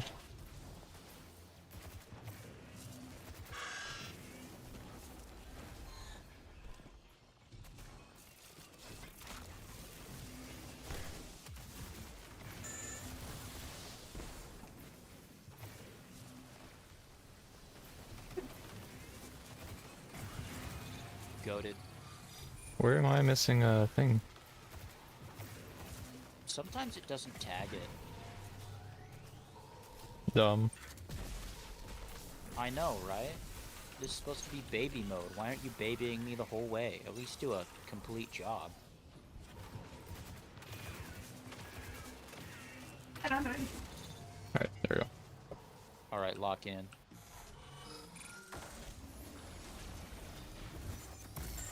Yeah, the only things I got from the engrams was like a really crappy sweeping emote. Yeah. Those ornaments. And like a purple sparrow. Dude, get that out of my face. Yeah. Are finishers in the pool? I don't think so. Figures.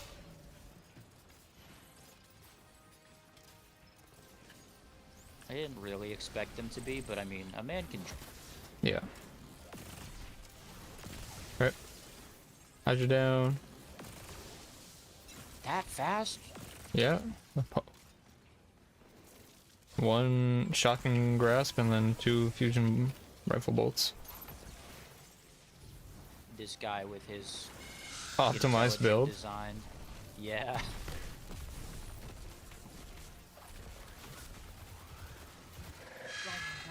Ooh. I was 1 punch away from getting him too.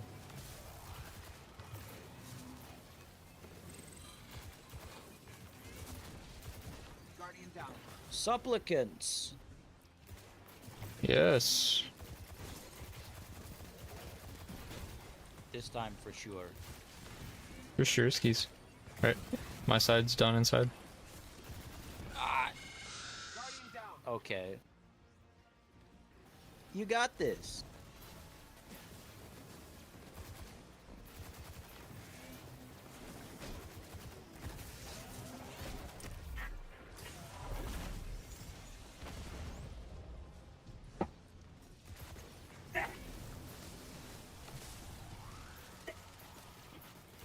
think my brother's dying. I hear him coughing.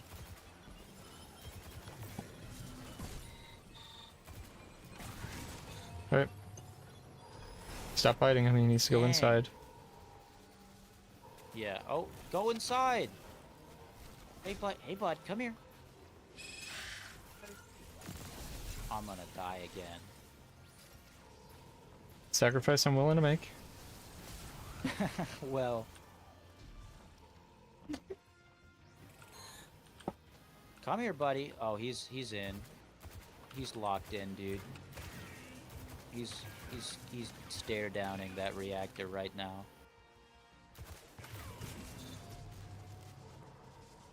He's giving it the stink eye.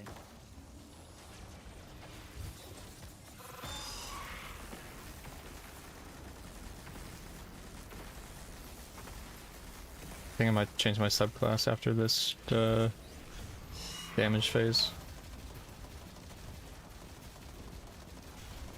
Just because.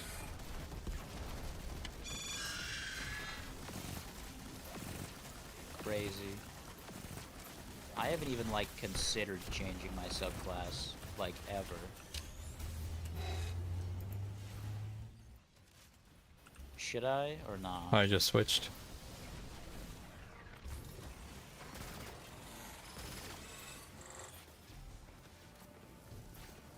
I just changed to prismatic instead of arc.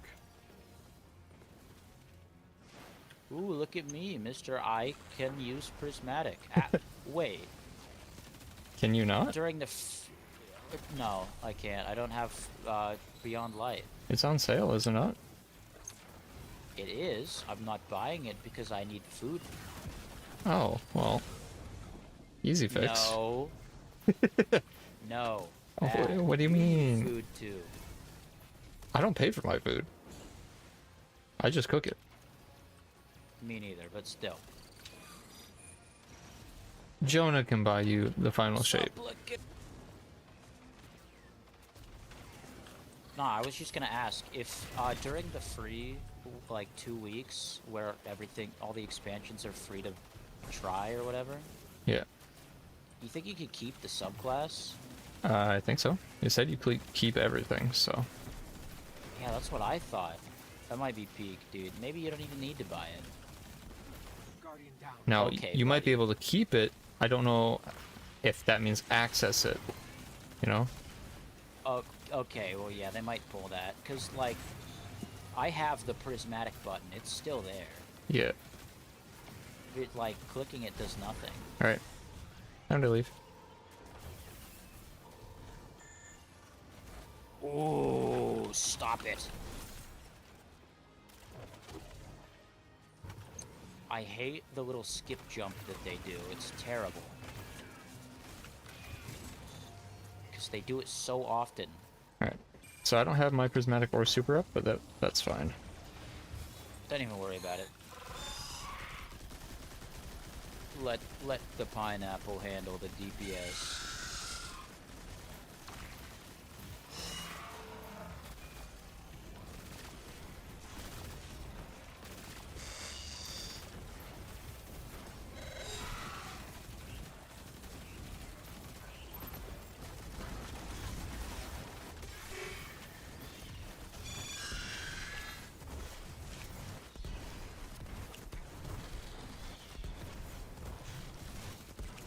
I got my burning poison build.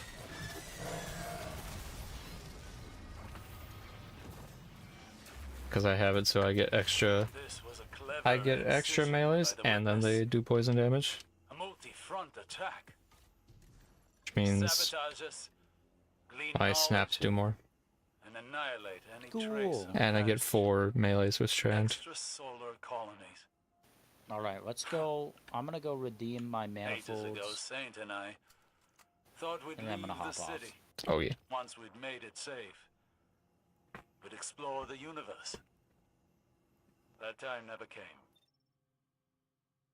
I might grind a little, I don't even know. Gotta check out Zur.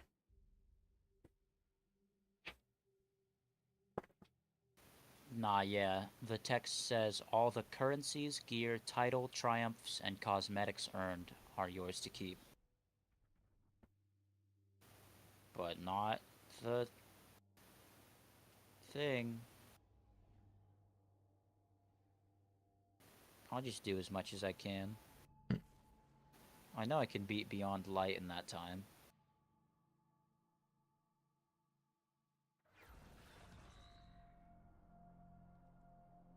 Oh yeah, I hopped in here and it said, I hopped into Rite of 9 once and it said, new expert lost sector. Yeah. Is there a lost sector in here? Is it the No. tower? No. What is it? It's just a bug. Oh, cool. Yeah. It's been around for a bit. Everything dies. Got me thinking there was something cool. An object of power. Oh, I got the Witcher shell. I got Consult the Archives and Siva Emergence. Nice. Siva Emergence goes kind of hard. Let me pull up this emote though. Endings mark new beginnings. Oh, I can read a book. Yeah, and then I got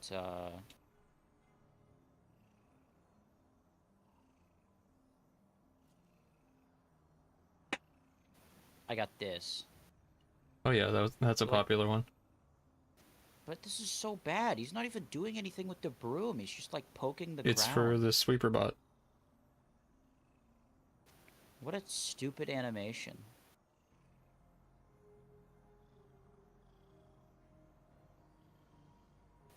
Oh, but it's the temporal version, which is cool. And then I also got this shell, which looks disgusting. Oh, you got the... Wait, what shell is that? It's bit crushed. It looks so bad. What shader do you... Oh, put a shader on it, man. No. I like Golf Tango.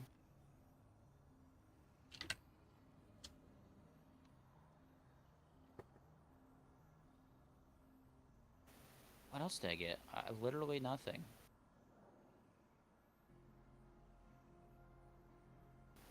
What was...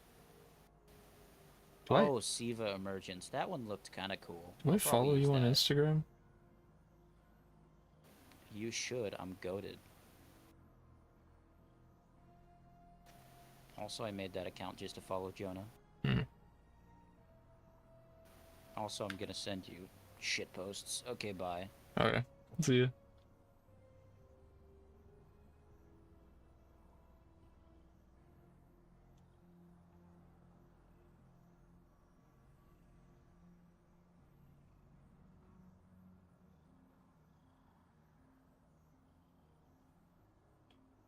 What is this?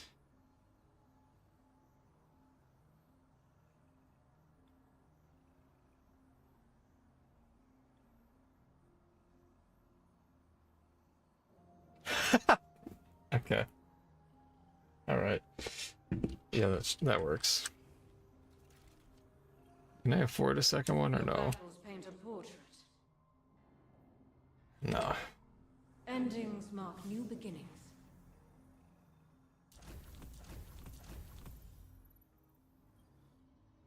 They will not be denied. Oh, 308. Oh.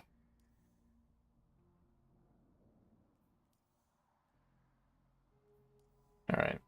Let's go over to the tower. See what Zer's got cooking. Apparently he has Choir 1 is what I saw on Twitter earlier.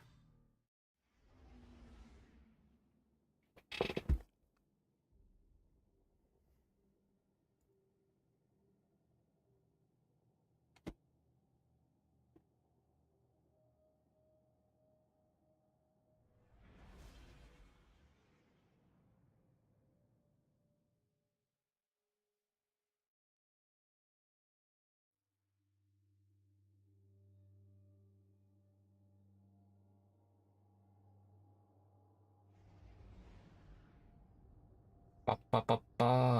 Okay.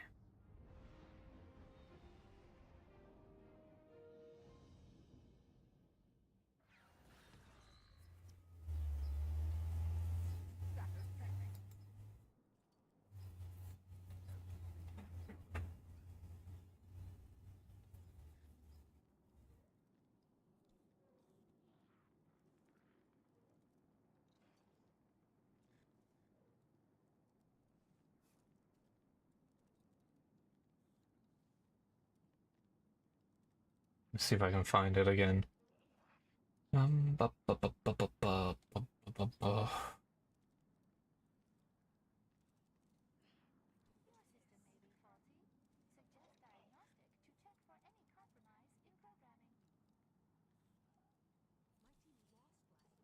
Womp, womp, womp. How is the map today, I wonder, for Peak?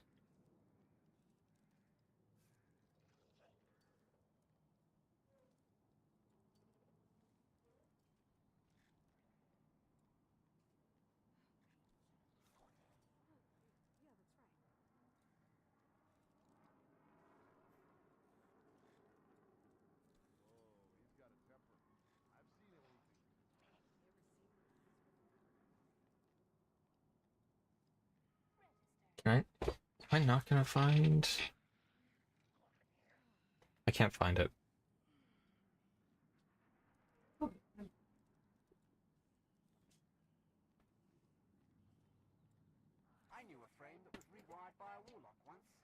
I guess we can also just see if it's true.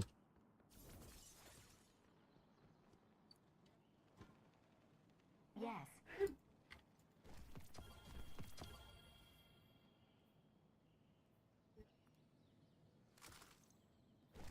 Done, done, done. Transferred. I don't care for Wilder Flight. Recycled energy?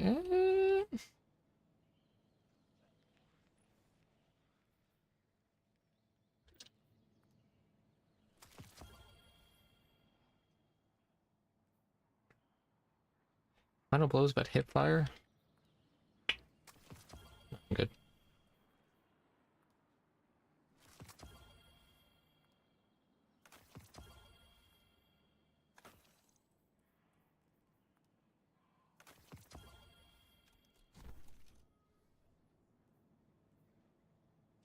Transfer.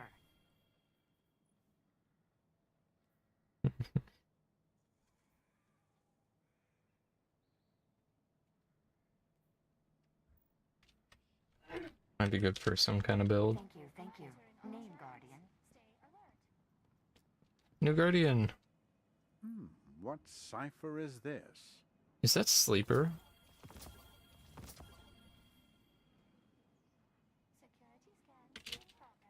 Galahad? It is. Oh, you're like a fresh Guardian.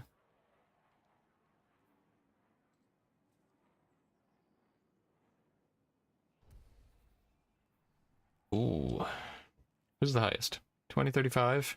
1992. Damn. Remain vigilant, Guardian. We may never quite be as safe as we think. Titan. Titan. Or Hunter. Warlock. Okay, yeah. 37. A Hunter. Damn. And then dinner is decided. I think I'm doing fish for dinner, so we may take a quick pause so I can make supper. And then we continue.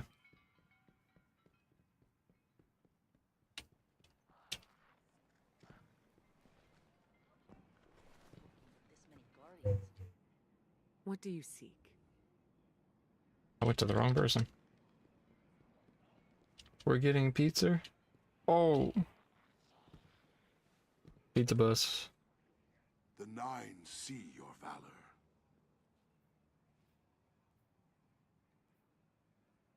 I already have these. Who said he was carrying choir? Oh! He is carrying choir.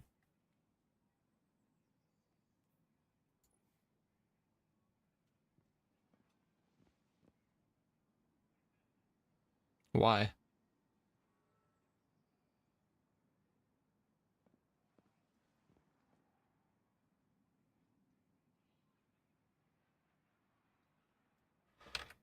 Oh, okay.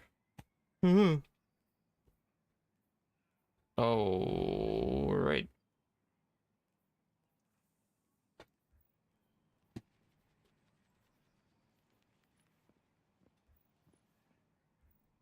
There's nothing I Do really not go want. looking for the nine. They will come. They will come looking for you. Real. Okay, this job isn't going anywhere. Why are you okay. In my left ear. Thank you.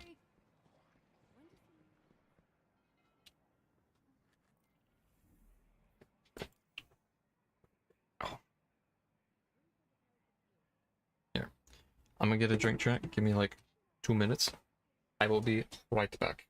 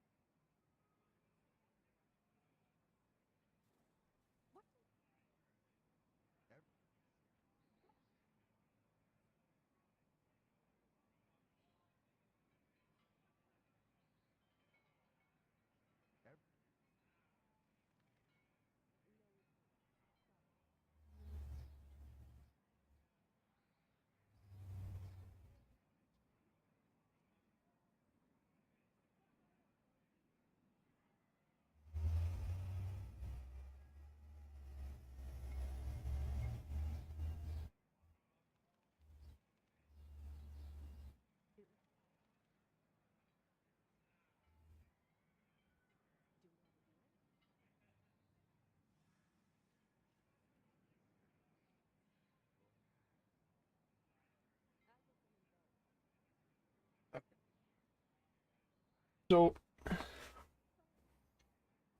do we want to keep doing Destiny or move on to something?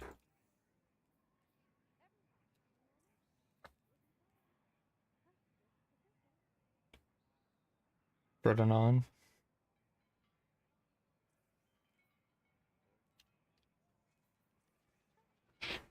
Up to you.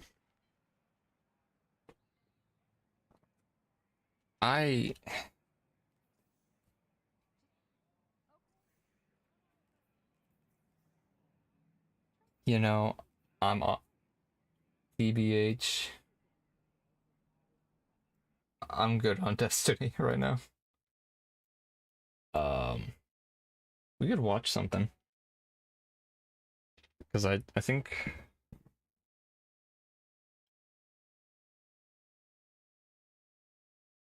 we could do the voice acting stuff.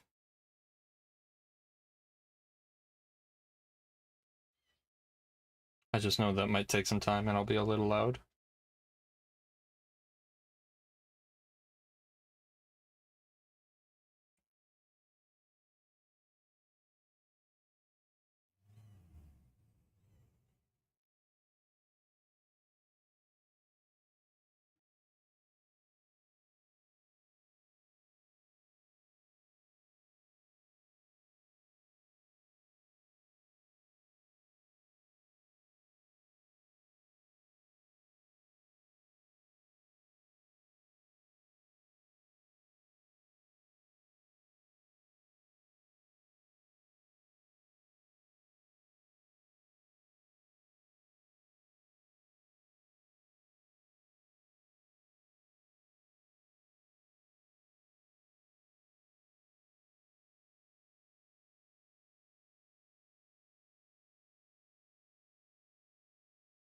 Maybe that's what we do.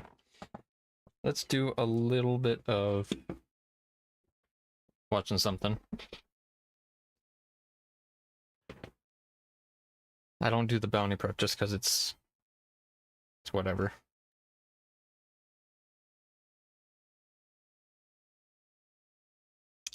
And then in an hour, we'll do the voice acting stuff. Because then I get to be loud. Yippee!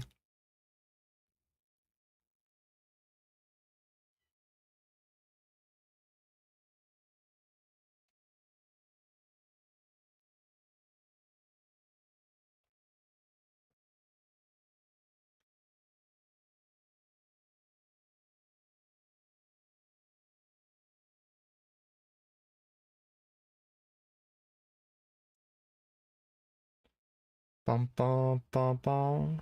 Where is? Okay. We'll watch one video.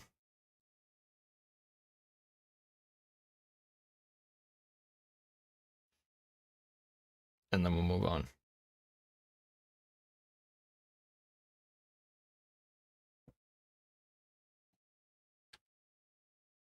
Okay. There's a guy named John.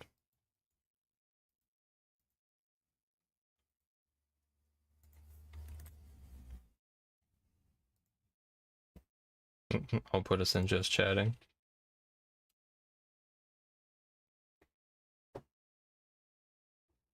He talks about like crypto games and stuff. He's similar to there's another guy who goes over like dead games and things like that. They're kind of similar, but different sides of a coin.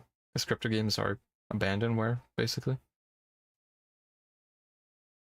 So this is about Gala Games and some of their stuff. Doing these videos for nearly 2 years, yet I still haven't run out of crypto games to review. I thought that this was just going to be a fad, gone and dead in a year, but I guess they're here to stay. But if you didn't watch my videos, you'd probably have no idea these games even exist. They're not on consoles, nor are they on Steam, and they're not getting mainstream coverage. Yet somehow, they're raking in monstrous profits, usually without ever releasing a complete product. This brings us to the subject of today's video, Gala Games. Self-described as the first company to make crypto games you'll actually want to play, their innovative titles have been featured in 3 of my videos thus far. While these are certainly not favorites of mine by any means, they actually had some redeemable qualities. For today's episode of Performance Report, I'm going to do something a little bit different. Instead of just revisiting the 3 Gala games I've already played, I'm going to do an exhaustive review of the entire Gala platform. This has grown to include not only a dozen video games, but a film production company and a music streaming platform as well. That's impressive, but it didn't just happen overnight. Along the way, they picked up a few lawsuits, had a huge security breach, and laid off most of their staff. Damn. Sounds like my average Monday. We've got a lot ahead of us, so let's just jump right into it.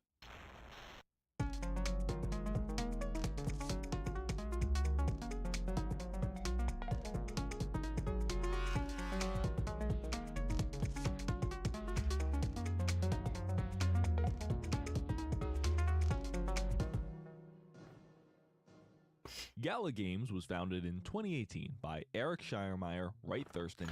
If you see my mouth moving and I'm muted, I'm warming up my voice. So keep that in mind. And Michael McCarthy. Of those 3, most notable is Schiermeyer, co-founder of mobile game publisher Zynga. Gala's mission, described in a pitch deck from 2020, was to revolutionize play-to-earn gaming. Inspired by the fast-growing and, at the time, successful Axie Infinity, Gala wanted a piece of the crypto pie all for themselves. Quoting Jason Brink, Gala's former chief marketing Zynga's also a bad company. Officer. Why can't we create a system whereby people can earn via playing? Okay, because it would take something like $1 a week, okay, in some situations, of additional income to keep someone from having to sell their kid. And if we can provide that via gaming, that is an amazing thing, and we can fundamentally change the way the world functions. This valiant effort was spearheaded through Gala's first publicly available game, Townstar. It would be a surprising hit, especially thanks to its substantial real money rewards. These are typically paid out using Gala's proprietary cryptocurrency, Galacoin. To justify this agenda, the Gala coins all live on a distributed network comprising... Okay. This looks like a horrible plan. Random distribution algorithm. So Gala Games put stuff in. Games put stuff in. Those go to a node, go to the public, and then public can put stuff in and take out.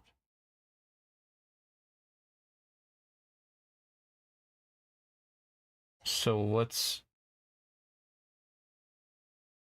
this? Thousands of nodes. Owners of node licenses have the privilege of using their computer to run servers and process blockchain transactions for Gala. Sort of like how in the old days you could just host your own server to play games with your friends. You can pay to be a crypto miner. Oh, I see.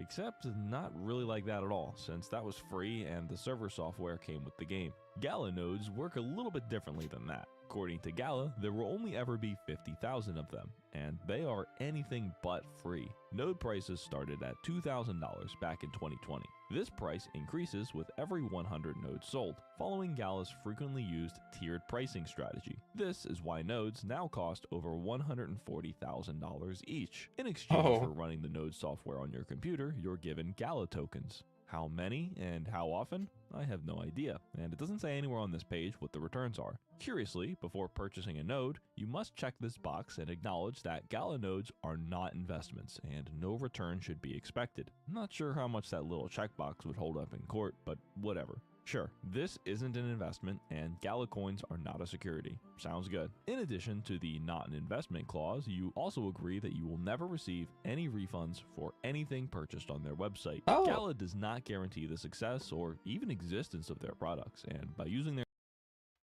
How do you not guarantee the existence of a product? How do you pay for something that doesn't exist? Because, like, even a digital good exists, right? How do you... So you buy into an idea. Is that it? This is just an elaborate Kickstarter? I see. The scams are quick with this one. Site. Gala does not guarantee the success or even existence of their products, and by using their services, you waive all rights to participate in a class action lawsuit against the company. I'm already off to a great start, and I haven't even played the games yet. Anyway, that's all you need to know about the Gala economy. A bunch of people spent thousands of dollars purchasing these nodes, and they expect to get a share of the Gala revenue. The more people playing Gala games and buying Gala NFTs, the more their coins are worth. One of those games being the aforementioned Townstar. It's a browser-based idle game with a farming theme. Grow crops, craft goods, and sell them to rank on the leaderboard. The highest ranked players get paid real money, buying them some time before they need to sell their children. Sounds simple enough. Let's give it a try. Oh yeah, I forgot to mention, they changed the game's name. No more Townstar. Now it's Common Ground World. Gala Film, which we'll talk about later, was once partnered with a documentary by the name of Common Ground. As part of this venture, Gala sold NFTs with prices well into the thousands. This relationship seems to be quite one-sided. Gala has an entire page dedicated to Common Ground with exclusive NFTs, but the movie itself has nothing to do with Gala. The blurb on the game's website says the film is coming exclusively to Gala Film, but it never did. Actually, the movie is now lost media, since it was only ever shown during limited screenings in theaters. Despite this, you're still more than welcome to spend $4,250 on a Common Ground movie mystery box. What's inside? Couldn't tell you. The description says, final total to be confirmed. When do they plan on confirming this? It's been over a year since the website was last updated. Alright, that's enough getting sidetracked. Back to Townstar. Launching the game brings us to the main menu. Surely not a scam. Between three modes: Common Ground, Casual, or Events. We'll start with Common Ground. This looks promising. But it only gets worse. As soon as the loading finishes, I'm presented with a pop-up informing me of a new limited edition NFT. Wow, only 200 of them will ever exist, and at just $200 a pop, what a steal. So what exactly am I supposed to be doing? There's no help text or tutorial. After a few minutes spent aimlessly clicking every available button, more or less I got the idea. Gameplay consists of placing buildings like berry farms or tree farms and then waiting while this little farmer guy walks around watering plants. Every few minutes, the crops will be ready to harvest and their product is automatically added to storage. Once you have enough of each crop, you can click on the truck to sell them, gaining money to buy more plants. Not exactly the most engaging gameplay, but it is an idle game. Next up, the casual mode. This appears to be essentially the same thing as Common Ground mode, except you start with a bigger plot of land and more money. Or at least I think that's the only difference. Not like the game has any interest in explaining itself. And last up, we have the event mode. These are timed challenges where players compete to harvest and craft as many goods as possible within a set period of time, usually a week. Looks like I've got 2 days left standard to mobile craft game. as many mushroom pizzas as possible. Oh, how convenient. This $150 NFT will help me grow mushrooms faster. Nothing like a little bit of pay to win, right? All event participants are ranked, and the top 900 players will receive Gala coins based on where they place. Prizes range from $300 to $800, but since there's only 2 days left, I've got no chance of placing, so not even gonna try. Alright, now that I played all 3 of the game modes, time to check in on my farm.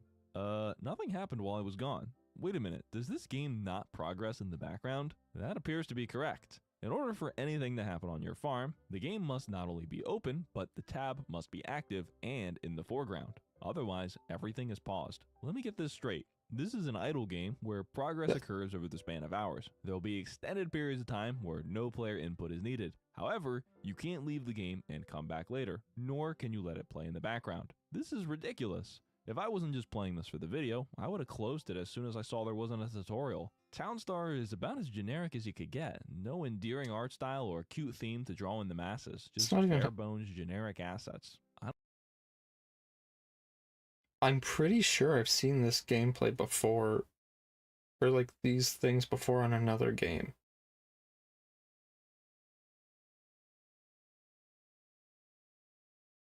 I think I've seen these models before. I have a strong feeling this may be stolen. Common Ground World.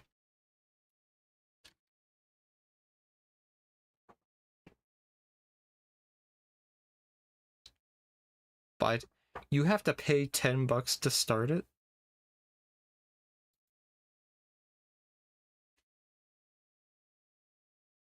Oh no. You can't even get in without making a thing for it.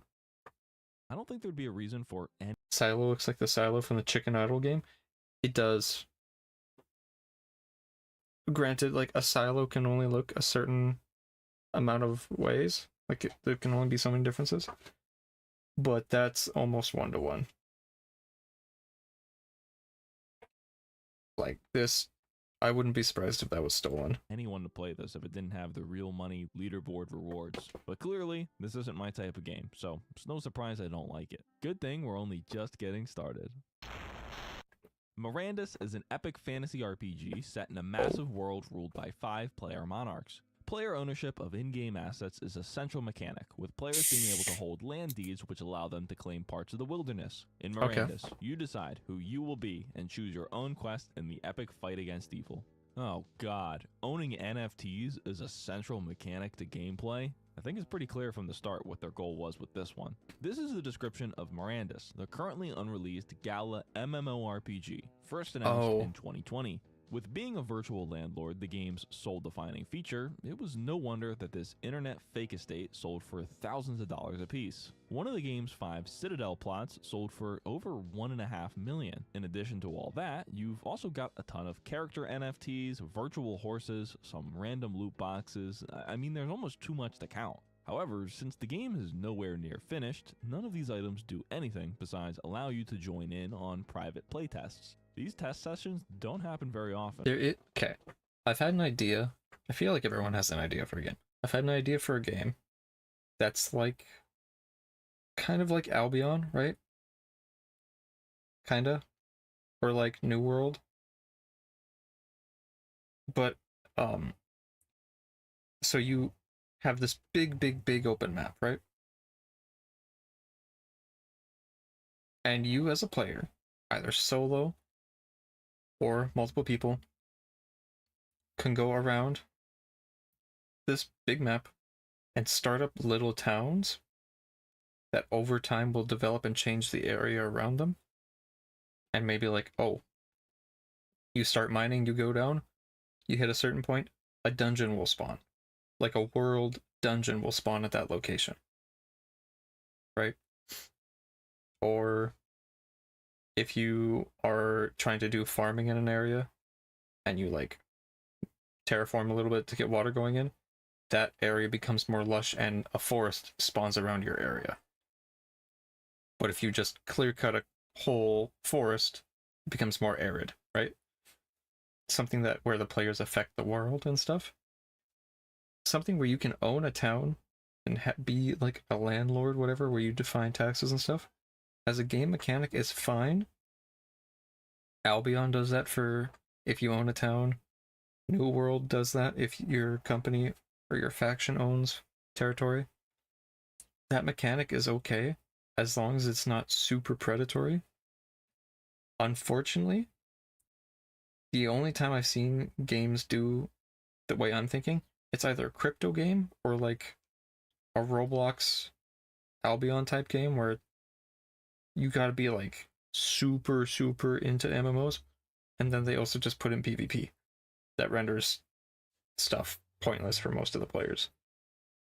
Like the PvP in Albion, if you get ganked by like 3 people in the woods, you lose all your stuff, and it doesn't matter.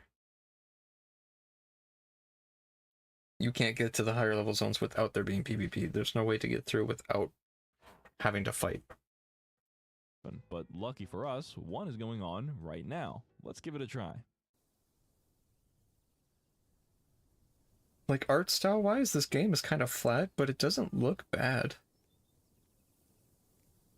Like as an indie game, this is okay. As like a beta.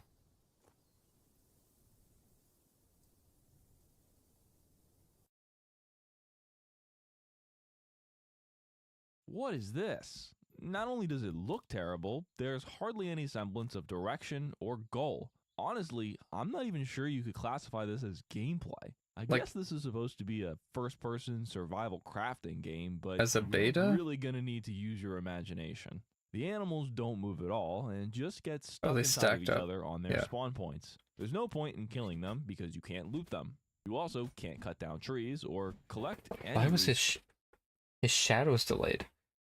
Like for a beta, this looks okay. Obviously, with the expectation, things change. Don't move at all and just get stuck inside of each other on their spawn points. Stuff like There's no point in killing them. You hit because you can't loot them. You also can't cut down trees. And then your shadow hits, doing another point of damage. That's a cool ability. Why the fuck are people yelling outside?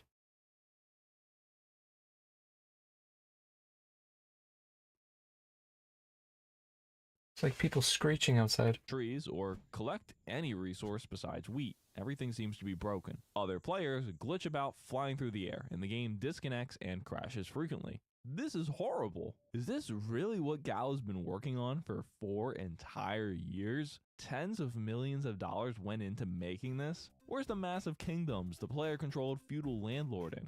Did they just start working on this last week? In 2024, Gala Games abruptly announced that the entire Miranda's development team had been fired. All responsibilities will now be absorbed by Gala's brand new studio in Santiago, Chile. Miranda's fans were, understandably, very upset. But according to Santiago, Chile, Miranda's fans... I'm here to talk, help, and receive tomatoes. were, understandably... I don't know about all that, nor do I particularly care about what Eric said. What really pickles my cucumber, okay, is how/why moderation decisions are being made to stop the landed gentry in Mirandas. I'm talking about their on-chain assets as an investment, when there's an official channel for talking about investments on Galachain. Does the left hand not see what the right hand is doing? So... I'm guessing none of the team liked the direction they were going in, and so they were all fired for not listening to the head of management that just wanted to... It seems like Miranda's was just meant to be a money pump for the other games, but the devs actually wanted to make the game, and management didn't like that. So they went to a country that has cheaper labor costs to have them be devs. Because I'm guessing Chile... has it's cheaper to pay people there than in the US. Very upset. But according to Jason Brink, this is nothing to be worried. Dude, teams rotate out on games all the time. You just don't see it because you aren't close to them. So the Tic Tac is saying that you're stupid, don't worry.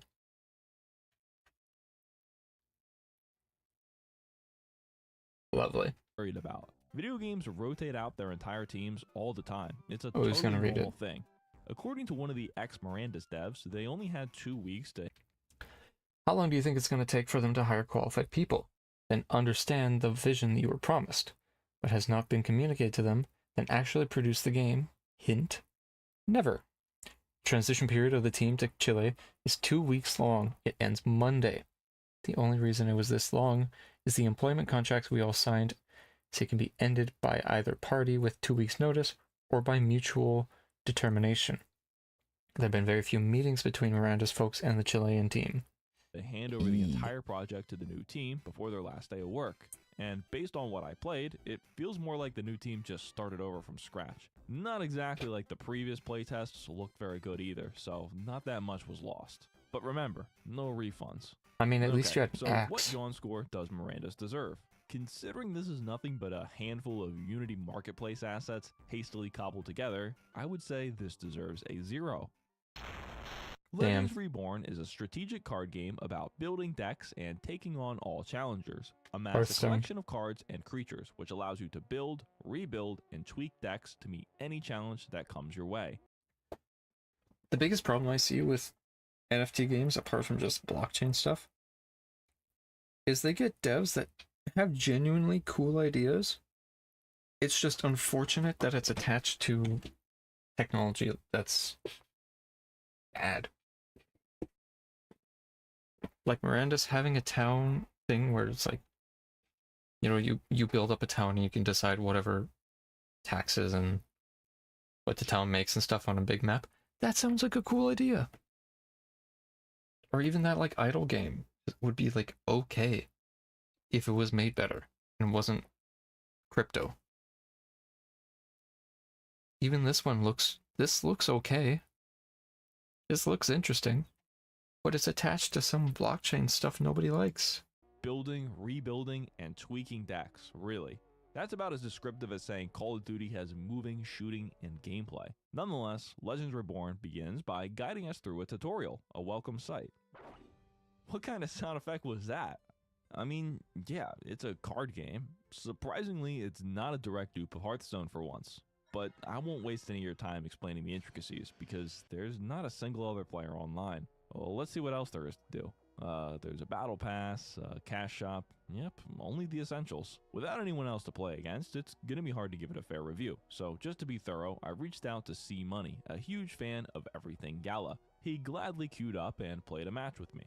At least they've got something playable, but it feels more like a prototype than a finished game. For a glimpse into the future of Legends Reborn, we can take a look at the Gala Games Discord server. Legends Reborn first launched in March 2024, and it received one update 2 months later. Since then, complete silence. Any timeline on the news? One player asks. We've been told to direct all timeline questions to Cade, responds an admin. Cade has been inactive for 4 months. Yeah, this isn't looking too good. No cash players, grab. no update, and no hope. 0 out of 10. Champions Arena is a new turn-based RPG, and it allows players to collect over 100 different, fascinating, and unique That is NFT Echo. champions, and it allows players to collect over... That's Echo from League of Legends. But they made him white.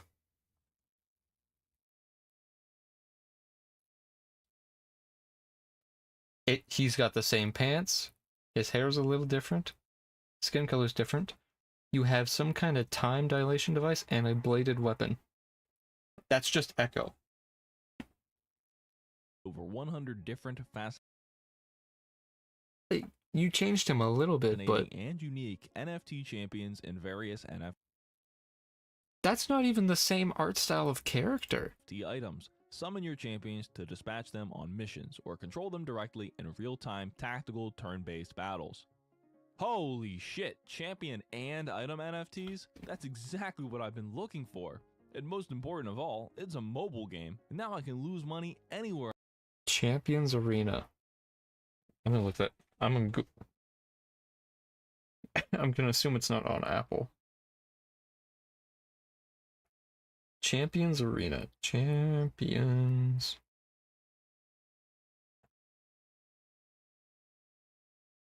No, it is on Apple. 4.8 review. 53 ratings. 12 and up. Reviews. Great game. Would recommend this game a lot. Good gameplay loop. A lot of different team combos and great graphics. 5-star. From October. A year ago. 5-star. Get in early. The game is very well designed. Third review. Fun and addictive. 4 stars. Great game a year ago. 5-star. That was from July 22nd. So that's a very recent review. Another review. Terrible service and pay to play. 2-star. Hello. If you're willing to spend hours and $1,000+ in order to upgrade and actually compete with others, then play this. If you're willing to be left in the dark by arrogant and selfish customer support staff, then play this. I used to love what Gala stood for. That's all changed because they're embarrassing customer support staff. Bad investment. 2 stars. It was fun until you start feeding the bots who are milking the game. I regret investing over $1,000 into the game just to be left in the dark. The bots rule the game, so if you don't have macro that reads CAPTCHA, you will never have a positive return on your investment. Play for fun. Investing in the game just feeds the bots more Gala daily. Thanks, Gala, for making me regret investing in your game. Woohoo, so excited to keep playing other games.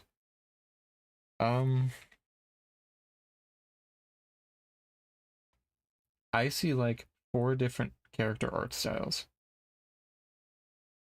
just on the App Store page for this. It's like your standard mobile auto battler. Where I go. Wait a second. This doesn't look too bad, at least at a surface level. The character designs are pretty cute and clever, and the style is consistent throughout. But that's about where it ends, since the music and voice acting are both atrocious. Do you need me? I don't know about you guys, but I'm pretty sure I've played this exact same game before, just under a different name. If you're lucky enough to have no idea what I'm talking about, this is essentially the same gameplay as the infamous Raid Shadow Legends. But it's not just Raid that looks and plays like this. There are about 1,000 identical copies of Yeah. See, have I played any of these? This game floating around the App Store. Champions Arena uses the familiar tap and watch automatic gameplay typical of the mobile gacha game genre. Technically, it's a turn-based team battler where you cast different spells to defeat all the enemies on screen. But in reality, this is little more than a facade, as you'll quickly realize that your choices hardly matter. As long as your heroes have better stats, you win every time. But that's kind of the appeal of these games. You don't play it if you want to use your brain. That's why there's not only an autoplay button, but also a double speed button. It's more about crafting, collecting, and leveling up your heroes. Less time playing, more time browsing the cash shop. In all this battle footage you've been watching, I'm not even at my computer. I was in the kitchen making dinner. The game literally plays itself. All you need to do is come back and click next to move on to the next mission every few minutes. This is why these games are perfect for mobile devices, since people can just leave them running 24/7. Yeah, if you can't already tell, I am pretty biased against this genre. I used to play these sorts of games all the time when I was in school, so I get the appeal. It's not really as much of a game, so much as it is a distraction. The fun factor comes from opening a loot box and getting a rare, overpowered hero that will let you stomp for the next 50 missions. I mean, Raid Shadow Legends is literally owned by a company that makes slot machines. I don't think it's a secret that the focal point of most gacha games are their gambling aspects. I used autoplay to complete the first set of missions, which took about 40 minutes.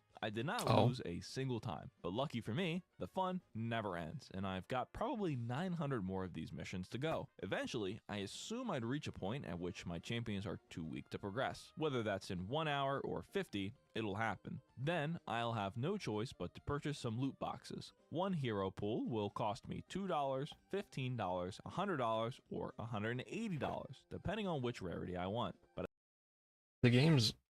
So, for instance, I have a game kind of like this on my phone right now that I've been playing.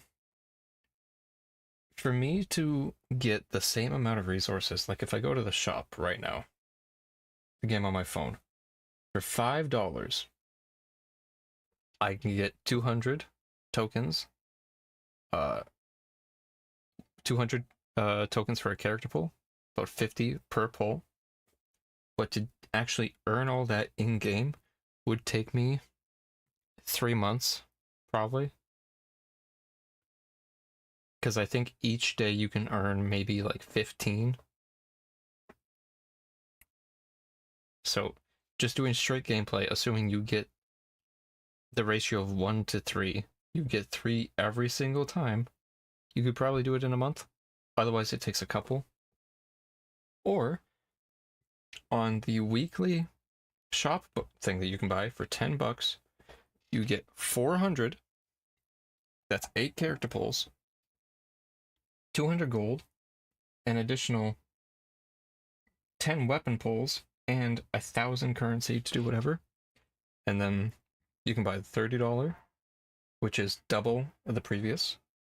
You can buy the $50, which is double the previous. And if you pay $100, you can get all these in sequence. If you pay $100, that's 10 times the original. For a crypto game, I imagine it's way worse. For you to get any of these free to play, it would probably be a horrendous grind that you just have to leave your computer constantly just running. But the game on my phone and this one have an energy system probably. So you only have a limited amount of energy. If you run out, you have to wait for it to recharge. So you can't play all day. Which is how they get you to pay money.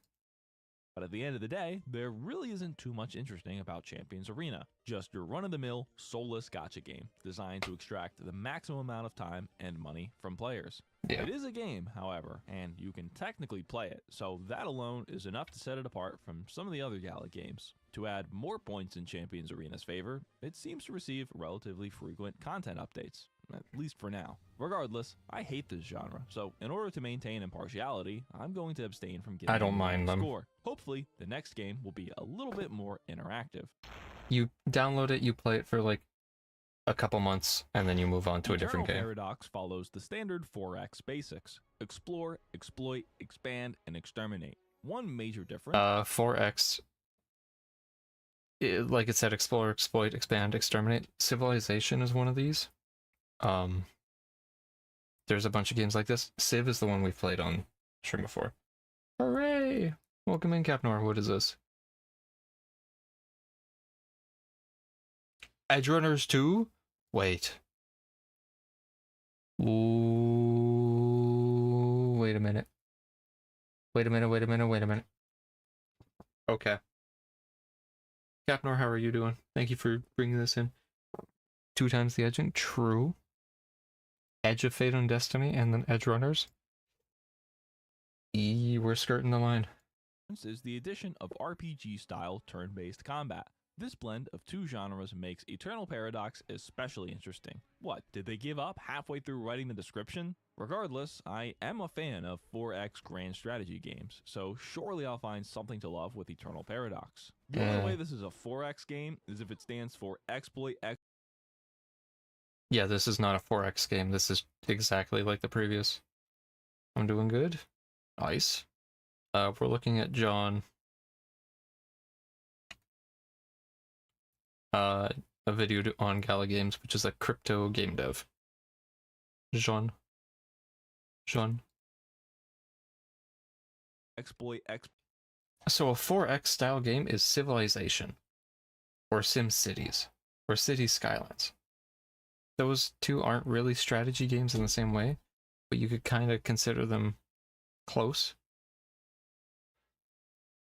So this is not a 4X game. This is Gotcha Slop. Exploit. This is nearly identical to the last game we played. Another auto-play, pay-to-win gotcha game. What a bait and switch. I'm not sitting through another hour of this crap. When will we get to the games that people There are people in chat, though, because it says level 27 Sly Devil, whatever guild, clan tag they have for the game, and then appetizing. So this one's getting played. Last Expedition is a new PvPvE extraction FPS driven by action, suspense, and a hazardous alien planet where everything wants to annihilate you. Treasure hunters must risk their lives to retrieve valuable alien artifacts while fighting monstrous creatures and other teams of players. This experience will challenge players' skills, focus, and resourcefulness while rewarding them through unique opportunities of Web3 technology. Man, they really gotta hire a proofreader. Alright, now this is something that's actually a little bit promising. There's no gameplay trailer or anything, but the it looks good. Pretty cool. While the game downloads, let's see what they've got for sale. Looks like way back when the game was first announced in 2022, they sold something called an operator's license. You pay Gala for the right to operate their servers, and in exchange, they give you a few Gala coins. Remember, not an investment. These cost $2,000 a piece and were only sold for 24 hours, basically forcing people to make a purchase quickly, without thinking. No refunds, and no resale, of course. Alright, it's all finished downloading. Let's give it a shot. We start off by choosing our favorite character. Hello there. Sure, whatever, I'll pick this guy. I'm then shown a couple of pages of tutorial Voice text line's with kinda some bad. screenshots explaining how the game is played. The Not gameplay kinda, loop just appears is. to be vaguely similar to something like Deep Rock Galactic, except with PvP elements. Drop in with your squad, mine the resources, Okay. and escape with your loot, all while avoiding NPC aliens and enemy players. Well, so much for those node operators, cause it looks like only one server is active, with just one player. Already off to a great start. Since the match is already in progress, I'm forced to spectate. I watched this person putz around for 15 minutes before they died, which then brought us back to the lobby. The other player then disconnected, leaving me alone with the bot. The graphics aren't half bad. I mean, most of this is probably just direct from the asset store, but Yeah. whatever, it works. The enemies don't pose much of a threat, since they do a pretty terrible job keeping up with you. As long as you keep moving, you're never getting hit, and even if you do a pretty terrible job keeping up with you, Rock long like as you- alien puts its feet in front of you to block damage exactly the same way it does in Deep Rock Galactic and Helldivers. That's exactly what they do in Helldivers. That's what the bugs do. That's keep moving, you're never interesting. getting hit, and even if you do get hit, they don't exactly deal much damage. Everything else is pretty straightforward. The gun It's a model was run-of-the-mill okay. First-person shooter. You use this mining laser to collect resources, which are traded for weapons and ammo through your inventory menu. I wandered around the map for about 10 minutes in search of the 3 fragments I'm supposed to be collecting. Approaching one triggers an extraction event, and a swarm of enemies surrounds me. Exterminate them and collect the fragment. Repeat 2 more times. After finding all fragments, I needed to find the core. However, since the tutorial was just a block of text, I forgot how to do this. I ran around the map for another 5 minutes before accidentally falling off the edge of the world, ending the match. Okay, that was definitely an experience, but not one that I'd ever consider revisiting. Without any other players online, there is essentially no reason to play this, but maybe it's just an off-peak hour. Perhaps there's a better time to play. Returning to the Galaxy Discord server, I'm surprised to find the Last Expedition section in a rather dismal state. It appears that the developers have been absent for months, leaving the 10 remaining fans doubting their return entirely. After 5 minutes worth of research, I was able to find LinkedIn profiles of a few of the Last Expedition developers. Around the same time communication went dark, they shared that their studio had been shut down by Gala, leaving them all without jobs. Wow, that's pretty bad news. What does Gala have to say about this? Is the Chilean team picking this one up too? Believe it or not, Gala has said absolutely nothing. The developers just silently left the Discord, and that's it. So when do I get my refund? From one piece of Gala abandonware to another, I present Grit. This was supposed to be a cowboy-themed battle royale, something that actually might have been somewhat successful. I tried to play this 6 months ago, only to find that the servers had been shut down, leaving the game unplayable. The only communication provided from Gala was, "We've told the Grit team about the issue, and they have not responded." Despite the game itself being impossible to play, you can still buy in-game items on the store. Seems like they took the money and ran. Pretty fitting for a game themed after the lawless Wild West. The Walking Dead Empires is a licensed game based on the show of the same name. Oh, and no. it is not very good or fun. I did a video on the open beta back when it had just launched, over a year ago, and it appears that absolutely nothing has changed. What is this? since. Well, at least nothing gameplay-wise has changed. They've continued to release new character NFTs on a near weekly basis, with $499? For Jesus? Wait. What? wise has changed. They've continued to release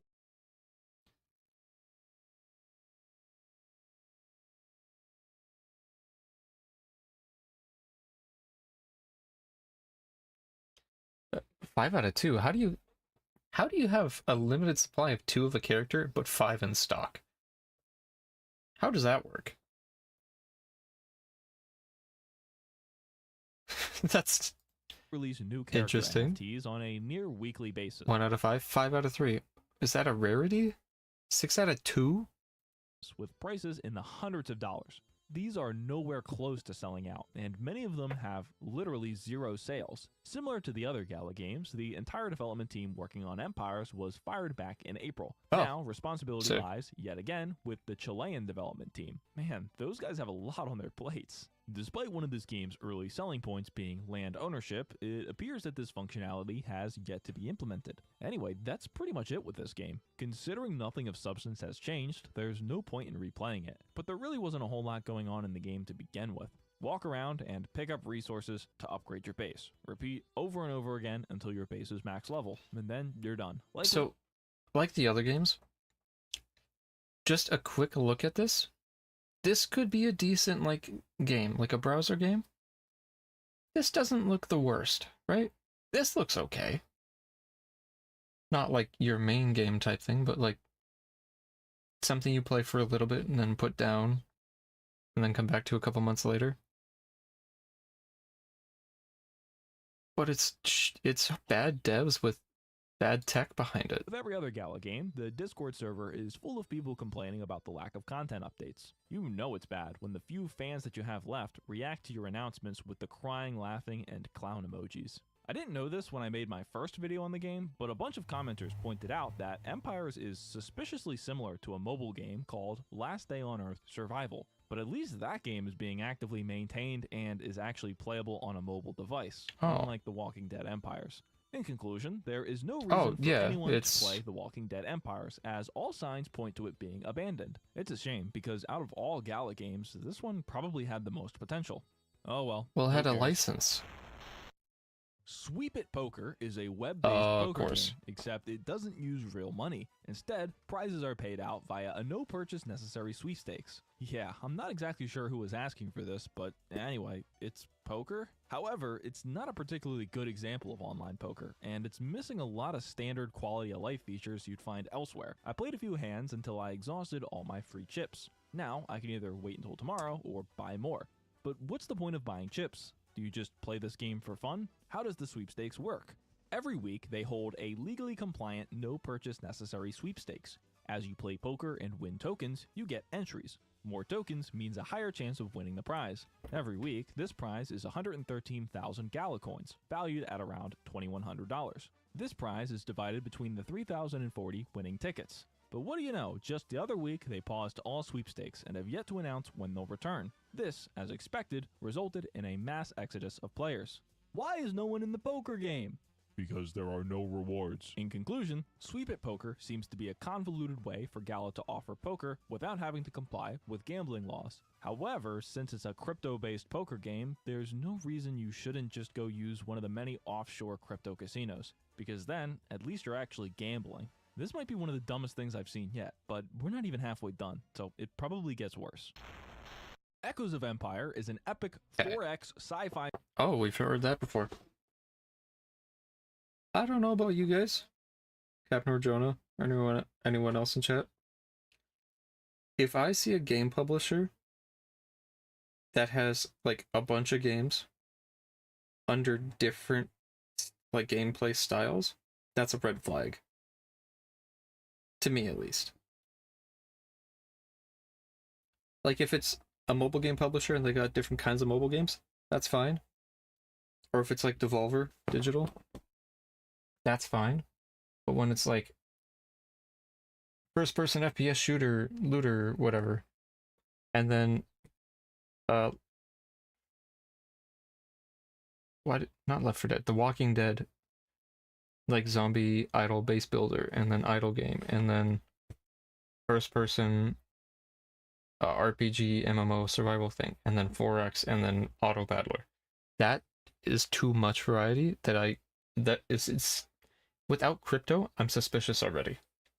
Strategy game steeped in mystery, intrigue, and 1,000 years of royal rule. Factions warring against one another on a galactic scale, setting the stage for an upstart hero and your meteoric ascent to power. No, it's not. Echoes of Empire is an idle game with a vague space theme. The gameplay loop consists of This is that Star Trek game on mobile.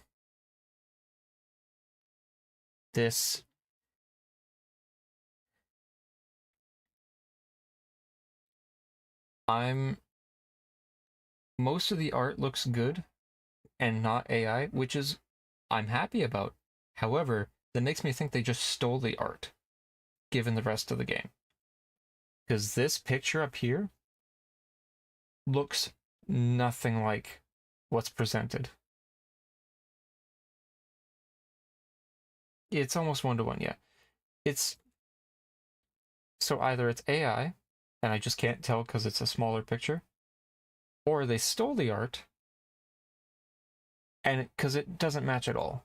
Clicking on ship modules, clicking on the map, and then waiting. You can also just pay with the premium currency and skip the wait, thus allowing you to avoid playing the game entirely. It seems like I'm oversimplifying this, but really, I'm not. There's almost no semblance of gameplay to be found here. Upgrade your base, construct ships, click on the map and send your ships on a mission. Wait until the mission ends, and then use your resources to upgrade your base. Repeat this for 15 minutes and then realize you're wasting your time.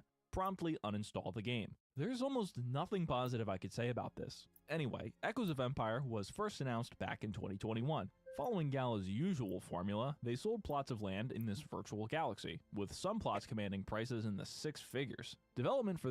I'm also pretty sure I've seen this model for the ship before somewhere else. Like half these games, I've seen either the gameplay or the models itself somewhere. So, I don't know what dev teams they're hiring. It just seems like they're just stealing resources left, right, and center. For the game would take place over the next 2 years, with the public launch occurring on January 30th, 2024. A month later, Gala would share a roadmap for the future of Echoes of Empire, outlining the next steps for finalizing the game. But this was a bunch of nonsense, since the game never received another update. Shortly after this roadmap was posted, the development team left the Gala Discord server. Game released 30th of January 2024. Last update was end of February. So a month later, mid-March was the last time the devs communicated. Mid-April, Gala Games was talking with HF about buying the licensing for the game. And today, here we are. Okay, if Gala's the publisher, why do they need to buy the license from the game? If they're publishing it, they should own the license. Or is Gala just funding the games?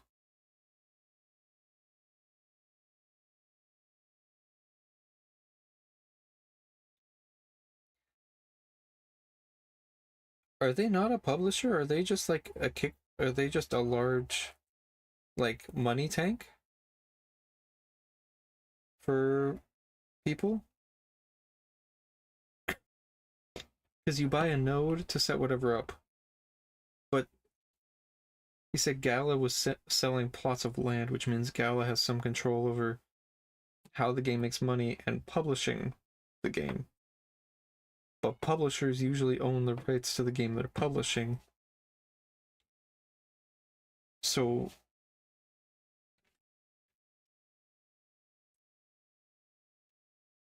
it's got to be some legal loophole where they don't have to pay something. If they're talking about buying the license for the game, then they want this game, but the game would die regardless. At least this one lived longer than Concord, with a whopping 34 days of active support. Damn. Spider Tanks was my very first exposure to the nightmare that is Gala games. It was a pretty basic top-down arena game, with only a handful of different maps and game modes. It also featured one of the most... For like an hour? Damn. This game actually looks interesting. Little spider tanks, that's kind of cute. Insulting monetization schemes I've ever seen, or as they call it, the honor system. In Spider Tanks, the only way to customize your tank is to buy it from Gala. Otherwise, you're forced to use a tank that someone else lent to you. Back when I first reviewed the game, these prices were quite high, over $100 for one tank and a weapon. Clearly they took my feedback seriously, since they now offer a starter pack for just $22. Still pretty expensive, but let's jump into the game and see if anything's changed. Spider Tanks looks and plays like a mobile game. However, it's actually a PC exclusive. Matches consist of 2 teams of 3, and they usually last around 3.5 minutes. This makes for a game that is theoretically great for quick sessions, if it wasn't for the fact that the queue times are longer than the matches. Spider Tanks had a serious lack of players even a year and a half ago. That problem is even worse today, mostly driven by the fact that Spider Tanks hasn't seen a content update in a year. This is due to Gala's attempts to sue Game Media, the Netherlands-based development studio contracted to build Spider Tanks. The initiation of this lawsuit Why? was a pretty big deal in the Gala community. It was the first behind-the-scenes peek into Gala's business practices, their finances, and how they treat their developers. The complaint, filed by Gala Games in March 2024, alleges that Game Media abandoned Spider Tanks, breaching their contractual obligations to support the game. However, Game Media's response tells an entirely different story. In Game Media's public statement, they share their initial lack of experience with NFTs or crypto. However, they would quickly learn that there was a lot of money to be made, with Spider Tanks generating over $20 million in its first month of sales. This revenue was split between Gala and Game Media, with Game Media investing their share back into development and Gala squandering the rest. According to Game Media, Gala's share went into purchasing real estate, private jets, and pursuing celebrity partnerships. But only a few months into the game, revenue would sharply decline, and Gala would stop paying Game Media entirely. Sick of working for free, Game Media ceased all development efforts, prompting this lawsuit. The case would eventually be dismissed, citing a lack of jurisdiction. I assume this means that Spider Tanks is over, with the developer-publisher relationship entirely destroyed. Technically, the servers are still up and running, but the only players you'll ever encounter are the bag holders who have spent hundreds on building the most overpowered tanks. It's really not a terrible game, and it could have been a lot better if it was a phone game, but it's still overpriced and lacking in content. And considering Gala just announced that they plan to sue Game Media again, I don't think this chapter is over quite yet. Regardless, with the current... What did that say? We remain committed to pursuing Game Media to ensure the safety and well-being that our community deserves. Safety? At Gala, our priority is always our community. Not true based off of the 1, 2, 3, 4, 5, 6, 7, 8, 9, 10 other games we've seen. Okay. Our priorities always our community, and we will take every necessary step, including legal action, to protect and provide the best for you. As many of you know, the case against Game Media was dismissed on jurisdictional grounds, but it will be refiled soon. Sick. Plan to sue Game Media again? I don't think this chapter is over quite yet. Snakes. Regardless, with the current state of Spider Tanks, I have no choice but to slap the game with yet another abandoned label. Superior wasn't just my favorite Gala game, it's actually the record holder for the highest John score, 58 out of 100. It was a casual, roguelite third-person shooter with a unique superhero art style and story. It had a lot of potential, but at the time, it was in early access. Considering the steep asking price of $25, it was a tough sell given its severe lack of content. 2 versions of the game were released, one on the Gala Games website featuring NFTs, and a second version on Steam without. There is no crossplay between the two, and the NFTs cost upwards of $300 and offer minor gameplay advantages. Neither of these releases were commercially successful, with the Steam version having an all-time peak player base of 45. But despite Superior's shortcomings in early access, it had a solid foundation, and the potential for a successful turnaround. This was until late 2023, when the third-party developers of Superior, Drifter Games, filed a lawsuit against Gala. The complaint states that Drifter is owed $750,000 for the Xbox port of Superior. Drifter claims that they had completed all the work and sent the build over to Gala, who didn't even test the build before deeming it unsatisfactory and refusing payment. This case went back and forth for a few months before eventually being dismissed. Considering that the last update to the game was in July. New mission Jarhead. A C-list Superior needs more juice to fuel his, I don't know what the hell that means. Okay. Of 2023, it's safe to say the relationship is severed. No need to give an updated review in this case, since nothing substantial's changed. Just in case you weren't keeping track, we've covered 11 games so far. 7 of them have been abandoned. I hope you're still paying attention, because we've only got a few more to go. I'm getting really bored, and you probably already fell asleep by now, so I'm just gonna fly through these next 2 games. Dragon Strike and Meow Match are both your standard Match 3 mobile games. One has a convoluted currency and city management gacha progression mechanic, and the other is a cutesy cat game. Meow Match was actually not half bad. I mean, it's kind of identical to Candy Crush, but it's a change of scenery. But don't get too attached, because it hasn't been updated in over a year. I only played Dragon Strike for about 8 minutes before becoming violently overstimulated, but yeah, it's your generic mobile garbage. It also has not been updated in over a year, graphics so not probably good. Abandoned. I doubt that either of these games will ever see an update again, considering all their original developers were fired along with the Walking Dead Empire's team. Oh, lovely. Legacy is a game about growing and developing your own business through the power of creativity. Design and manufacture your own products, sell and trade on the market, and maximize your profits. Manage every aspect of your town. Customize to your heart's content, from your products to your buildings. If it's in the game, you can have it your way. Make it unique, make it rare, make it profitable. Brought to you in a joint effort between Peter Molyneux and Gala Games. The jokes just write themselves. Peter Molyneux is a rather infamous figure in gaming history, although his relevance faded over a decade ago. Some of his work includes Dungeon Keeper, Black and White, and Fable. However, ever since Fable 3, his reputation's gone down the drain. After departing Lionhead Studios in 2012, he founded 22 Cans, a studio known for making Kickstarter vaporware. But Legacy would be different, right? When Legacy was first announced, the reception was obviously quite poor, since Peter Molyneux and NFT game aren't two of the most popular keywords. Just like every other NFT game, you could also buy virtual land for Legacy. It was supposed to be a business simulation, complete with a fully functioning real-world economy. Landowners would collect tax from business done on their property. This information alone was enough to sell over $50 million worth of Legacy land NFTs. After around 2 years of development, the game would launch into early access in late 2023. Legacy starts off by prompting us to join a guild. This will be our landlord, essentially, and we'll need to pay them a portion of all our revenue. I chose a guild at random and sat through an introductory cutscene.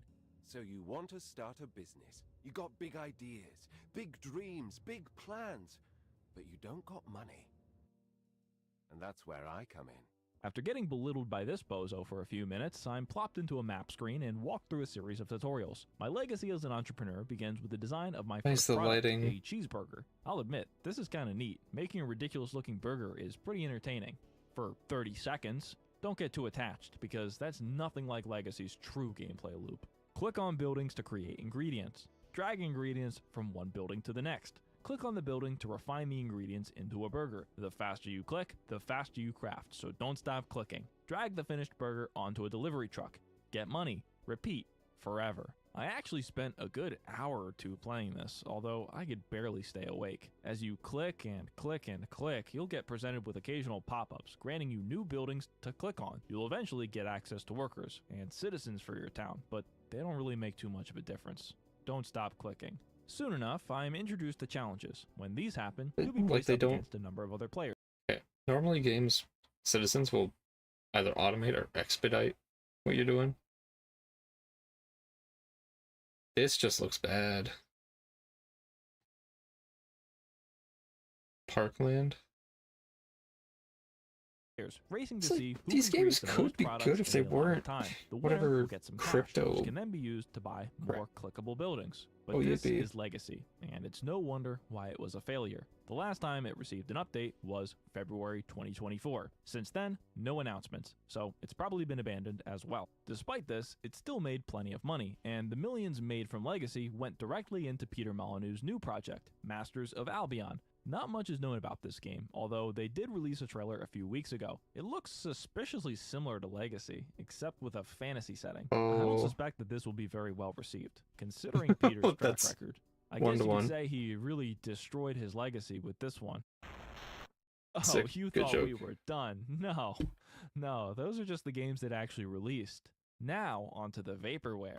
First up, we have Fortitude. This appears to be a tower defense game. It was originally announced in late 2021, and they started selling NFTs for it a few years later. Fortitude was a real game, and they had limited playtests in late 2022. But once that came to an end, the developers went silent. The most recent communication regarding Fortitude would be posted over a year later, in April 2024. The message was vague, and simply said, "We haven't forgotten about you guys. This will get rectified in the next few months." It has now been almost 700 days since the last official Could never be Fortitude fixed playtest, again. but no refunds because it's definitely still being worked on. Next up, Battlestar Galactica: Eternity. Announced in 2022 with coinciding loot box sales, not so much as a single gameplay trailer was released during the years since. A few months ago, Gala would quietly announce that the project had been cancelled. All loot boxes would be refunded in the coming months, said Gala. To this day, members in the Discord shared that they are still waiting for refunds over 3 months later. This next one is a bit different since the game actually did release, but without any association.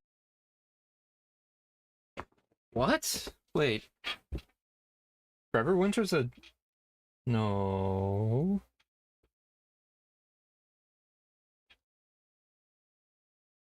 Really?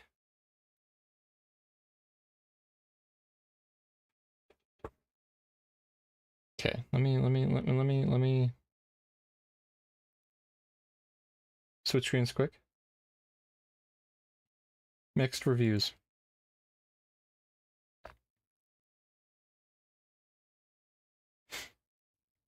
Okay, Fence review. Like it so far for an early access product. Very strong bones. Hopefully they iron out all the kinks.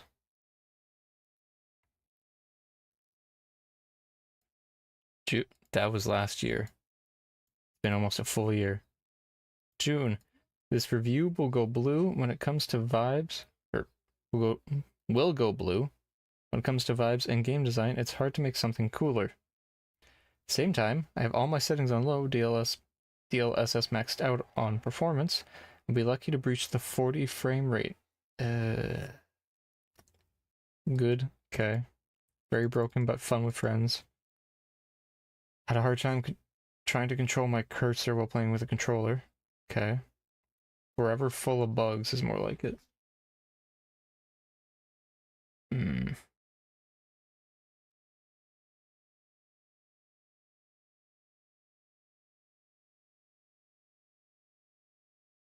Okay.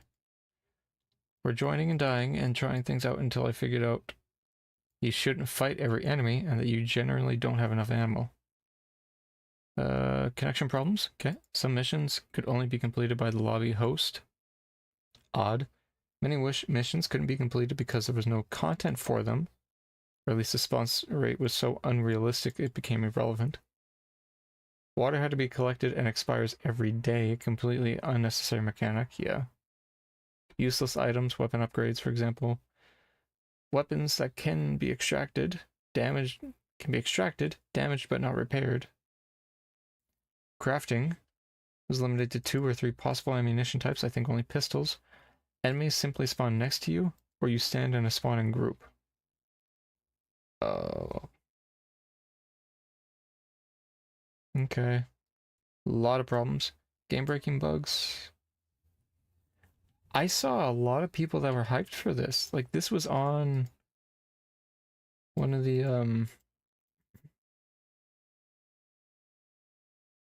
I think this was shown on the Game Awards. And it's associated with Gala Games? Not even, because, like, damn.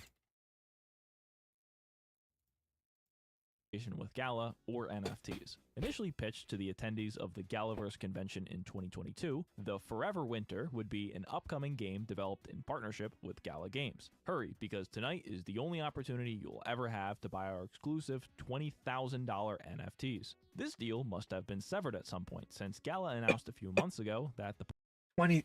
Oh.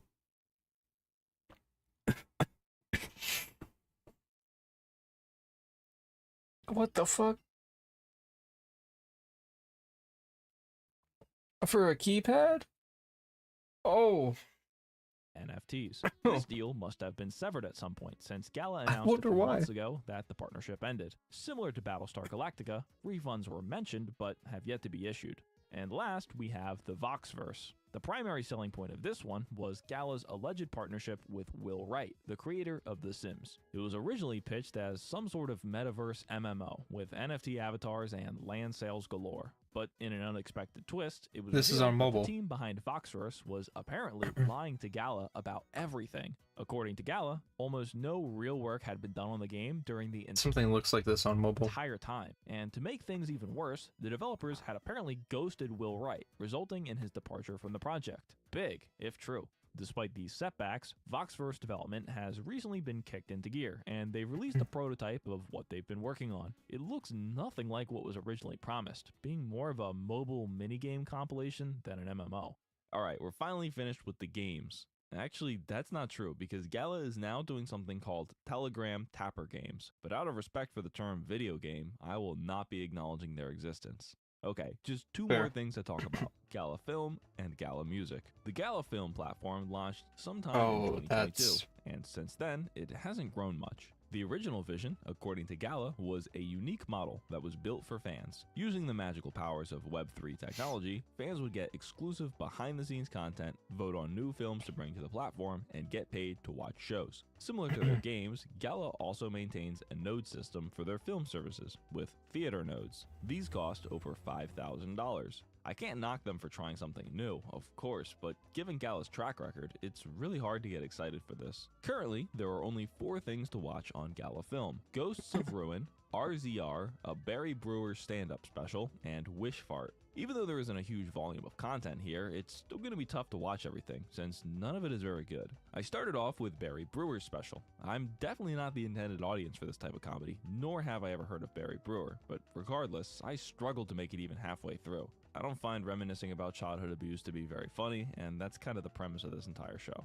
My mom used to give me whoopings, though, man. Beatings, anybody got beatings? That's a different level. Maybe y'all think clap. Beatings, okay. I got like attempted murders. You ever got some of those? Anybody else? You almost didn't make it out. My mama used to throw skillets like frisbee. She didn't care. Next up, I watched the first 2 episodes of Ghosts of Ruin. It's staggeringly mediocre and clearly made on a low budget. The premise is basically the same as Spy Kids 3D. What if there was a video game that was so realistic you actually went inside the video game? Wow, I've never heard that one before. It's not horrible, but it's also nothing worth writing home about. A solid 5 out of 10. Finally, I watched the first 3 episodes of RZR. It's a low-budget snooze fest, complete with countless cringy references to cryptocurrency. Tap it.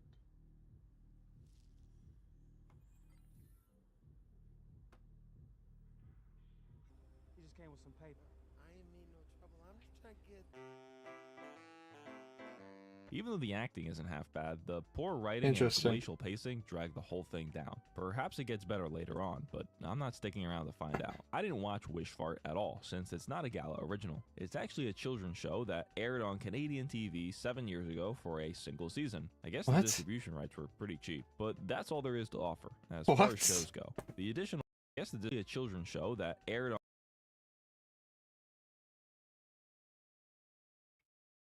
Join Dez, a leprechaun, and his quirky friends as they navigate wild adventures and unpredictable magic. Fun, chaos, and laughs guaranteed.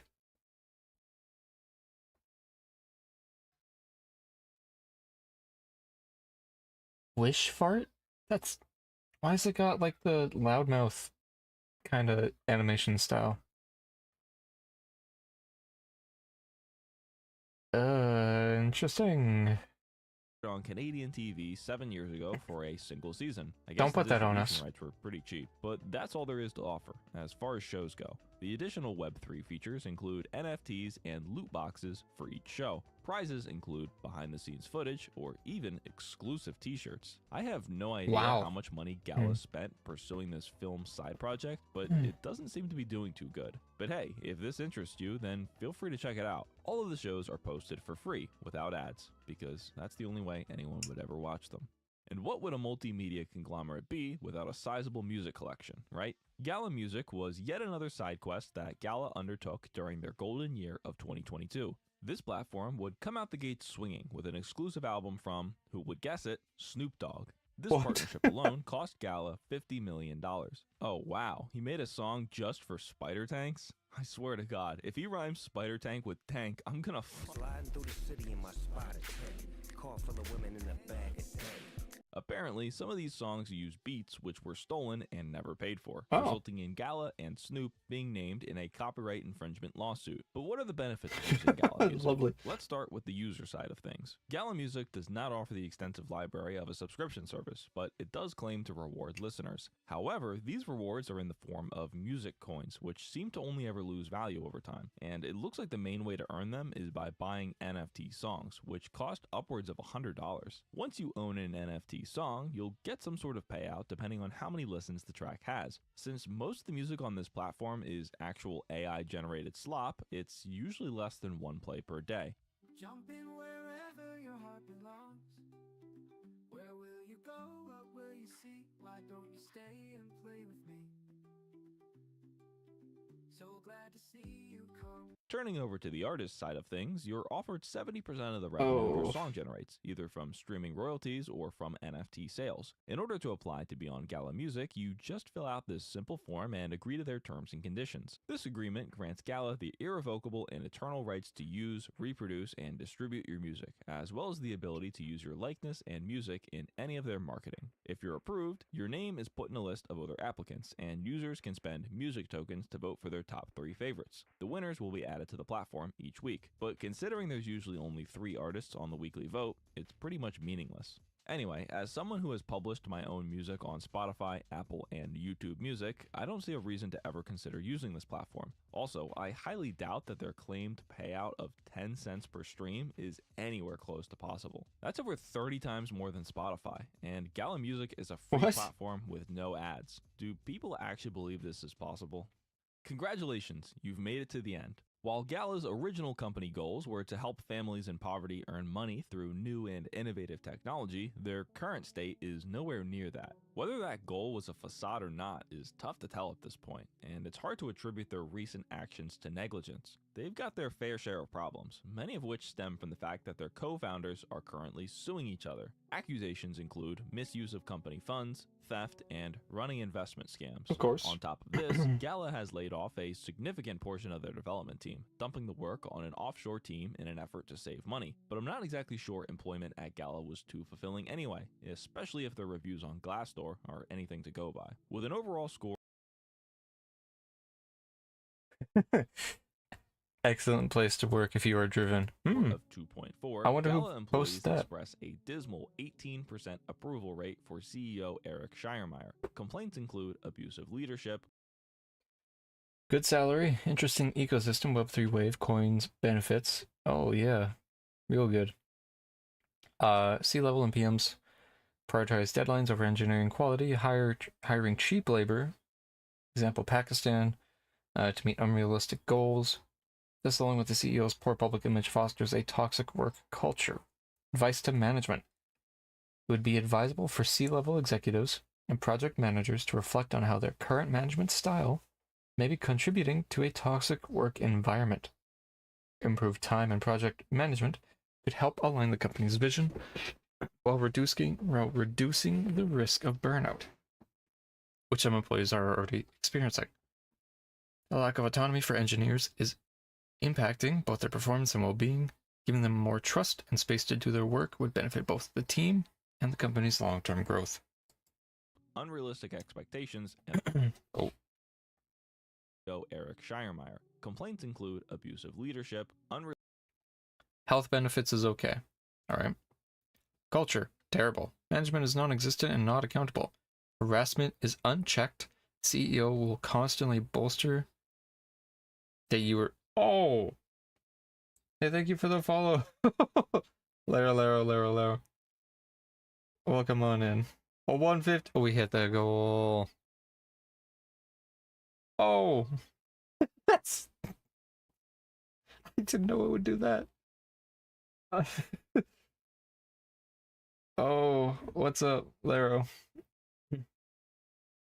Thank you for coming in. Where's the goal thing? Dude, there's the goals.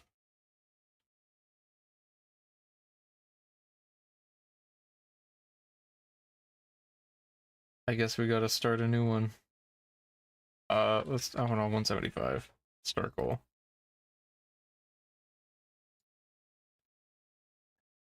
Real shit. Yeah. Did I start that? Start goal. Goal 160. Yeah, sure, that works. I love that it doesn't work. That's sick. Okay. Welcome on in. Lero. Blame shaming everywhere. Or the CEO will constantly bolster that you are useless and do nothing for the company. That's great. Expectation to work weekends and after hours all the time. Career development, none.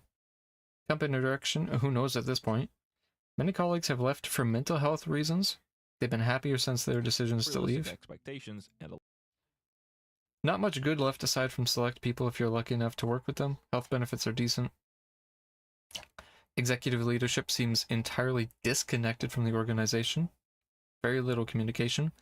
Discontinuation of town halls, removal of unlimited pay time off, and flexibility in general. No raises for years, layoffs after layoffs with no communication to those left. Advice to management: it's time for all new leadership. It is hard to envision any success or future with the current leadership team. Damn. The lack of company direction. Gala's popularity in the overall crypto sphere has dwindled to an all-time low since their peaks in 2022. Crypto games just don't have the unrealistic level of hype that they had back then, and Gala has built their entire business around Web3.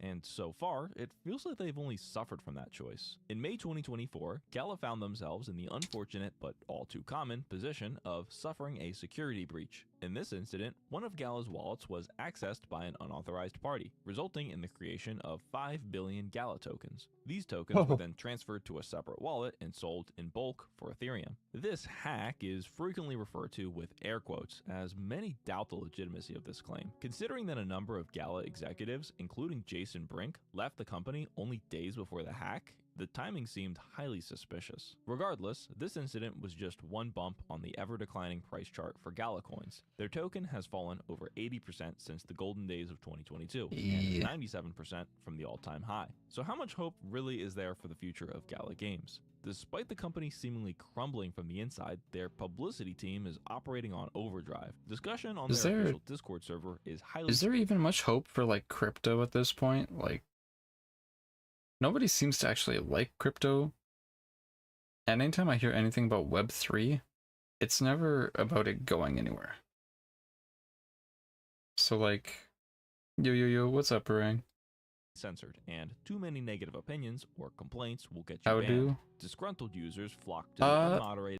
I'm doing good. We're about to do some voice acting stuff for the One Piece vid. So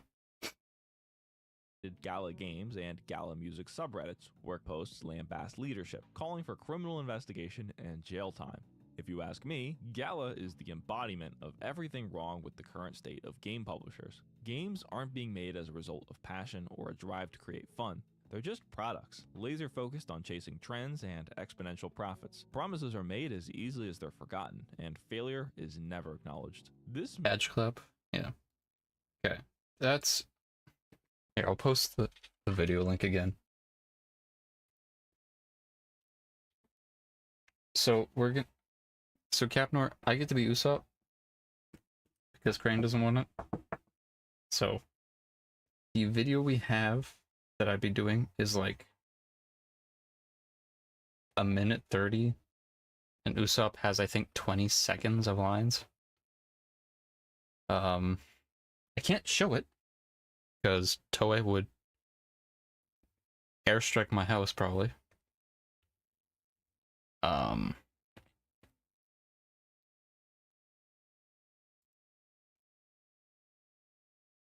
So we'll do that. I'll have the audio for it, but otherwise, you know, if my voice wasn't shit, I would voice act in that. Your voice is fine. I don't know. We'll do that. It's gonna. I don't know if my voice is even like close to Usopp. You know?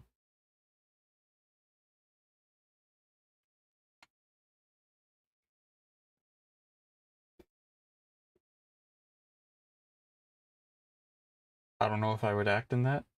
Prang, you're Chopper. What do you mean you don't know if you would? You did. You are actively already edited into it.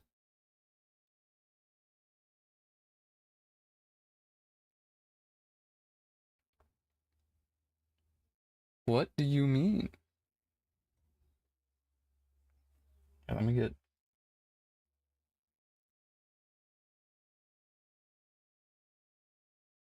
Okay.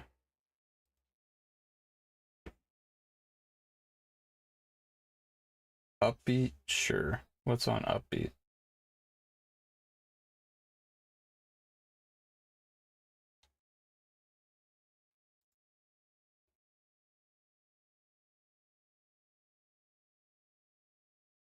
So I thought you were talking about something else.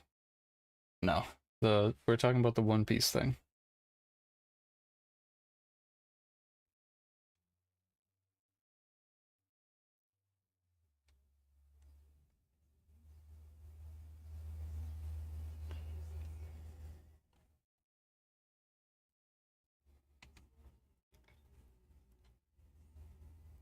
Here. Well, quick break. Quick bathroom break. And when I get back, we'll do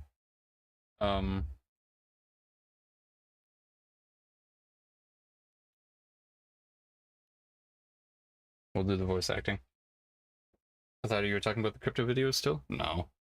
If I do anything crypto, and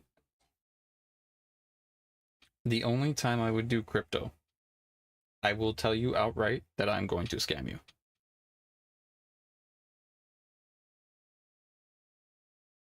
That is the only... I was like, every game they talked about, John mentioned like, oh yeah, they sold land, and immediately $20 to $50 million. It's that easy. Like, it's that easy to scam people.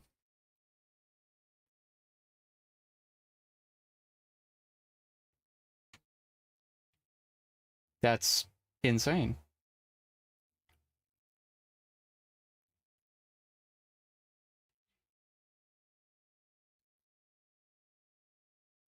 No.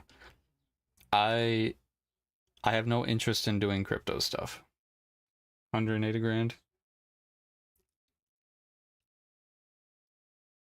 I got no interest.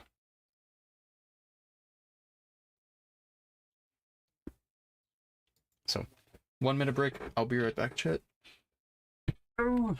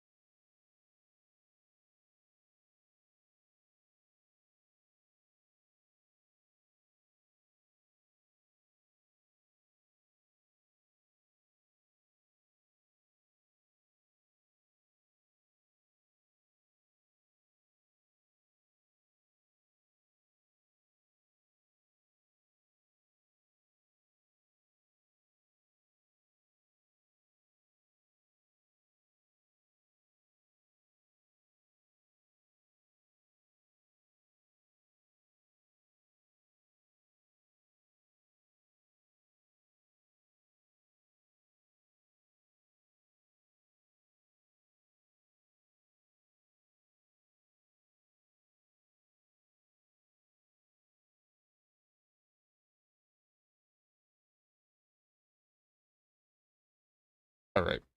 Alright. Okay. So, his voice is very distinct. Okay, so you'll hear the audio, you won't see the video. Alright. Because again, I don't want to get nuked by Toei.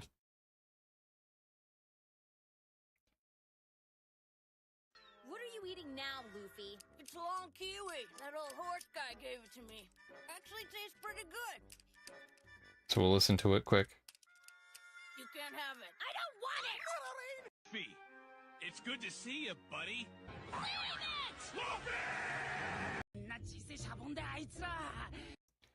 He speaks Japanese, and I'm not going to speak Japanese because I don't want to butcher it horrendously.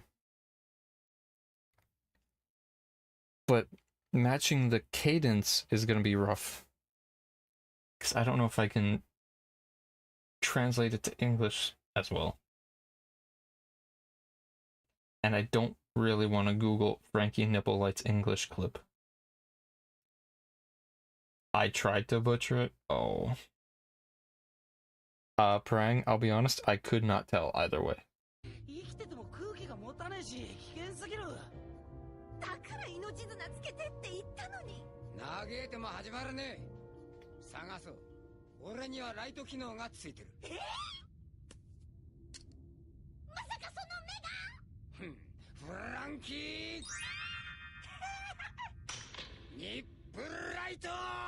Too bad we lost it. I'll say. Where'd it go? The octopus. Yeah. I have it. Luffy has it. He's like kind of a... It's not like a deep voice, but he has a little rumble. He has a little gravel. I think I could do it. Like if I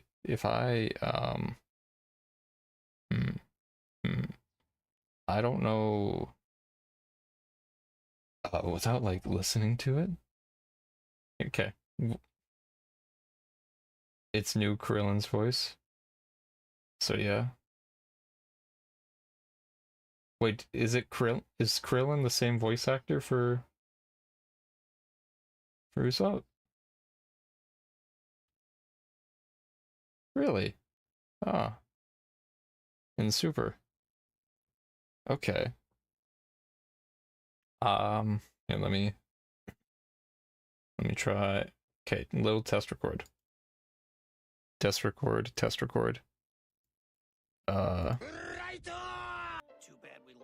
bad we lost it. Where'd it go? The octopus. Yeah. I have it. Luffy has it. Okay. I need to hear how that sounds.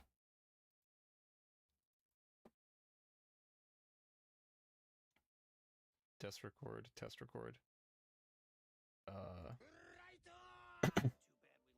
Too bad we lost it. Luffy has it. Okay. So I'll sound more enthusiastic. But I don't know, like...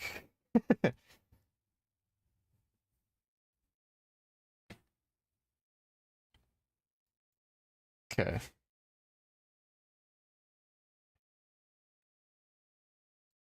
Recording.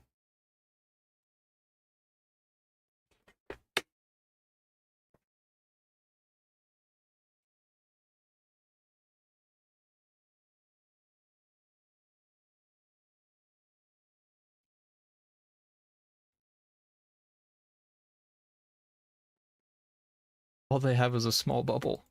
Even if they're live, there isn't enough air, so it's dangerous.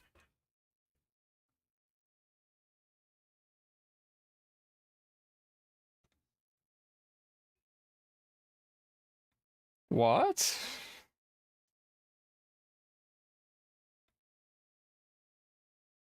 Break. Okay, Corvette, do you want me to do like the K or like the exclamation point verbally, like the "haw" type thing, or no?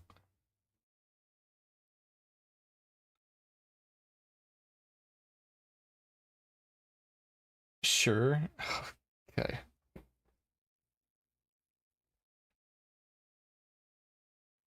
Okay. Recording continue. Yeah, that would be nice. Okay. Recording continue. Ow. Oh!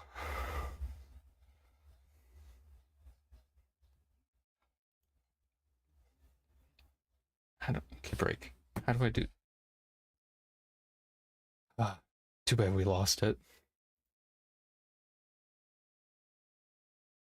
Luffy has it.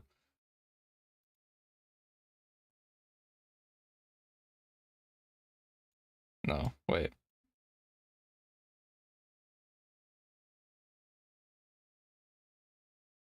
Too bad we lost. No! Fuck, okay.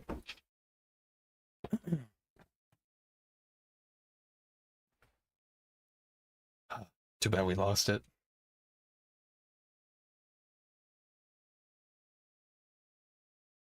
Luffy has it.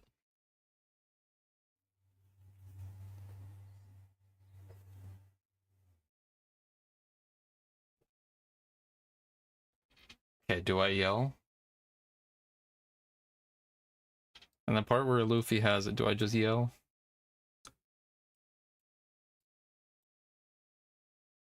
Mm-hmm, okay.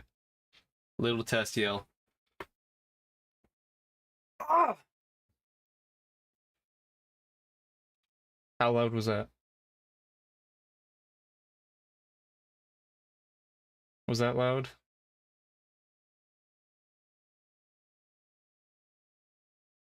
It cut out a bit. It's going to just because of like... Okay. Okay. Test yell. Now do it. Okay, so... Robin just said Luffy has it. I said it. What? Where?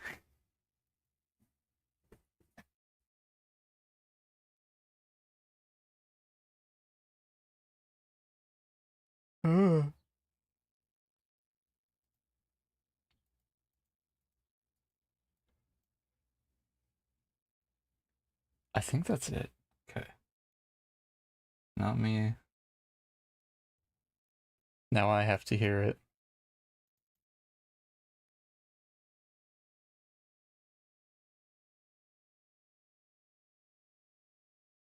Is it gonna... Here. Quick test. Quick.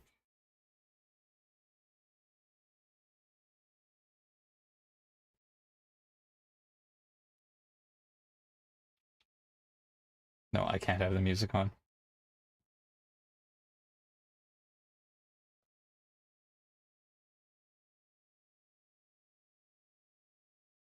Okay, Corvette, I'll send it to you. And then if you need me to change parts of it, let me know. Maybe I just go into my garage and yell or something into my phone.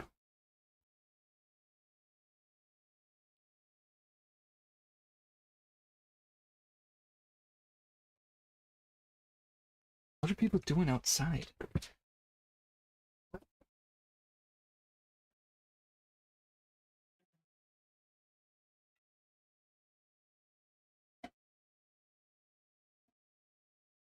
Why is there... Okay. There's like an excavator outside. Give me a minute, chat.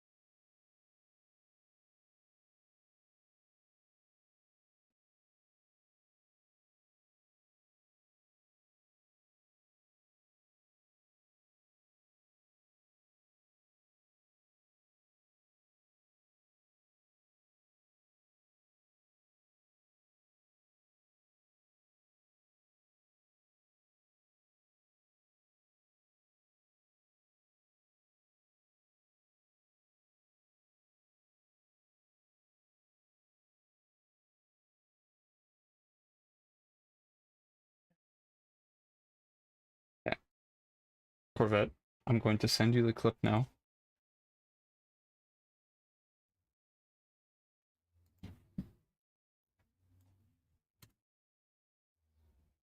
It is 81 megabytes.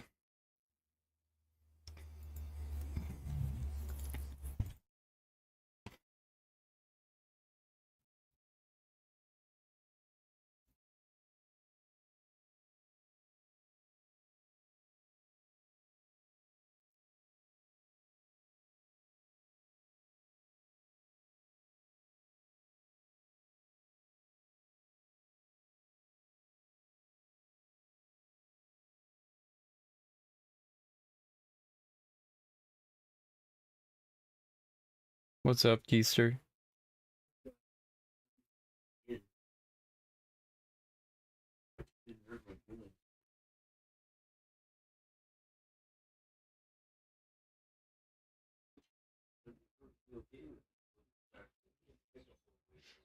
Mm-hmm. Okay. You may hear people in the background.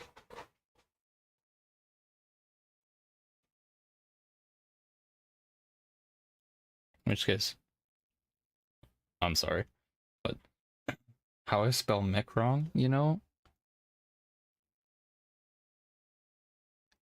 It's fine. But when I go into random people's chats, I get a lot of things typed wrong. Like, I've been called Mick G. I've been called Dodo, Donda.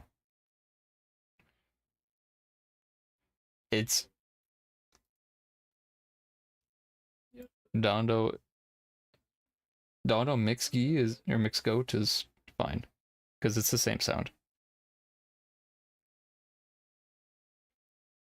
Dodon Ray.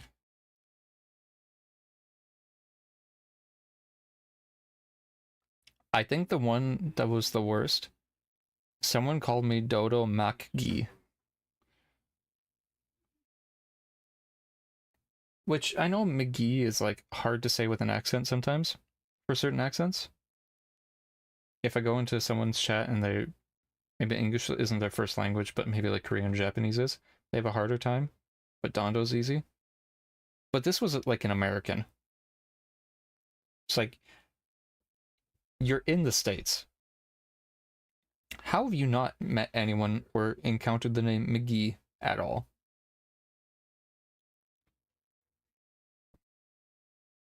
NCIS has a character named McGee, and it's most popular in the States.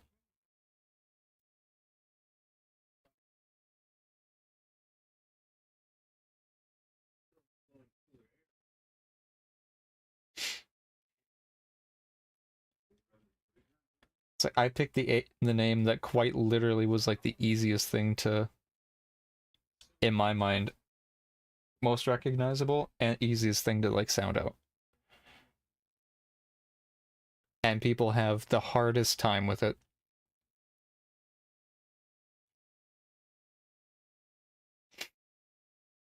I don't understand, man.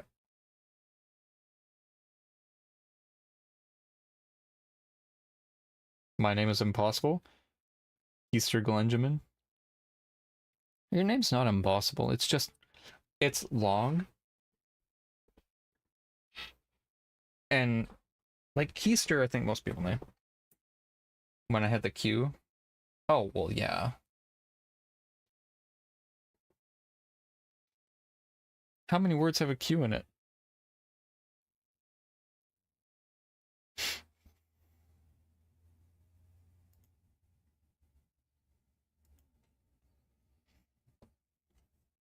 Quebec. Yeah.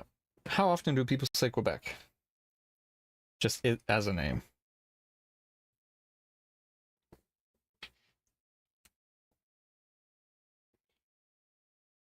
Never exactly.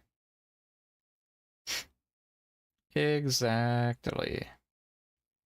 I'm looking for some.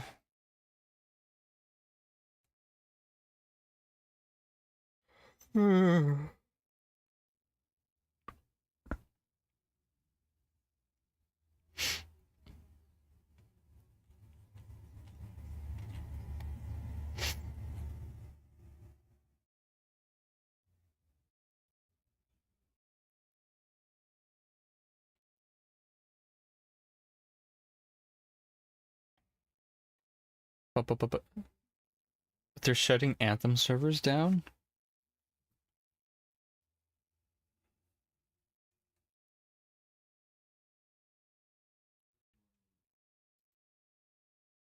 Oh no.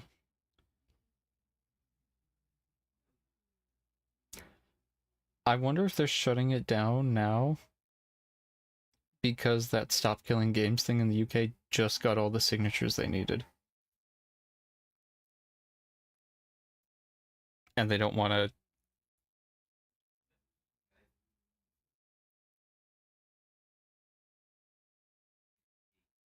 It called itself a Destiny killer.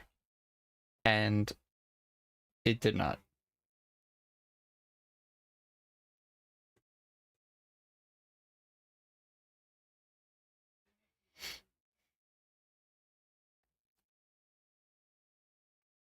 Yeah.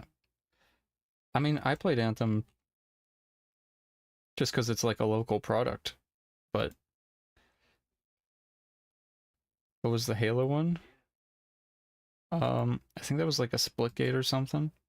Anthem is the like one where you fly around in the mech suit.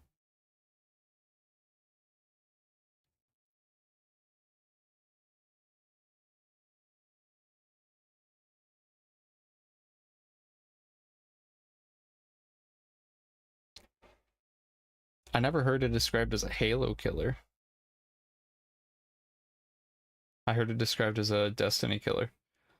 It was a open world looter shooter with dungeons and stuff. It was basically just Destiny, but instead of running around to shoot, you could fly around in your mech suit to do it.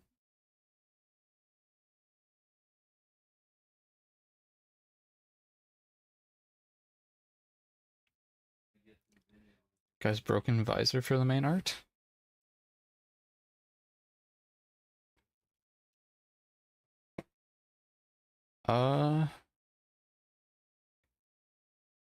He didn't have a broken visor. It was this game.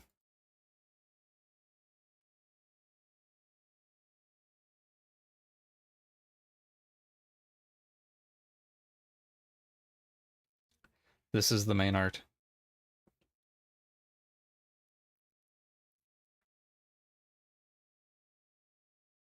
Guy with broken visor.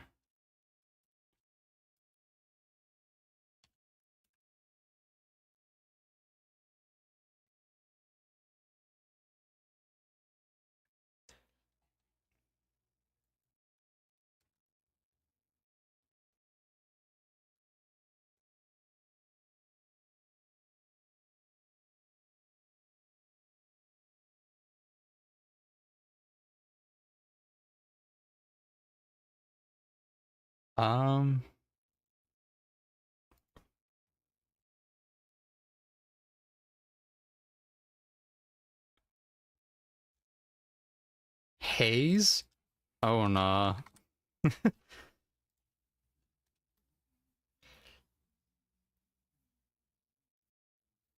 Brother, that's 2008.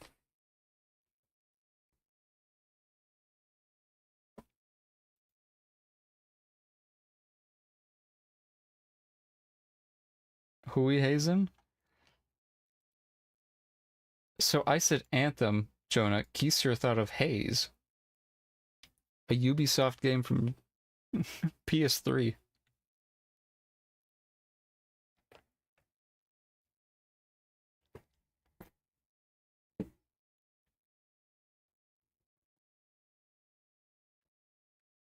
It was marketed as a Halo killer. I can see that just based off the screenshots here. But no, Anthem is getting the server shut down. Which is odd to me timing-wise because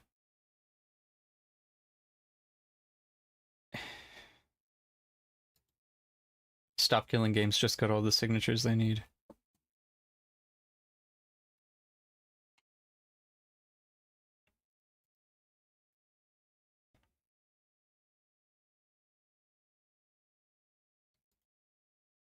What is this?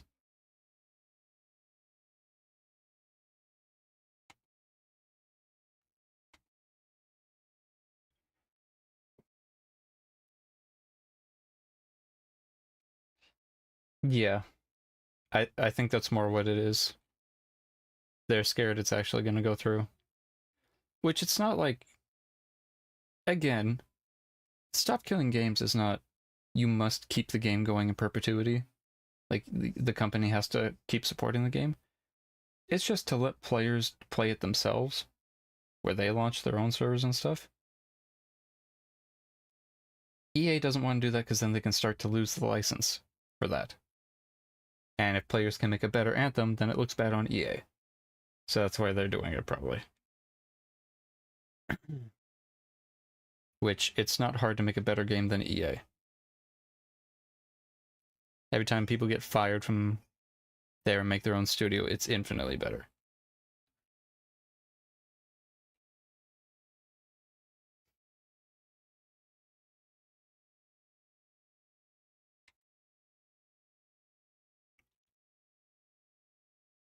Now, I'm thinking... If we... How would we be if we restarted the stream and we did some Douyin?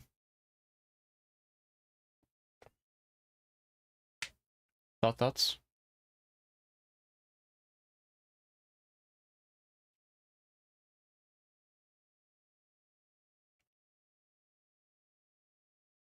Because I'm not in a gaming mood at the moment. I'm just scrolling through stuff.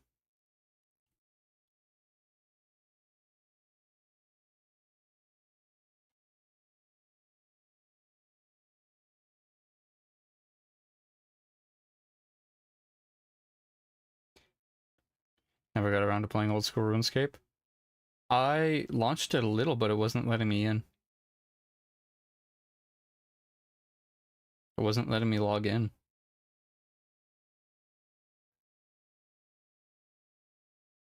Maybe the world was full? Damn.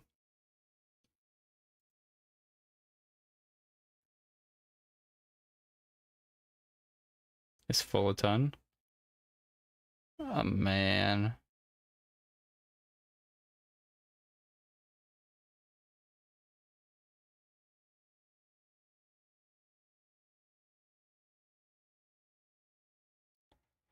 Also, I saw what my brother sent me. Jonah, you remember that droid my brother put in chat earlier? Like 3 hours ago, 2 hours ago? This is what it's from.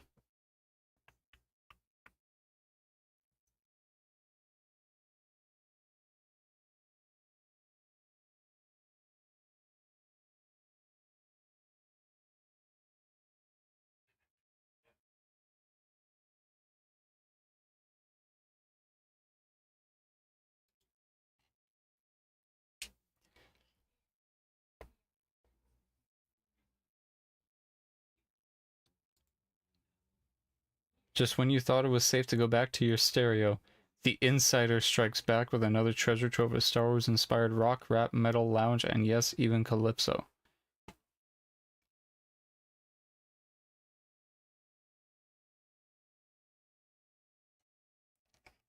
What is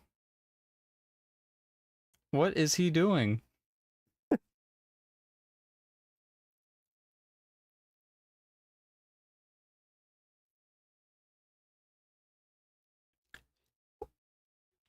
Can I say something? You know what, man?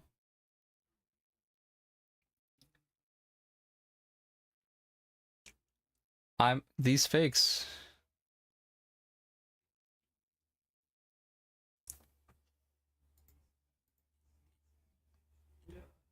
Only talking popular robots, man.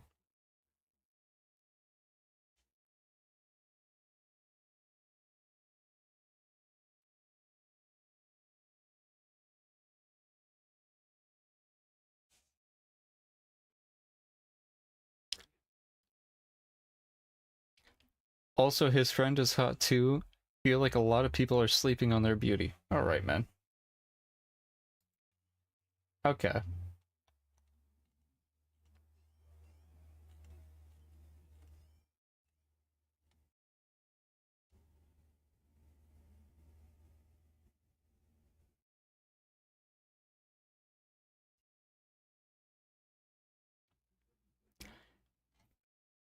I don't...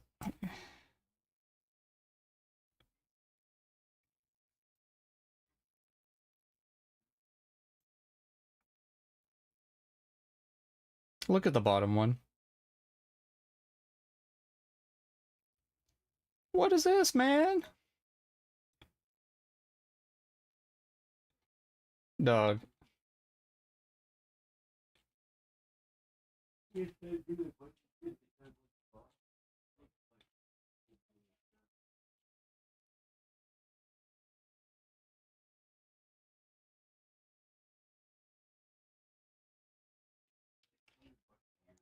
People will see the way I talk about Ada 1, call me a freak, and then they'll look at a battle droid and be like, let me stick those gears. Let me turn those knobs.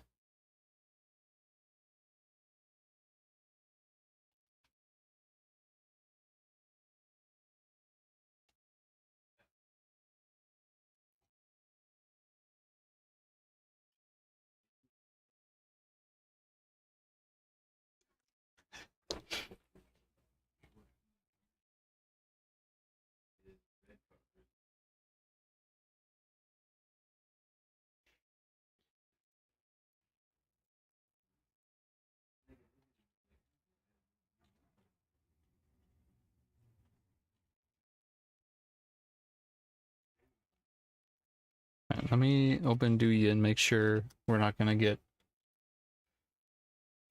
blasted by someone getting hit by a car or something.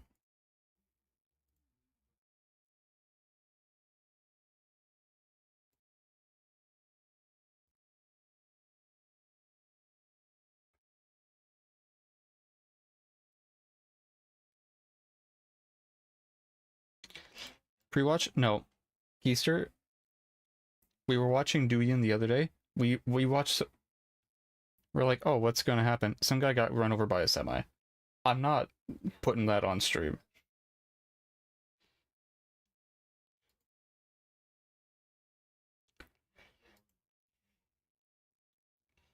So maybe we just,